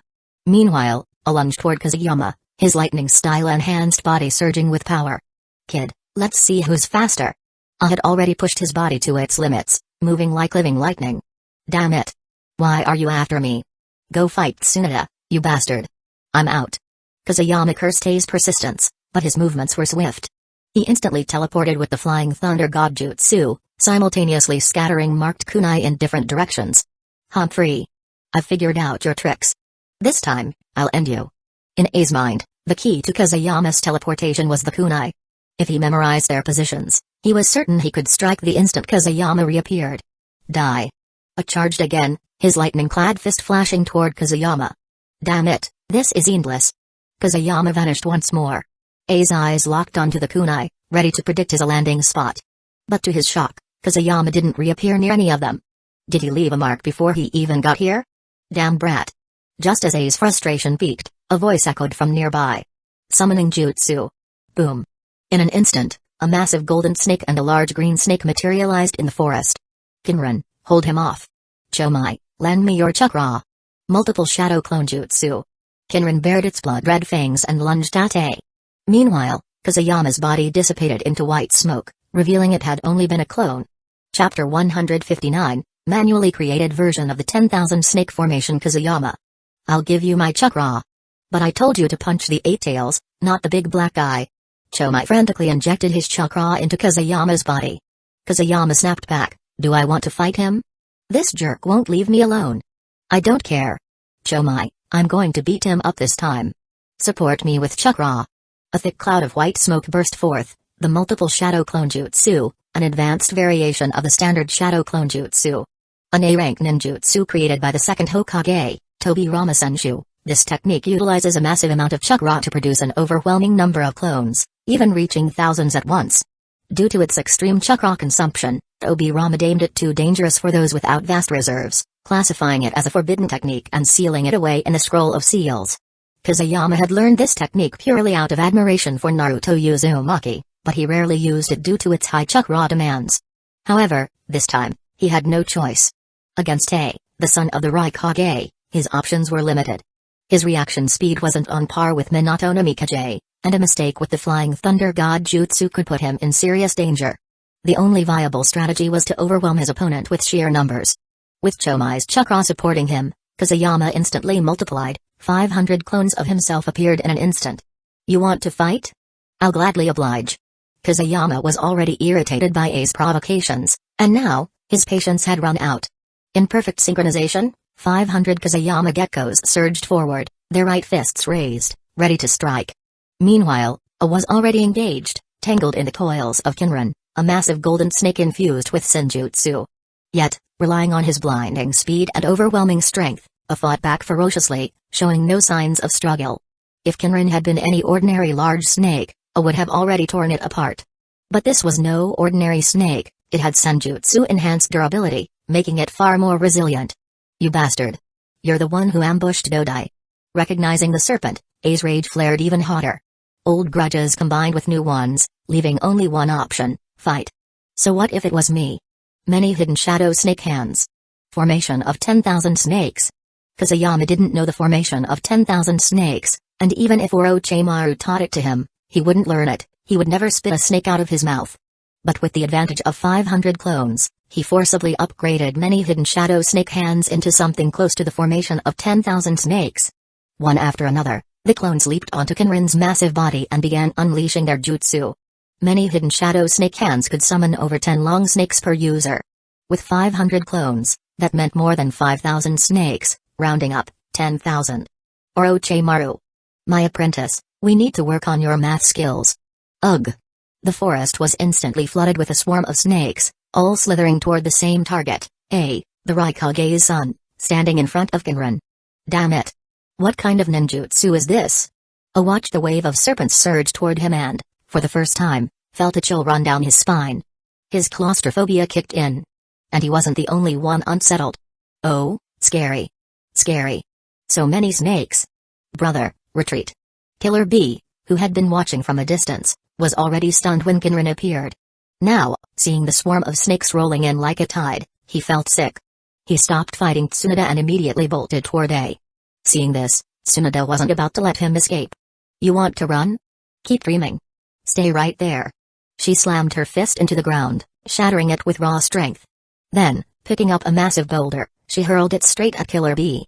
He barely dodged by leaping sideways. Damn it. Killer B looked a little rattled after being blocked, but Tsunade gave him no chance to recover. Her fist, packed with monstrous strength, came swinging toward him again. He had no choice but to defend, over and over. While keeping Killer B on the defensive, Tsunade glanced at Kusayama. She couldn't help but feel a little puzzled. His strength right now seemed excessive. Multiple shadow clone jutsu? When did he learn that? And how was his chakra even sustaining it? Meanwhile, Tsume and Hisashi remained unfazed by Kusayama's actions. The two continued fighting in sync, steadily suppressing their opponents. Back in front of A, the horde of snakes finally reached him. With no other choice, he activated his lightning-style chakra mode to resist. His fist crackled with lightning as he struck out, shredding the incoming serpents with raw power. But they just kept coming. There was no end in sight. And he couldn't afford to retreat. If he did, the wave of snakes would crash down on Killer B and the others behind him. You're pretty good at fighting, aren't you? I'll let you have a good fight. Kusayama felt the endless chakra surging through his body and activated many hidden shadow snake hands once again. Chomai had been working with him for so long that transferring chakra between them had become second nature. The chakra flow remained steady, saturating Kusayama's body without triggering the tailed beast's outer layer. The level of synchronization between man and insect was almost eerie. Damn it. Bastard. Have the guts to fight me head-on. A, overwhelmed by the relentless wave of snakes, had completely lost his mind. Lightning style exploded from his body, making him look like a humanoid Tyrannosaurus Rex crackling with electricity. Every punch and kick shredded the long snakes in front of him. But no matter how many he destroyed, more kept coming, an endless tide. Fight you face to face? Okay. Take this, 1,000 years of death Rasengan. Rasenatorgan Ascension. As he struggled to tear through the snakes, a cold voice whispered in his ear. Even with his peak reflexes, a chill ran down his spine. The next second, a sharp pain shot through his back. Even with lightning style protecting his body, he felt it. Ah. Asshole. In that instant, he understood exactly why Dodai had ended up in such a miserable state. This brat was shameless. Lightning blast. Enduring the pain, he allowed the snakes to coil around him. Raising his arms high, he gathered a massive amount of chakra between his hands. Damn it, I'm out. Kusayama, seeing the imminent danger, didn't even care about his 4 broken fingers. He activated the Flying Thunder God Jutsu and vanished from the ground. Boom. Crack. As A's arm slammed down, his attack detonated instantly. Originally meant to grab and slam his opponent into the ground, the move instead erupted in place, fueled by his fully charged chakra. Lightning roared, and the devastating chakra explosion obliterated all the surrounding snakes. Even Kusayama's 500 clones were caught in the blast. Kinran, the golden-scaled serpent, suffered severe injuries from the sudden explosion, its body writhing in pain. Roar! With an unwilling cry, Kinran vanished into white smoke. The clones disappeared with it. B. Retreat. A huge amount of chakra had been expended, and his body was wounded. Though it was unwilling to admit it, there was no other choice. He gave the order to fall back. Chapter 160, Retreat equals certain kill? Kusayama Gecko is stunned. Damn, I took out so much, and you're still trying to run? Kusayama's hands throbbed with excruciating pain, his face twisted in agony, but he still forced his legs to move, pushing himself forward. Flying Thunder God. Activating the Flying Thunder God jutsu once more, he instantly appeared behind A, enduring the pain. Stay right there. Many hidden shadow snake hands. Dozens of venomous snakes surged forth again, but this time, A didn't bother counterattacking. Instead, lightning crackled across his body as his speed surged even higher. This was the result of forcibly igniting his body's vitality. In the blink of an eye, he shot toward Killer B. Kusayama wasn't slow either. Pouring his chakra into the technique, the snakes experienced an unprecedented growth spurt, lengthening by 20 meters per second. Brother. Asshole. Stupid. Stop, you idiot. Killer B's awkward rap echoed as he was sent flying from a punch by Tsunoda. His left arm, which had just blocked the blow, now hung limp, broken. However, Tsunoda's monstrous strength had inadvertently helped, launching him directly toward his big brother. As he landed, massive octopus tentacles sprouted from his back, intercepting the oncoming swarm of snakes. Kusayama's serpents immediately sank their fangs into the Eight Tails' limbs. Well done, Kusayama. Bite him. Tear off all the bastard's octopus legs. Chomai was practically bouncing in excitement. But Kusayama merely scoffed. With the size of the Eight Tails' legs, do you really think my little snakes can bite them off? Then, with a sneer, he added, Chomai, you're such an idiot that it feels like a joke, like you were sent here as comic relief. Blocked by the octopus limbs, Kusayama knew he had lost the perfect window to attack. B. Retreat. Yes, brother. The AB combo exchanged a glance before suddenly moving, fast and violent. Kusayama's instincts screamed at him. Something was wrong. They weren't even paying attention to Tsunoda anymore. And why had they raised their arms like that? This wasn't a retreat. This was the AB combo's finishing move. Double lariat. Lariat. Their so-called retreat had been a bluff. This was their final attack, aimed directly at Kusayama. A's face was contorted with fury and pain, while Killer B, blood dripping from his mouth, radiated a lethal aura despite his shattered arm. All out. Kusayama didn't hesitate. He couldn't afford to. In an instant, his Flying Thunder God jutsu activated again. Using the pre-existing coordinates on the battlefield, he narrowly escaped the devastating attack, cursing them internally. Shameless bastards. Meanwhile, A and B's massive arms collided with a force so immense that the impact sent shockwaves rippling across the battlefield. Beat it. Retreat. Hearing the word retreat again, Kusayama was wary. He immediately scanned his surroundings, unwilling to let his guard down. These shameless guys might just try to attack again. But this time, they really were retreating. Kid. I'll remember you. I'll definitely kill you next time we meet. A's roar echoed from the distance, but Kusayama finally felt relieved. Just then, the familiar system voice chimed in. Ding. Perceiving the host's bravery in the face of the formidable enemy, the Rukongai sons, who suffered an indelible mental and physical wound from 1,000 years of death, nearly breaking their defenses, you have received a special reward. KK Genkai Fusion Progress, 10%, Total Progress, 90%. With A and Killer B retreating, the remaining 3 Hidden Clouds village ninja abandoned their trembling fight with Tsume and Hisashi. They quickly threw down smoke bombs and attempted to flee. But they had no idea that smoke bombs were useless against their opponents. With their heightened sense of smell and Byakugan, Tsume and Hisashi easily tracked them down, making sure none escaped. Kusayama slumped against a tree, his entire body aching. Lightning-style armor, also known as lightning-style chakra mode, wrapped the user in powerful lightning for both attack and defense. He had struck A directly, but the backlash had damaged him as well. To make things worse, his 1,000 years of death had completely backfired, shattering 4 of his fingers. No, they were beyond broken. His index and middle fingers on both hands were now grotesquely deformed. And on top of that, he had just used multiple shadow clone jutsu, many hidden shadow snake hands, and summoning jutsu. Was this even the kind of ninjutsu a normal person could use? Feigning exhaustion to keep up appearances, Kusayama weakly called out, Lady Tsunoda. Help. At the same time, He hoped to distract himself from the pain. Tsunade used the body flicker jutsu to appear beside him. Taking one look at his pitiful state, she couldn't help but burst into laughter. Even as she laughed, she activated the mystical palm jutsu and began healing him. "No, sister, what the hell are you laughing at?" Kazuyama groaned. "You're the one who is supposed to deal with him. Why would he come looking for me? Damn it." To be fair, Kazuyama did look completely disheveled, his body covered in soot, smoke rising from his short hair, still crackling from his brush with lightning-style chakra mode. His hands were broken, and his face was twisted in pain. "Can you still use the Flying Thunder God Jutsu? We're still in enemy territory." As the pain subsided, Kazuyama gave a small nod. Pretending to pull a medicine box from his pocket, he grabbed several pills and shoved them into his mouth. He had been using Chomai's chakra during the fight, but he still had to keep up appearances. To make it more convincing, he had condensed all his chakra into scale powder, storing it within his body. As a result, his chakra reserves were now completely empty. Tsunade immediately noticed. The moment Kazuyama swallowed the pills, her pupils contracted. She could clearly sense his chakra surging back, artificially stimulated by the medicine. "Lady Tsunade, we need to retreat. More enemies are coming." "It's obviously the enemy's reinforcements," Hisashi added as he and Tsume approached.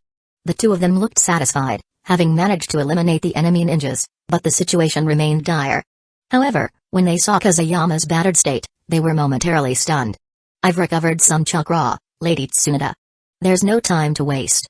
With Tsunade stabilizing his injuries and the chakra medicine from Orochimaru restoring his strength, Kazuyama quickly urged everyone to activate the Flying Thunder God Jutsu.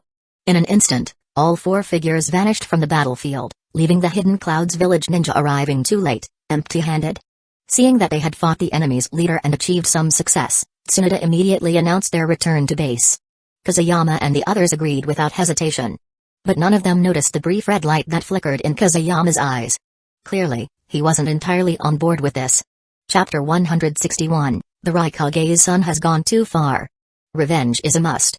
At this point, the Hidden Leaf village base had begun to take shape with the efforts of many ninjas. Trenches lined the front, tents were set up in the back, and sentries were stationed around the perimeter. Dorofu was busy organizing people to further improve the base. When he saw Tsunade return, he was overjoyed and hurried over to greet her. "Tsunade, how is it?" Then, noticing the miserable state of Kazuyama, his expression turned serious. "Huh? What happened to this kid?"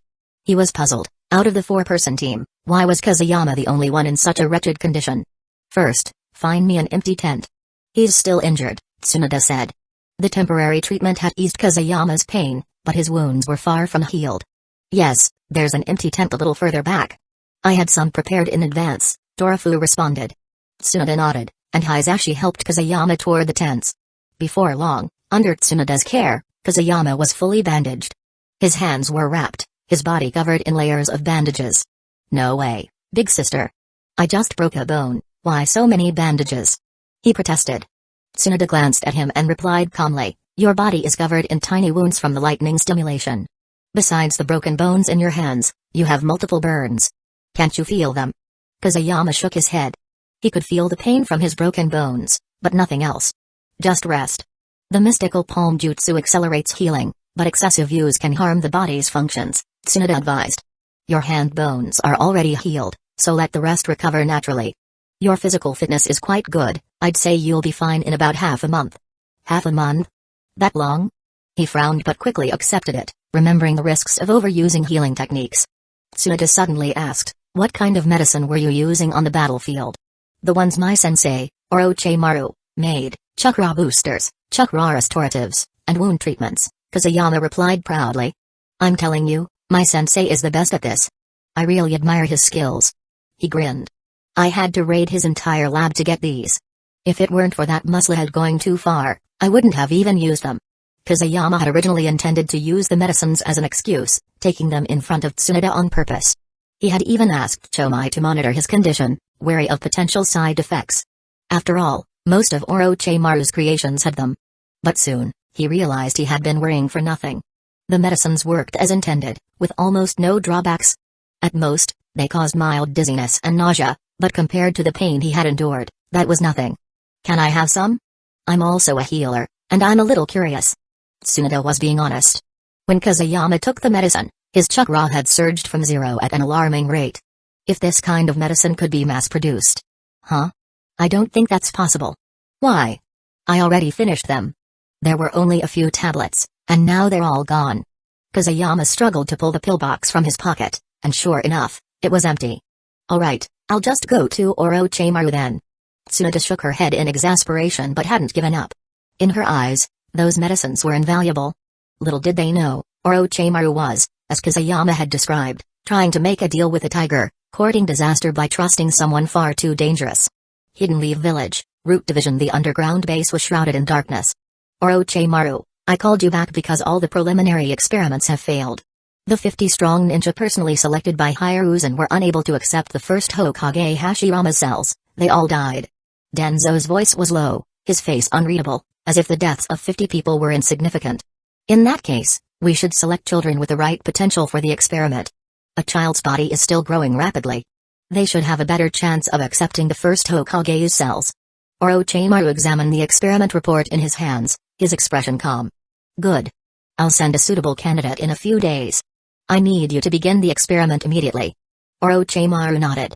He should have been on the battlefield in the Land of Rivers, but a few days ago, he had received an urgent summons from Root, calling him back to the village. To ensure his departure, he had even risked injury in a fight with the One-Tail. For now, Jiraiya was overseeing the Land of Rivers battlefield, and with a strong force stationed there, it was unlikely there would be any major issues. Also, Orochimaru, I know Kazuyama is your disciple. I want you to hand him over. A talent like his belongs in the Root Division. For the first time, Orochimaru's expression changed. Danzō noticed the subtle shift, but before he could speak, Orochimaru's voice cut through the silence. Danzō, my cooperation with you is between us. Don't drag Kazuyama into this. If I find out you've involved him, our collaboration ends immediately. Hey, and how exactly do you plan to explain your actions to the Hokage? Orochimaru's gaze was cold as he casually flipped through the report in his hands, his stance unwavering.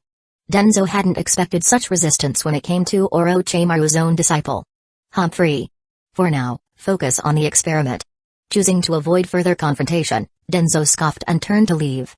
Orochimaru remained where he was, his golden eyes flashing with intensity, his emotions clearly stirred. After Kazuyama's return, Shirakumo and the others arrived soon after. Based on their reports, Hidden Leaf Village had gained a significant advantage in the battle. Although there had been casualties, compared to Hidden Cloud's village's losses, it was a decisive victory. Following the battle, both sides entered a temporary stalemate.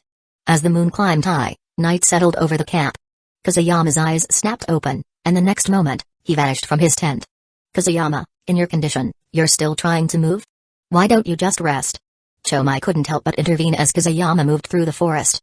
Humphrey, Chomai, don't bother trying to stop me. That damn musclehead has been tormenting me for too long. During the day, I had to hold back with people around. But now it's finally night. If I don't teach him a lesson, he'll start thinking I'm weak. His eyes gleamed with murderous intent as he circled the tree trunk.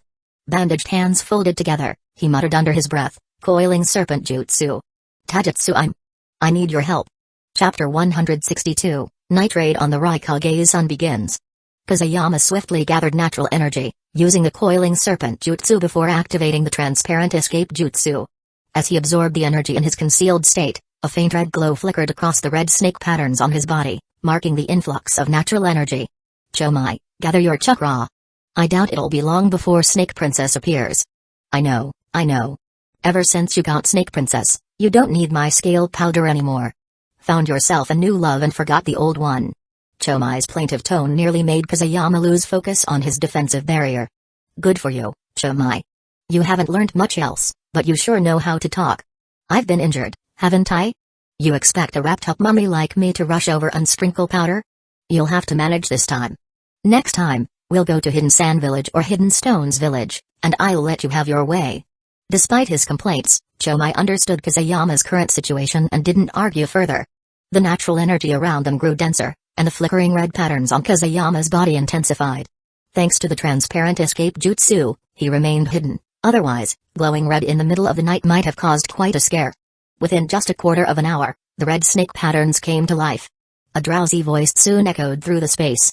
Kazuyama boy, why are you waking me up in the middle of the night instead of sleeping? Taijutsu's form materialized before him, her face carrying the drowsiness of someone who had just been roused from slumber. Taijutsu, I don't have a choice. Kinrin was injured in battle today, and I need to avenge this. If you look at me, my hands are broken, I'm covered in wounds, I have to avenge this too. Tagetsuime's gaze drifted over Kusayama's battered state before she chuckled. What happened to you, kid? Why are you such a mess? Tigreheim told me about Kinrin's situation. Her injuries aren't serious, her strength lies in her physical abilities, after all. It seems your opponent gave you a rough time. Kusayama nodded. The thought of the Rukonga's son, soured his mood instantly. That bastard really had it out for him, just because he had tricked him a few times using the Flying Thunder God Jutsu. A guy that big with a heart so small. But that was fine, Kusayama's heart wasn't any bigger. He wouldn't even wait until morning to get his revenge. Humphrey. He did this to me, I have to repay the favor. Tagetsuime, I'm counting on you this time. Tagetsuime covered her mouth, laughing at Kusayama's pitiful state. Tell me, what do you need? Since he had already mastered the coiling serpent jutsu and Tagetsuime was here, there was no reason to hesitate. Kusayama flashed a devious grin. Tagetsuime, sometimes, Genjutsu is the most devastating weapon. I might be in bad shape, but my opponent isn't necessarily any better. All you need to do is amplify his trauma, infinitely. And at the same time, use Genjutsu to make sure more people know about it. The weight of their stares alone will be enough to crush him with shame. Destroying someone's will was far more effective than simply killing them. Besides, he wasn't even sure if he could kill A outright. A's strength rivaled the third Rukongai. Injuring him at all was already an achievement. That was only because his 1,000 years of death Rasengan had been enhanced.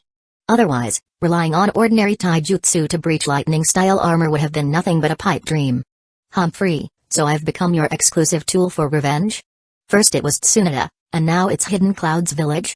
Drawing on her natural energy, Tagetsuime could already sense the presence of many people not far ahead. Several of them had particularly strong auras, though they all seemed somewhat weakened. Given how badly injured Kusayama was, and how Kinrin had suffered as well, it was clear they had fought earlier in the day. And now, here he was, sneaking up on them in the dead of night. Oh dear, are you just going to stand there and let your little brother get bullied? I'm telling you, those people from Hidden Cloud's village are brutal. Look at me, I've been bullied into oblivion. Tagetsuime shook her head helplessly but then flashed a devilish smile. Let's go persecute them. Kusayama nodded eagerly, first leaving behind coordinates for the Flying Thunder God Jutsu before activating the transparent escape jutsu and moving toward the Hidden Cloud's village hideout. Though the camp was quiet at night, numerous Hidden Cloud's village shinobi were still patrolling. Even concealed, he remained cautious. Tagetsuime, can you sense who has the most chakra here? Yes. And I have to say, this person's chakra output is absurdly high. Surprise flickered across her face.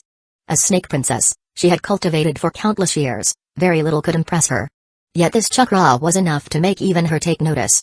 Humphrey, just another reckless brute. Following Tagetsuime's guidance, Kusayama crept toward a tent positioned at the very front of the camp. Damn, this guy's got some nerve. He actually set up his tent at the forefront, just how confident is he? Looking at the tent where the Rukonga's son, was resting, he couldn't help but feel a bit shocked. Was this a Hidden Cloud's village tradition? The stronger the shinobi, the closer they placed themselves to the battlefield? If so, there was nothing to criticize about Hidden Cloud's village. The Rukongai always led from the front lines, and even his heir, did the same. Maybe the saying was true, righteous men made the best killers. Hidden Cloud's village's unity and warlike nature were a direct result of the Rokogai's leadership. Kusayama, I'm going to start. Good. I'm counting on you, older sister Tagetsuime. Sage Art. Red Fang Fearsome Phantom Jutsu. Tagetsuime folded her hands in prayer. The next moment, her snake form materialized, and an invisible, long red serpent slithered toward Day before sinking its fangs into his neck. There was no pain, after all, it was Genjutsu. However, was already ensnared. Normally, even when resting, he would never let his guard down. As a commander, he had to stay alert at all times. But his fight with Kusayama earlier had shattered that vigilance.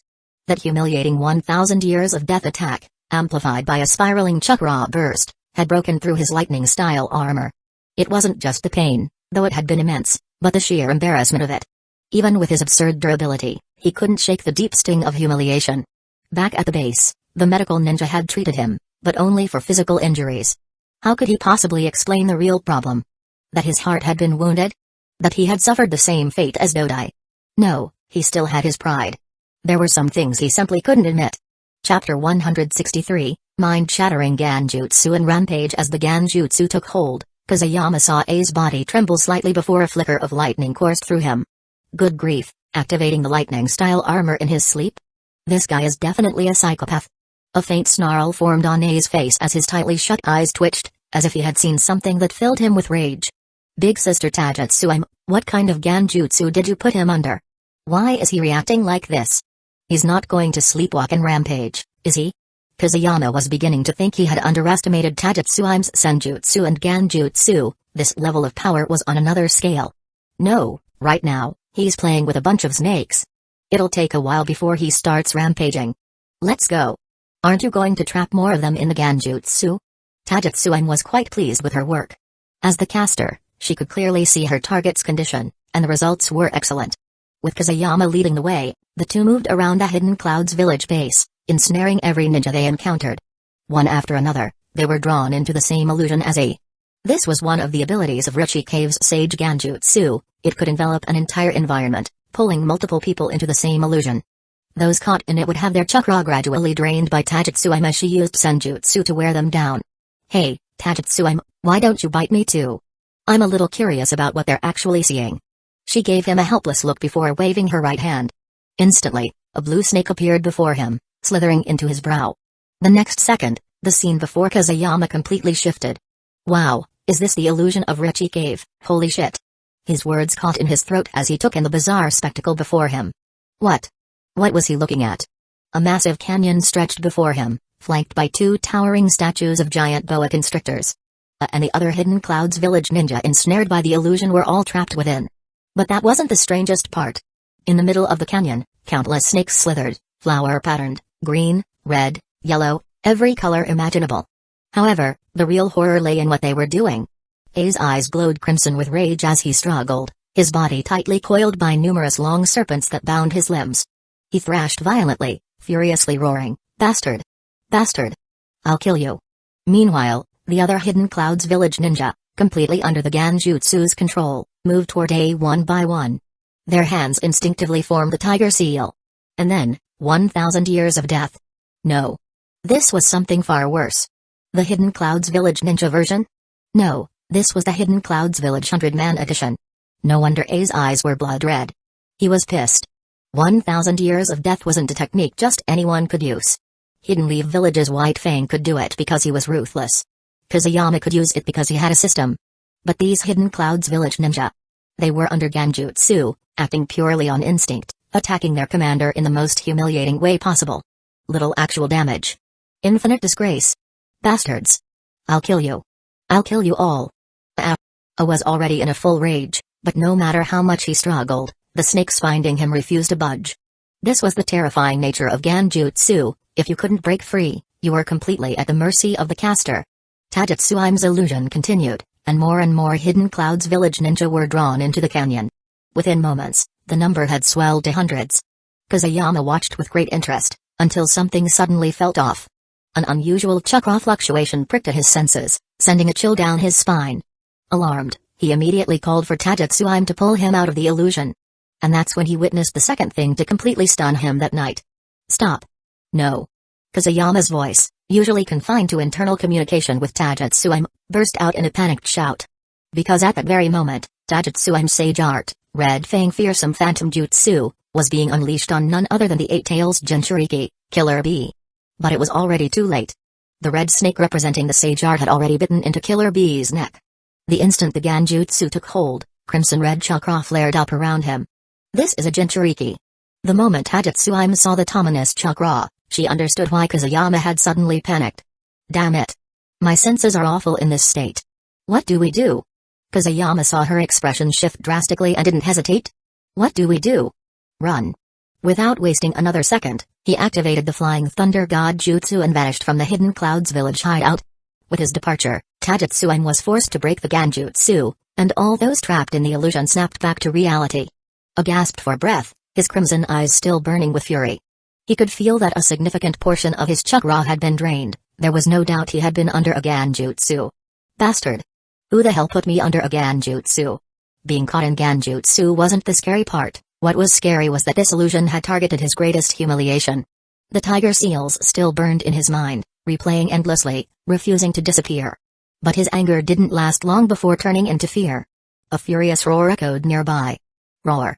Hearing the sound, A's expression shifted instantly. Ignoring his own condition, he bolted out of the tent. What he saw made his blood run cold. 8 Tails, its eyes glowing as red as his own, already standing in the center of the camp. Damn it. Take it down.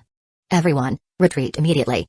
At that moment, A's voice boomed louder than anyone else's.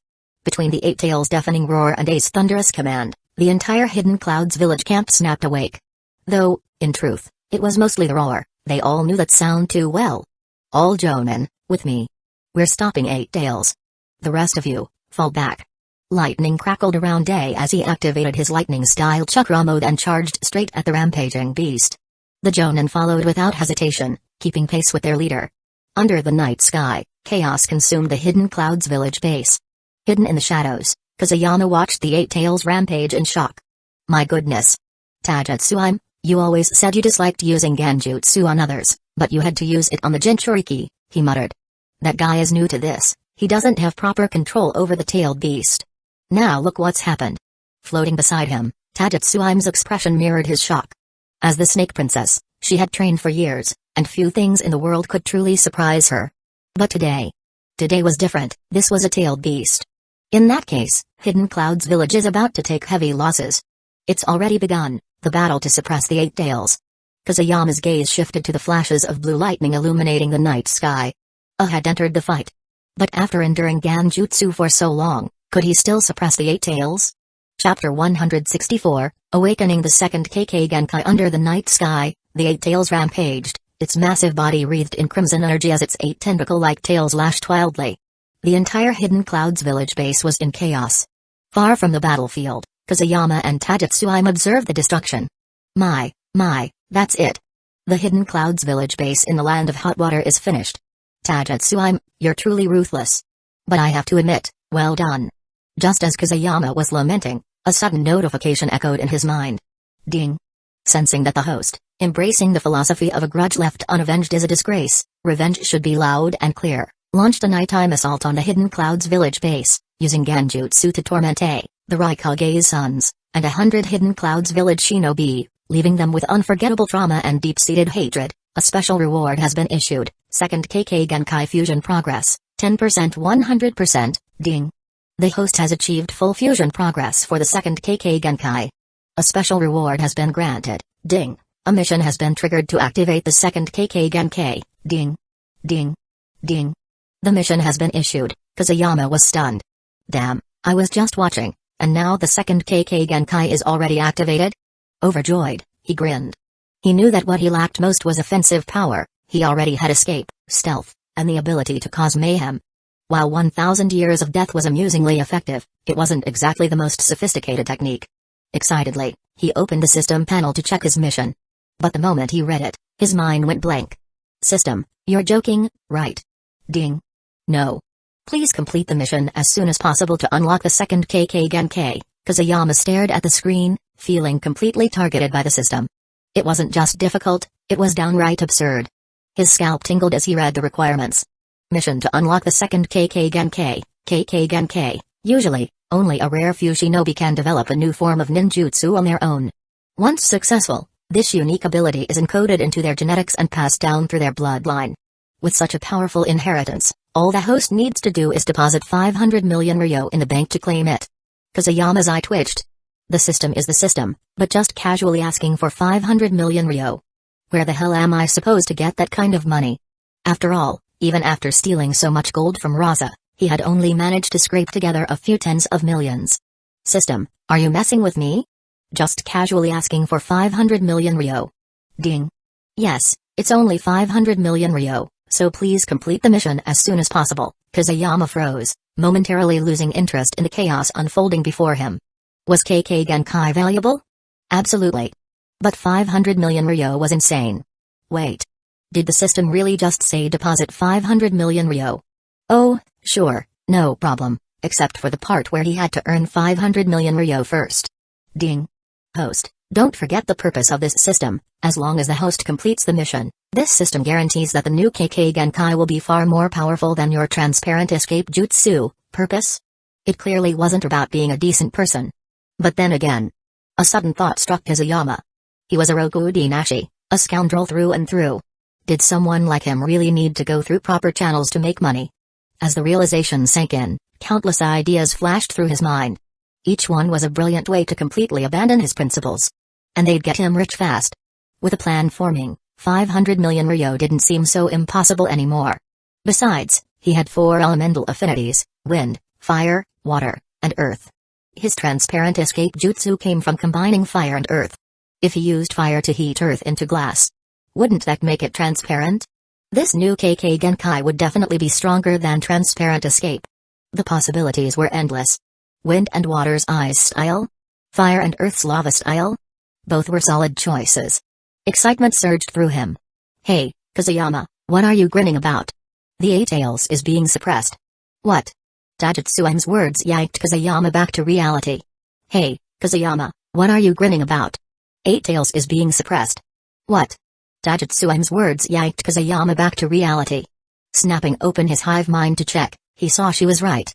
The battlefield had split, with massive amounts of rubber trapping the 8 Tails. That was Dodai's doing.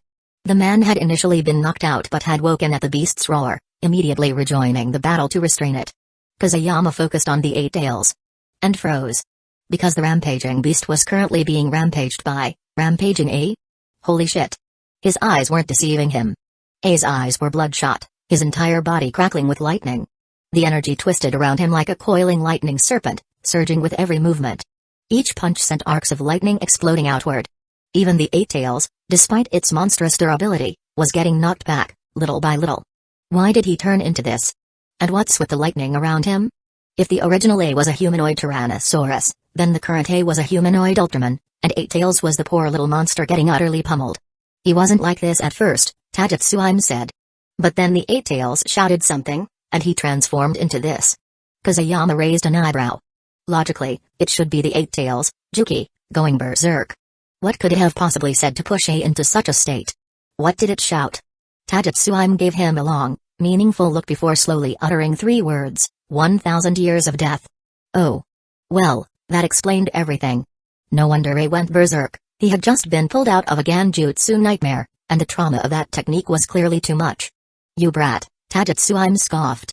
You look decent on the surface, but deep down, you're as wretched as they come. You actually used something like 1,000 years of death? Kazuyama completely ignored her. She just didn't understand the greatness of this technique. When he used it, the damage output increased by 50%. No matter who the opponent was, they'd end up on their knees. Let's get out of here. With all this noise, I bet Tsunoda and the others will notice. They're probably already on their way. The 8 Tails rampage was far too loud, and this location wasn't too far from the Land of Fire's border. The problem was that a tailed beast was massive. Even at night, it was hard to miss, especially with this terrifying amount of chakra radiating through the area. Tajutsuim nodded, stretching lazily. Fine, I'll head back. But in the future, don't wake me up at night. Don't you know how important beauty sleep is? Huh? You're a snake. So what? Does that mean I can't take care of my looks? Humphrey. Brat. With a flicker of movement, she activated the coiling serpent jutsu and slowly disappeared. The moment she was gone, Chomai's voice rang out. Ha ha ha. You're something else, Kazuyama. That bastard 8 Tails went berserk again and got beat down, it's killing me. Kazuyama smirked, listening to Chomai's laughter. Without wasting any time, he activated the transparent escape jutsu and sprinted toward the Land of Fire. However, before he could get far, he spotted Shirakumo and several Hidden Leaf Village ninja rushing toward the Hidden Clouds village camp. It seemed they were going to investigate the situation with the 8 Tails. Kazuyama didn't reveal himself. Instead, he activated the Flying Thunder God jutsu and teleported directly to camp. By the time he arrived, the entire place was brightly lit. Slipping into a secluded corner, he deactivated transparent escape and walked back to his tent, only to freeze the moment he stepped inside. Tsunoda was waiting for him. Kid, where have you been all night? Her sharp eyes narrowed. Humphrey. I knew you wouldn't stay quiet. Now spill it, did you have anything to do with the 8 Tails rampage? Kazuyama broke into a cold sweat. Damn. The 8 Tails rampage really set off a chain reaction. Chapter 165, Deep Behind Enemy Lines. No, I was there to observe the battle as well. But with the tailed beast's rampage being so widespread, I decided to retreat. Who is Kazuyama Gecko? He doesn't even flinch when he lies. Despite Tsunoda's serious expression and commanding presence, she couldn't exert the slightest pressure on Kazuyama. Really? Absolutely. Tsunoda wasn't skilled at interrogations, and seeing how composed and unbothered Kazuyama was, she chose to believe him. If Kazuyama knew what standard Tsunoda used to judge him, he would scoff, superficial. The real Rokudinashi wouldn't even bother acting personally. Seeing Tsunoda sigh slightly, Kazuyama knew he had successfully deceived her. With the Eight Tails rampaging, I doubt Hidden Cloud's village will make a move anytime soon. I just don't understand why it went berserk. Could it be related to the battle earlier? Hearing Tsunoda's words, Kazuyama was unimpressed inwardly, but he feigned a look of agreement. During the day, you broke his arm and forced him to flee. Maybe the emotional shock pushed him over the edge. Even he didn't believe his own words, but what else could he do? Just spout nonsense and get through it. Tsunoda clearly wasn't convinced either, but she had no alternative explanation. After all, she wasn't a Jinchūriki, how could she know what might trigger one into going berserk? That's enough. Just focus on recovering from your injuries. Lady Tsunoda, there's something I want to tell you. Just as Tsunoda was about to leave, Kazuyama called out to her. What is it? I plan on leaving the base for a while. Huh? Where do you think you're going? We're in the middle of a war. I know I'm in no condition to fight, so I plan to head to the Land of Lightning to investigate. Tsunoda was stunned. Investigate the Land of Lightning? Infiltrating enemy territory and gathering intelligence was standard during wartime, so she didn't overthink it. But after eyeing Kazuyama's battered state, she shook her head. You're covered in injuries, and you still want to gather intelligence? Do you have no regard for your life? Kazuyama simply laughed. Come on, big sister, I'm gathering intelligence, not charging into battle. I've got both the transparent escape jutsu and the flying thunder god jutsu. If I run into trouble, I'll just disappear, alright? Tsunoda was left speechless, she had nothing to say to that. In all of Hidden Leaf Village, when it came to escape techniques, even Tsunoda had to admit, Kazuyama was unmatched. After all, he could teleport and turn invisible. He was the ultimate intelligence officer. Are you really determined? Well, my combat effectiveness isn't great, so it's better for me to go behind enemy lines and gather information. Kazuyama had his own plans, he desperately needed money. Returning to the village was out of the question. Someone like him, avoiding the battlefield, would never get approval from the higher-ups. In that case, he might as well head straight into enemy territory and stir up trouble. Alright, then be careful. For communication, use whatever method works, pigeons, summon beasts, anything. I'll have someone keep an eye on things. Kazuyama nodded and began pretending to pack his things in front of Tsunoda. Suddenly, she strode over and commanded, sit still. Confused, Kazuyama obediently sat down. He watched as Tsunoda's hands briefly glowed green, the mystical palm jutsu. A warmth spread through his body, and his still healing finger rapidly mended. Big sister, didn't you say there would be after effects? Feeling his body recovering so quickly made him uneasy. Excessive chakra output can damage the patient's normal circulatory system. Those were your exact words. As the green glow faded, his broken bones and wounds had completely healed. Humphrey, you're still young, your body can handle it, Tsunoda said. If you weren't heading behind enemy lines, I wouldn't have healed you. She was showing kindness in her own way, so Kazuyama didn't argue. Shouldering his backpack, he looked at her seriously. I'm off. Take care, Lady Tsunoda. With that, he activated the Flying Thunder God Jutsu and vanished. Tsunoda stood there, momentarily speechless, before laughing and shaking her head. That little brat. Where did he learn to be so devious? Relying on the Flying Thunder God Jutsu, Kazuyama once again returned to the land of hot water. Chomai, from now on, we're on our own. Kazuyama, what are you planning to do in the Land of Lightning? Chomai, do you think I can awaken a second type of KK Genkai? Kazuyama didn't answer Chomai's question and instead asked something completely unrelated. KK Genkai? Don't you already have one? Transparent escape jutsu. Are you seriously thinking of getting another KK Genkai in the Land of Lightning? Stop joking, do you think that's something you can just create on your own? Despite being a tailed beast, Chomai understood how KK Genkai worked. Chomai, you're thinking too narrowly. Did you expect to meet me back in that cave in Hidden Waterfall Village? Most KK Genkai are inherited through bloodlines, but in the end, they only exist because some genius ancestors created them in the first place. Let's go. We're heading to the Land of Lightning. The thought of obtaining a second KK Genkai filled Kazuyama with excitement. It's just money. I'll get it soon enough. Chomai was still confused, but sensing Kazuyama's enthusiasm, he couldn't help but feel curious. Could this kid really be trying to create a KK Genkai?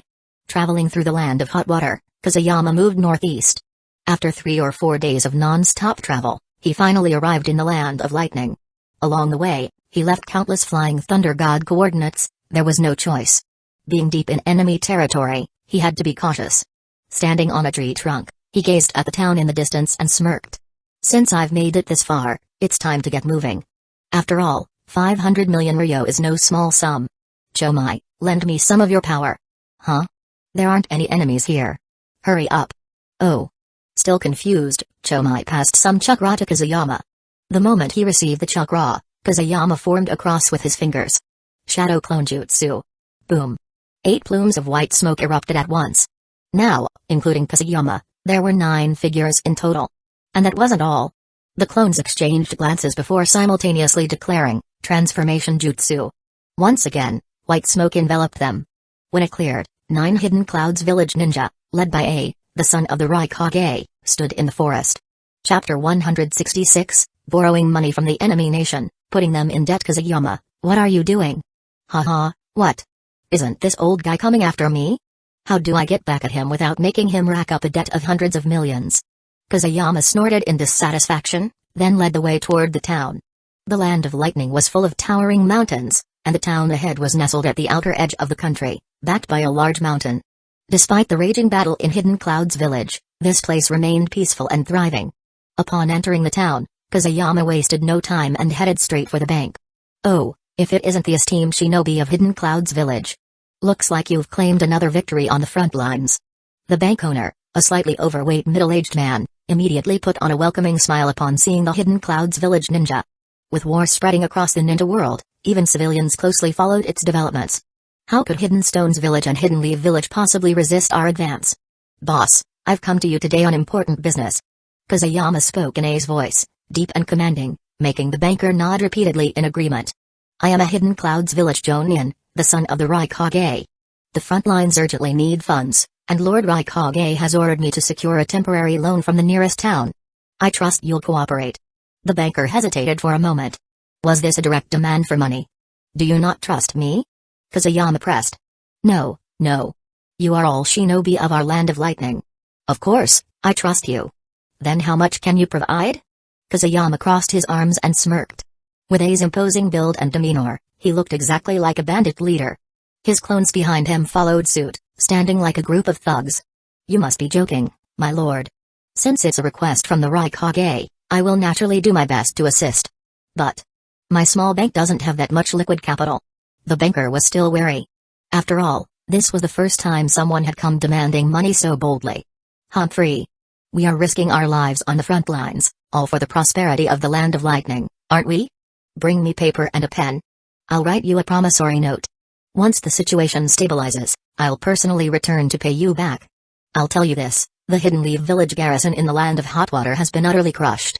All we need now is funding to secure the region. Lord Rukongai is even willing to pay out of his own pocket to stabilize the land of hot water and strengthen our alliance. Otherwise, if it were up to me, we would have already seized their wealth for ourselves. You're practically donating to a worthy cause. Once the land of hot water is stabilized, its wealth will flow directly into the land of lightning's reserves. Do you seriously think I won't be able to pay you back? Kusayama was spewing nonsense, saying whatever came to mind. But that nonsense was precisely what left the banker with no way out. The land of hot water was a prime location, boasting the best hot springs on the continent. The revenue it generated each year could fill an entire cart. Hey, what are you saying, my lord? To ensure the land of lightning prospers, even my small bank must contribute. Here, this is a promissory note for 50 million ryo. Sign it, and I'll get the money right away. Kusayama took it without even looking and wrote, A, son of Rukongai from Hidden Clouds village. Is that enough? If not, you can take a picture of me and demand payment later. His tone was dismissive, but to the banker, it sounded like music. If the lord is willing to cooperate, that would be best. Go ahead, take my picture. I'm a Hidden Clouds village ninja, I play by the rules, so I've got nothing to hide. Kusayama had perfected A's posture and expression, 99%, if not 100%. If it weren't for the fact that he wasn't the real person, there wouldn't be a single flaw. Click. With the photo taken and the money in hand, Kusayama could feel the weight of the box. 50 million ryo was no small sum.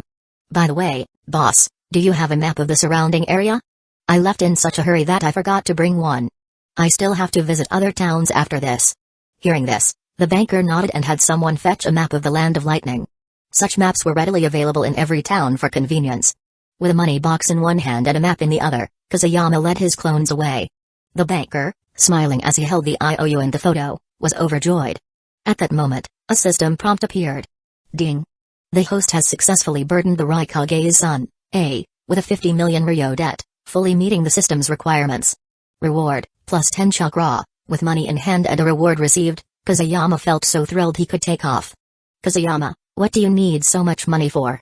Don't you already have tens of millions at home? Chomai couldn't understand what Kusayama was doing. The latter smirked before explaining. Chomai, whose money do you think I'm holding right now? The Land of Lightnings. Exactly. Isn't it brilliant? Taking money from your enemies and leaving them in debt. Kusayama grinned as he checked his savings. After the system prompt, his total funds had reached 146 million ryo. He was still more than 300 million away from his goal of 500 million, but he'd get there soon enough. Just then, the system prompts sounded one after another. Ding. Because the host allowed the Eight-Tails Jinchūriki, Killer Bee, to run amok, he dealt a heavy blow to Hidden Cloud's village's forces and caused significant damage in the Land of Hot Water. As a result, plus 5 chakra has been awarded. Ding. The Eight-Tails rampage resulted in countless casualties among Hidden Cloud's village's Jonin. Elite Jonin Dodai lost an arm and suffered severe psychological trauma. As a result, plus 5 chakra has been awarded. Wow, double good news. However, these rewards made Kusayama think, so the Eight-Tails riot had finally ended. The destruction was far greater than expected. Still, he hadn't anticipated Dodai losing an arm. And why would just losing an arm cause such severe psychological trauma? Dismissing his clone, he was briefly enveloped in white smoke before flipping through the map of the Land of Lightning. Soon, he locked onto another town 30 kilometers away. And while he was stirring up trouble behind enemy lines, in the Land of Hot Water, at Hidden Cloud's village's base, after a night of fierce battle, the storm surrounding the Eight-Tails had finally calmed. But Hidden Cloud's village had suffered devastating losses. Killer Bee remained in a deep sleep, heavily guarded for fear that he might go berserk again. As for A, he was in rough shape, covered in wounds that still oozed blood. One eye was swollen shut, and his right arm was broken. Damn it, B, you bastard. Why did you go berserk? Not even the iron armor seal could suppress the Eight-Tails? A turned with difficulty to look at the man beside him. Dodai, how are you? Dodai looked even worse. His right arm was completely gone, a bloody stump. Blood oozed from his abdomen as well, and 3 medical ninja were surrounding him, working desperately to stabilize him. I'm fine. Losing a hand isn't that big of a deal. But if I get the chance, I really need to have a talk with him about why Eight-Tails has a habit of biting people. At the end, Dodai's face twitched slightly, as if recalling the exact moment his right hand had been torn off.